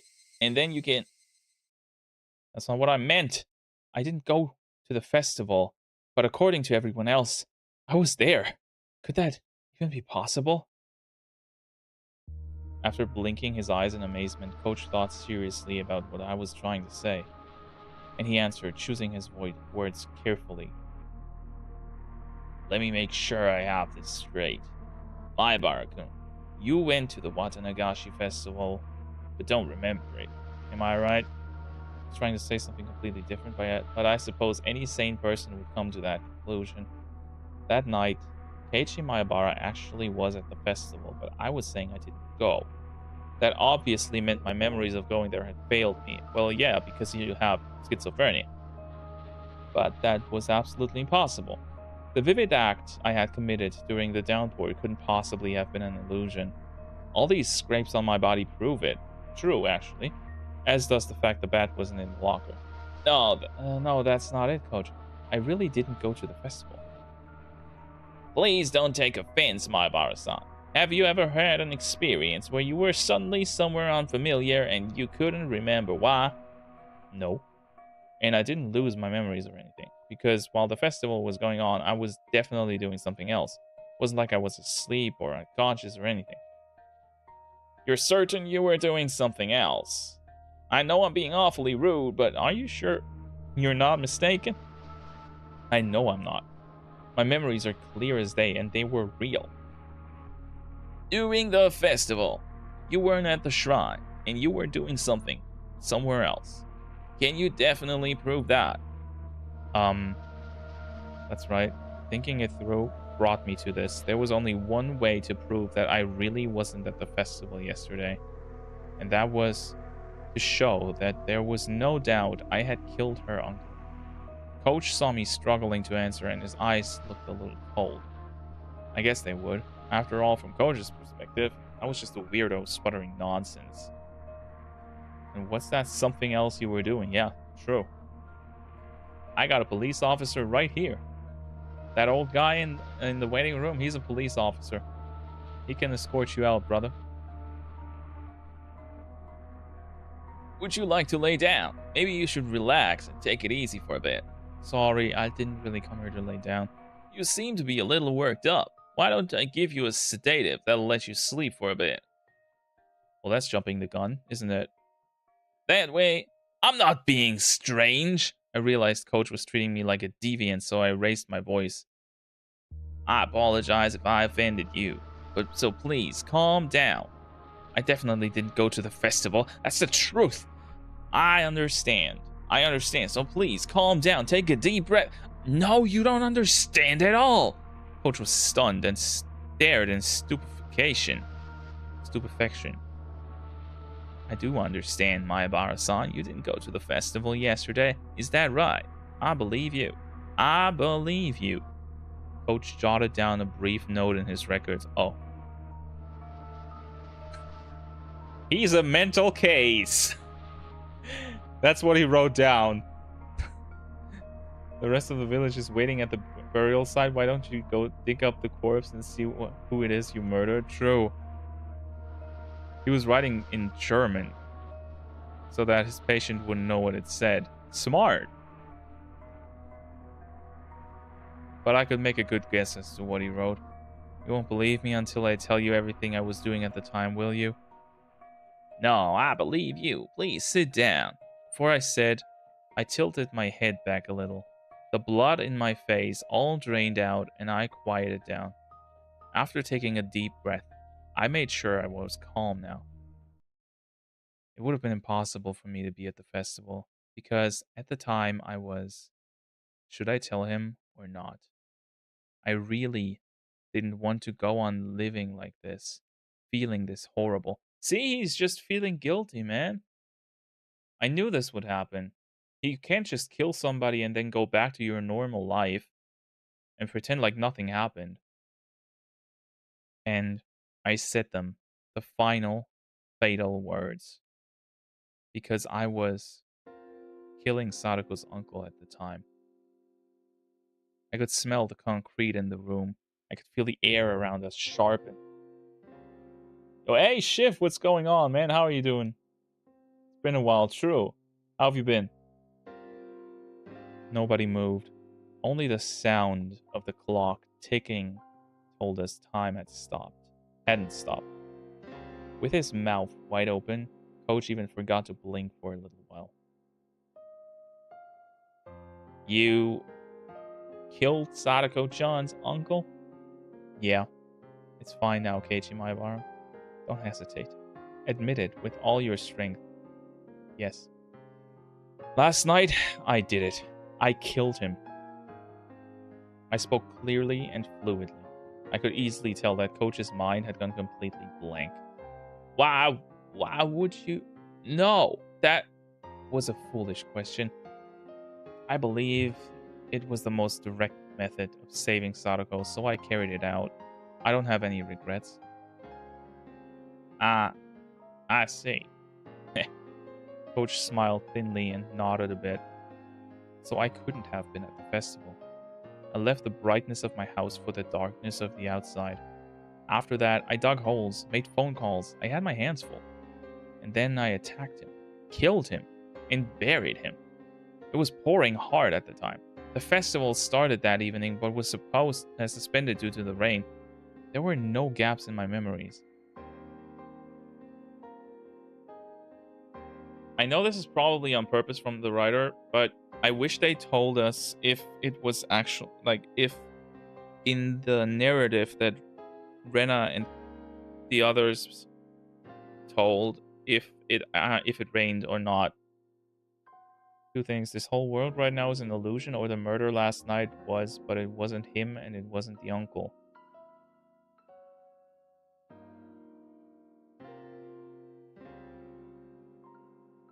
I legit think he's just dreaming. Or rather than dreaming, I think that he had... We forgot about the gunshot wound, right? I think he has his wound. And he is slowly bleeding out, but didn't notice. And he went to bed because he just thought he was tired. But he's dying right now. He's dying from blood loss, and nobody knows. And he's basically in a pre-death dream, and his consciousness is making him try to get rid of the guilt. Does that make sense? A coma dream, yeah, basically, but not really a coma in that sense. From the late afternoon until it started to rain, there was no time for me to possibly have gone to the festival. And those wounds, are they from that? Yes. There's a road through the forest near Sadako's house. I attacked him there. He ran, but I chased him, and finally killed him near the road that leads to town. Is that true? Killing her uncle, it wasn't some wild fantasy. I could tell that coach didn't believe me. So I spoke slowly, not letting myself grow excited. And then the twist is that it was Sadako who shot him. That would be so dumb, man. It's true. I killed him with Satoshi's bat. I threw it and the uncle's motorbike into the swamp. I dug a hole, killed him, and buried him. I did it all by myself. Sadako-chan's uncle drove past you on a motorbike, did he? Then you predicted he'd do that and just waited? I assumed he wouldn't be leaving his house that day, so I lied to him over the phone to get him out. You called him? But your house is so far away from Sadako-chan's. I wouldn't think you'd be able to make it there so soon after calling him. I used the phone closer to where I was going to attack him, the one at school.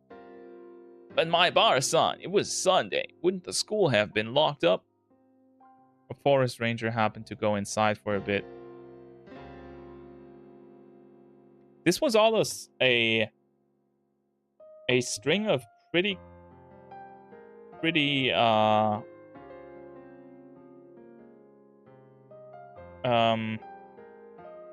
what's the word?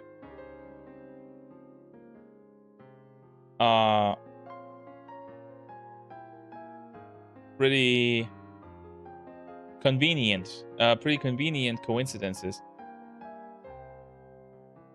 So maybe this scene is supposed to tell us that Keiichi actually didn't do shit and he's just fantasizing this whole thing, and Irie notices the gaps in his story. I slipped in when I had the chance. After that, Coach grilled me on a few different things regarding the incident. He made sure to question me carefully, looking for any contradictions in my account. But where'd the bat go? I mean, he still could have thrown the bat into the swamp without actually having killed somebody, right?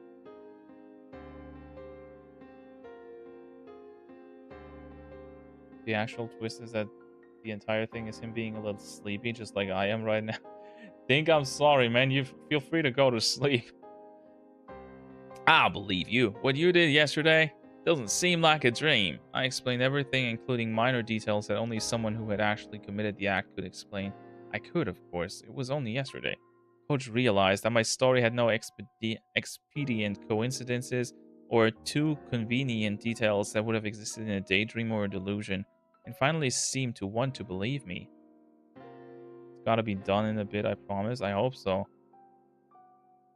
So, do you still think I went to the festival and lost my memory? Coach slowly shook his head. But everyone in class, they said I was at the festival yesterday. Is that even possible? No, it's not. Your classmates probably mistook you for someone who looked very similar. Then, given how group psychology works, everyone just assumed that you had been at the festival. That is so dumb. No way in hell is that actually a thing. You don't just collectively mistake someone for someone else. They couldn't have mistaken me. Mion and all the rest said they were spending time with Keiichi Maebara. It was much more than just having mistaken someone else for me. Saying that out loud would just confuse Coach. He spoke to me in whispered tones. Do you feel guilty at all? It didn't sound like he was criticizing me, and even if he had, I would have gladly said the same thing. I don't. I did it so that I could return the peaceful days that he'd stolen from us. So I plan to forget all about having killed him and live my life as usual. Once Sadako's regular smile returns, the one from before he showed up, everything will finally be over. Yeah, but Keiichi, my boy, are you aware that you just confessed to killing somebody? To an adult. To a doctor. Do you really think you're just gonna walk out of there and he's gonna say, yeah, that was a good idea, man? Any chance that someone witnessed the crime? I don't think so. If someone had seen me, I would have been arrested already. I am a doctor. My job is to save lives. So I cannot make any statements to the effect of condoning the taking of another's life. So instead, I will say this. Thing is, everything they said that Keiichi Maebara did in the festival, would it actually have been what Keiichi would have done? Yes. It not just what he would have done, it's what he actually has done. Like, this was literally what he did in the second game.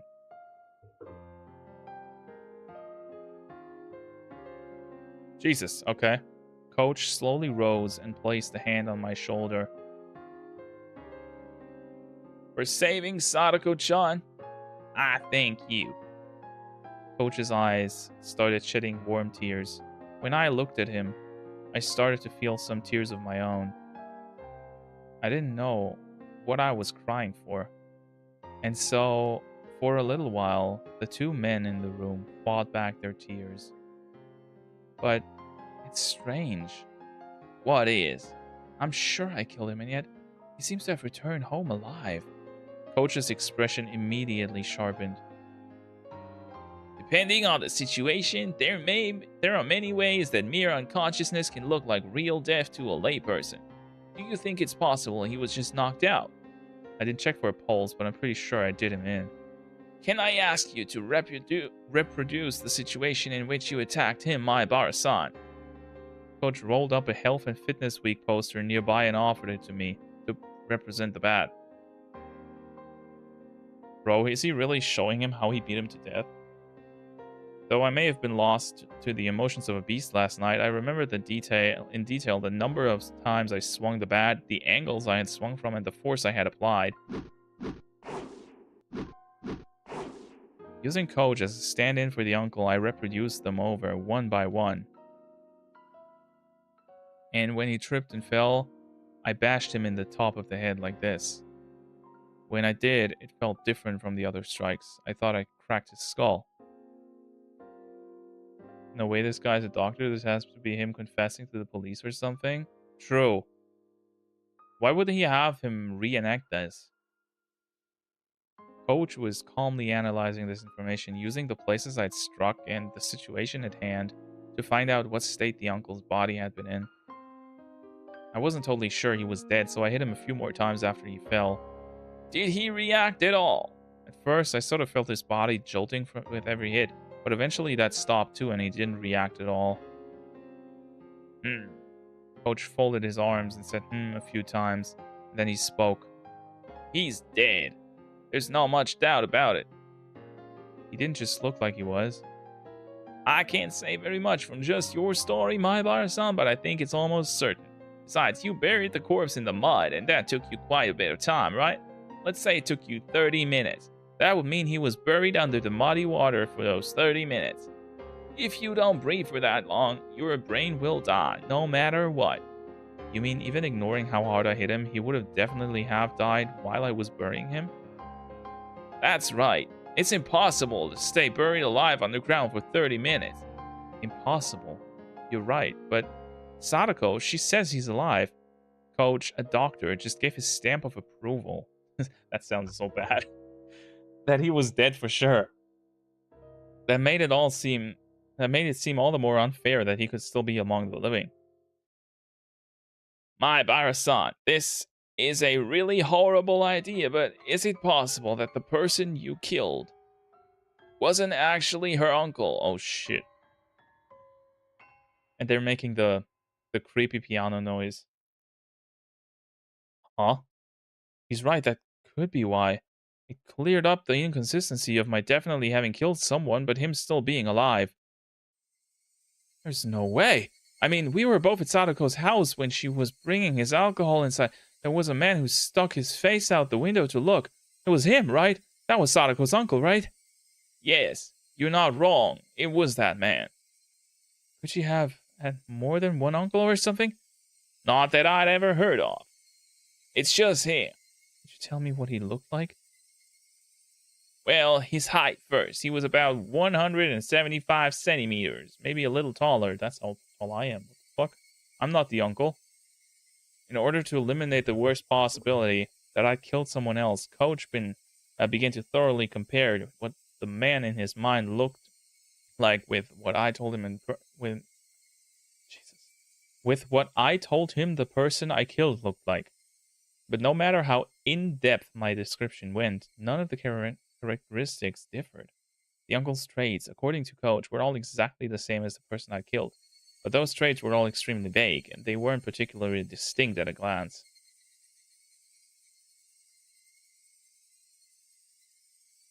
I'm the uncle? Yeah, and I'm not dead, so we got a solution to the story.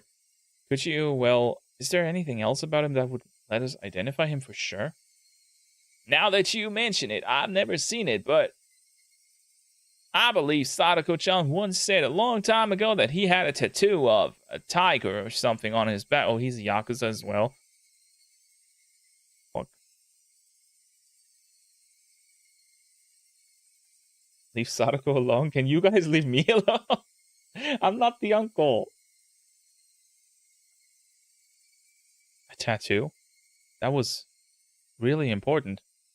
Not everyone had a tattoo. If I found a tiger tattoo on the back of the man's corpse, it would be proof I'd killed the right one. At the moment, though, there was one other thing that would verify this.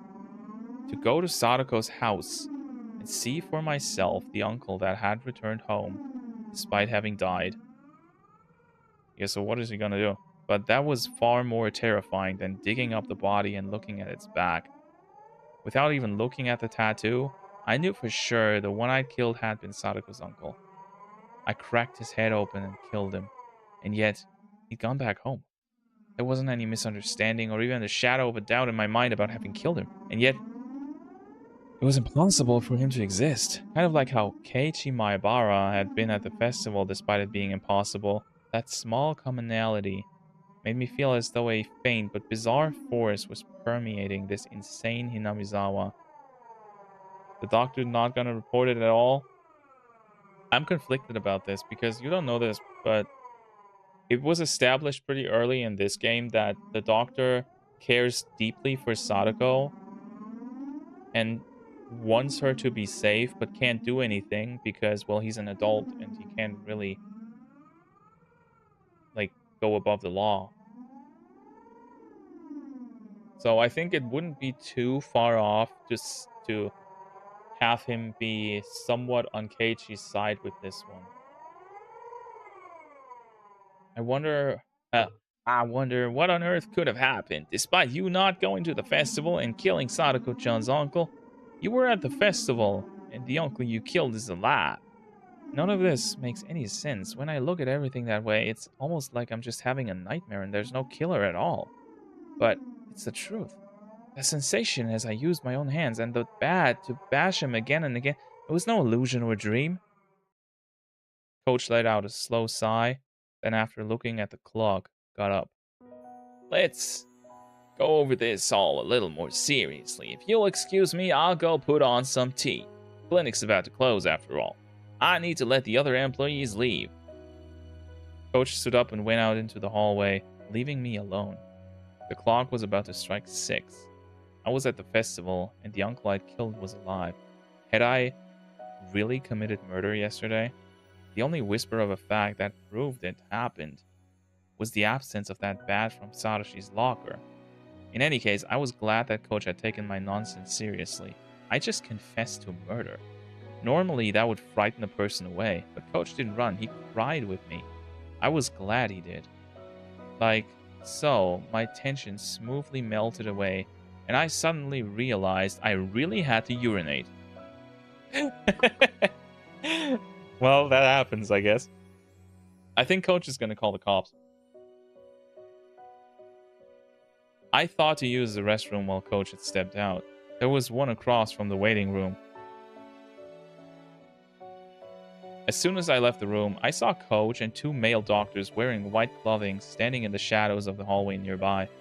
I didn't particularly intend to eavesdrop or anything, but I was quite surprised upon noticing how uneasy they seemed. I hid behind the wall and quietly listened in. It seemed like Coach was giving directions to the two doctors. Black tea? I'll make some. Mix in the sedative you think best for the occasion. Oh, shit. It's the Neon. Oh my god, it's the murder music. I'm gonna turn this up. I love this song. Cover the taste with milk and sugar. He may grow suspicious at the sudden onset of drowsiness.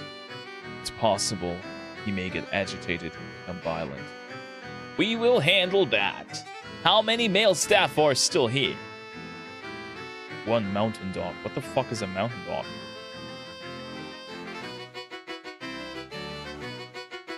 Including us? Great. What was all this? I think I was already agitated despite what Coach said. Was that it? Was it just a casual conversation and it was only sounding unbelievable to me? Coach said that he would bring some black tea and left the room. And then in the shadows, he was telling his subordinates to put some kind of sleeping powder in the tea. Plus, they were getting extra help in case I thought the sudden sleepiness was suspicious and started getting violent. Hey, wait, Kaiichi Maibara, calm down, calm down. There's no way something this stupid could be happening. I mean, he was genuinely listening to my story, and he even cried with me. I thought he was the one person in Hinamizawa who would understand. This was... There are signs of fabrications or falsehoods, and his memories of yesterday in particular are completely confused. He can no longer tell truth from falsehood. It's quite similar to multiple personality disorder.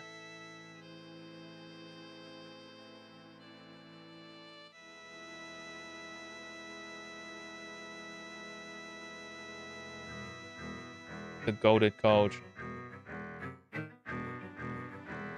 He handled this like a fucking professional. But as for how quickly this mental disorder emerged, it's just not normal. Maybe it's inborn, or perhaps there were signs of it before he moved here. I'd like to take a look at any records of him staying at a mental hospital before he moved here. In any case, I want him to take a quiet nap. The two doctors nodded deeply. I should probably contact Maibara-kun's parents too, though I can't think of what to tell him. Please, find his home phone number for me. I love this fucking theme, it's so cool. My eyes, still moist, began to shed tears once more. This was too cruel. I really thought he had actually understood and had believed what I told him. In Miles Edgeworth, we believe. Instead of aggravating the mental patient further, he acted as if he was actually listening. Yeah, he was really good. That was professionalism at its finest, man. And this shows again that Ryukichi, the writer for this series, worked as a social worker before, because he really understands how mentally ill people work and how to not fucked them up.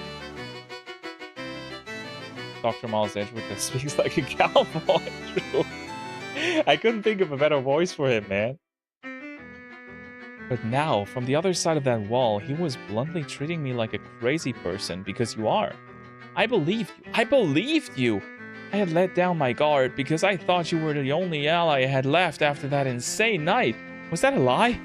All that about thanking me on Sadako's behalf, were you just pretending in order to keep me placated? My tears fell to the floor in frustration. I was an idiot. I was such an idiot for believing that bastard. I heard footsteps approaching the doctors. Okay. A man in a dress shirt with no tie came running up. Dr. Irie, it's terrible. They found Takano-san. Takano-san? Wait, where? Well.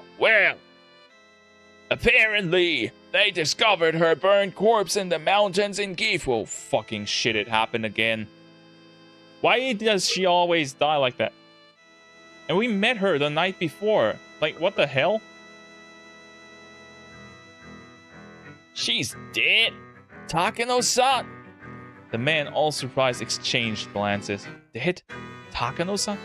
Hey, wait, so then, does that mean when I cursed her, wishing for her death, that wish was granted? What do you mean, burned corpse? Was it an accident? According to the statement from the Prefectural Police Department, the possibility is extremely high that she was murdered. As I cried, I laughed quietly. Serves you right. Serves you right. If I hadn't run into that woman, my murder would have been perfect. She just had to come driving up on me and try to coerce me like that. I regretted not having killed her on the spot, but now she was dead anyway. I curse my wish for her demise. It was fulfilled. Serves you right. Serves you right. Risa-san died. And Takano-san died. Who the fuck is Risa-san? Who the hell is that? What on earth could be happening in Hinamizawa? Don't tell me. This was all Yashiro-sama's curse for this year? Like hell I'll let the curse be real, Coach said. Everyone present just nodded as Coach cursed at no one in particular. yeah.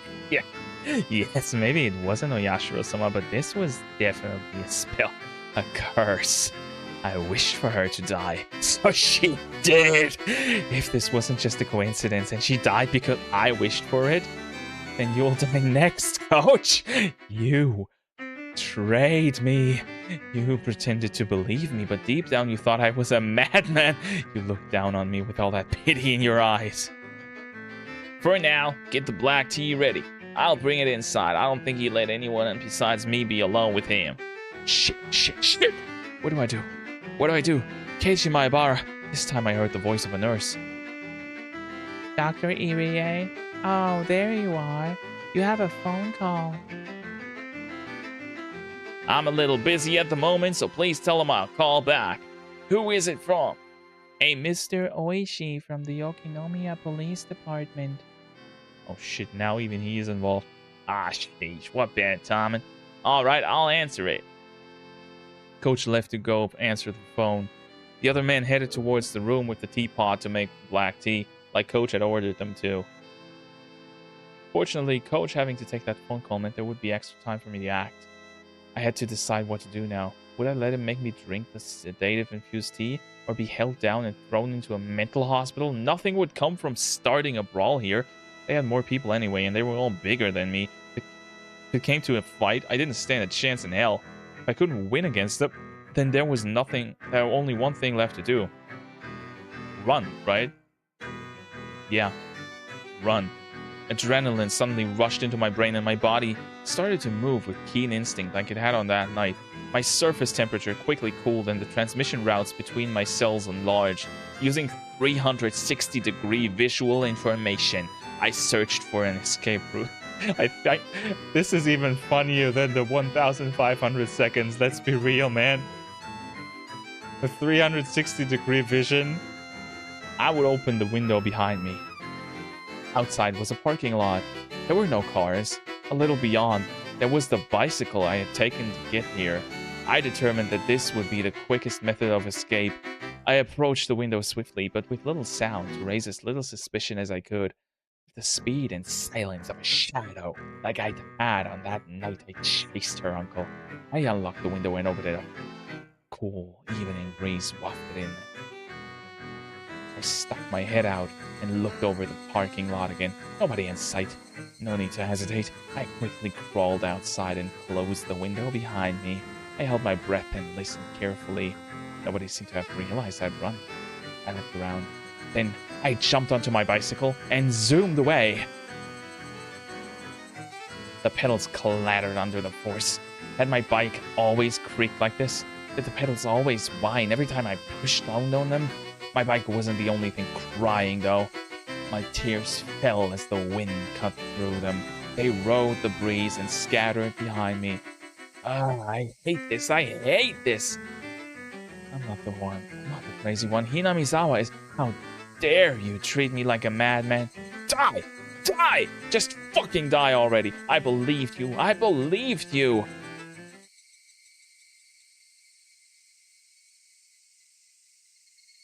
We're going to stop here because it's getting super late.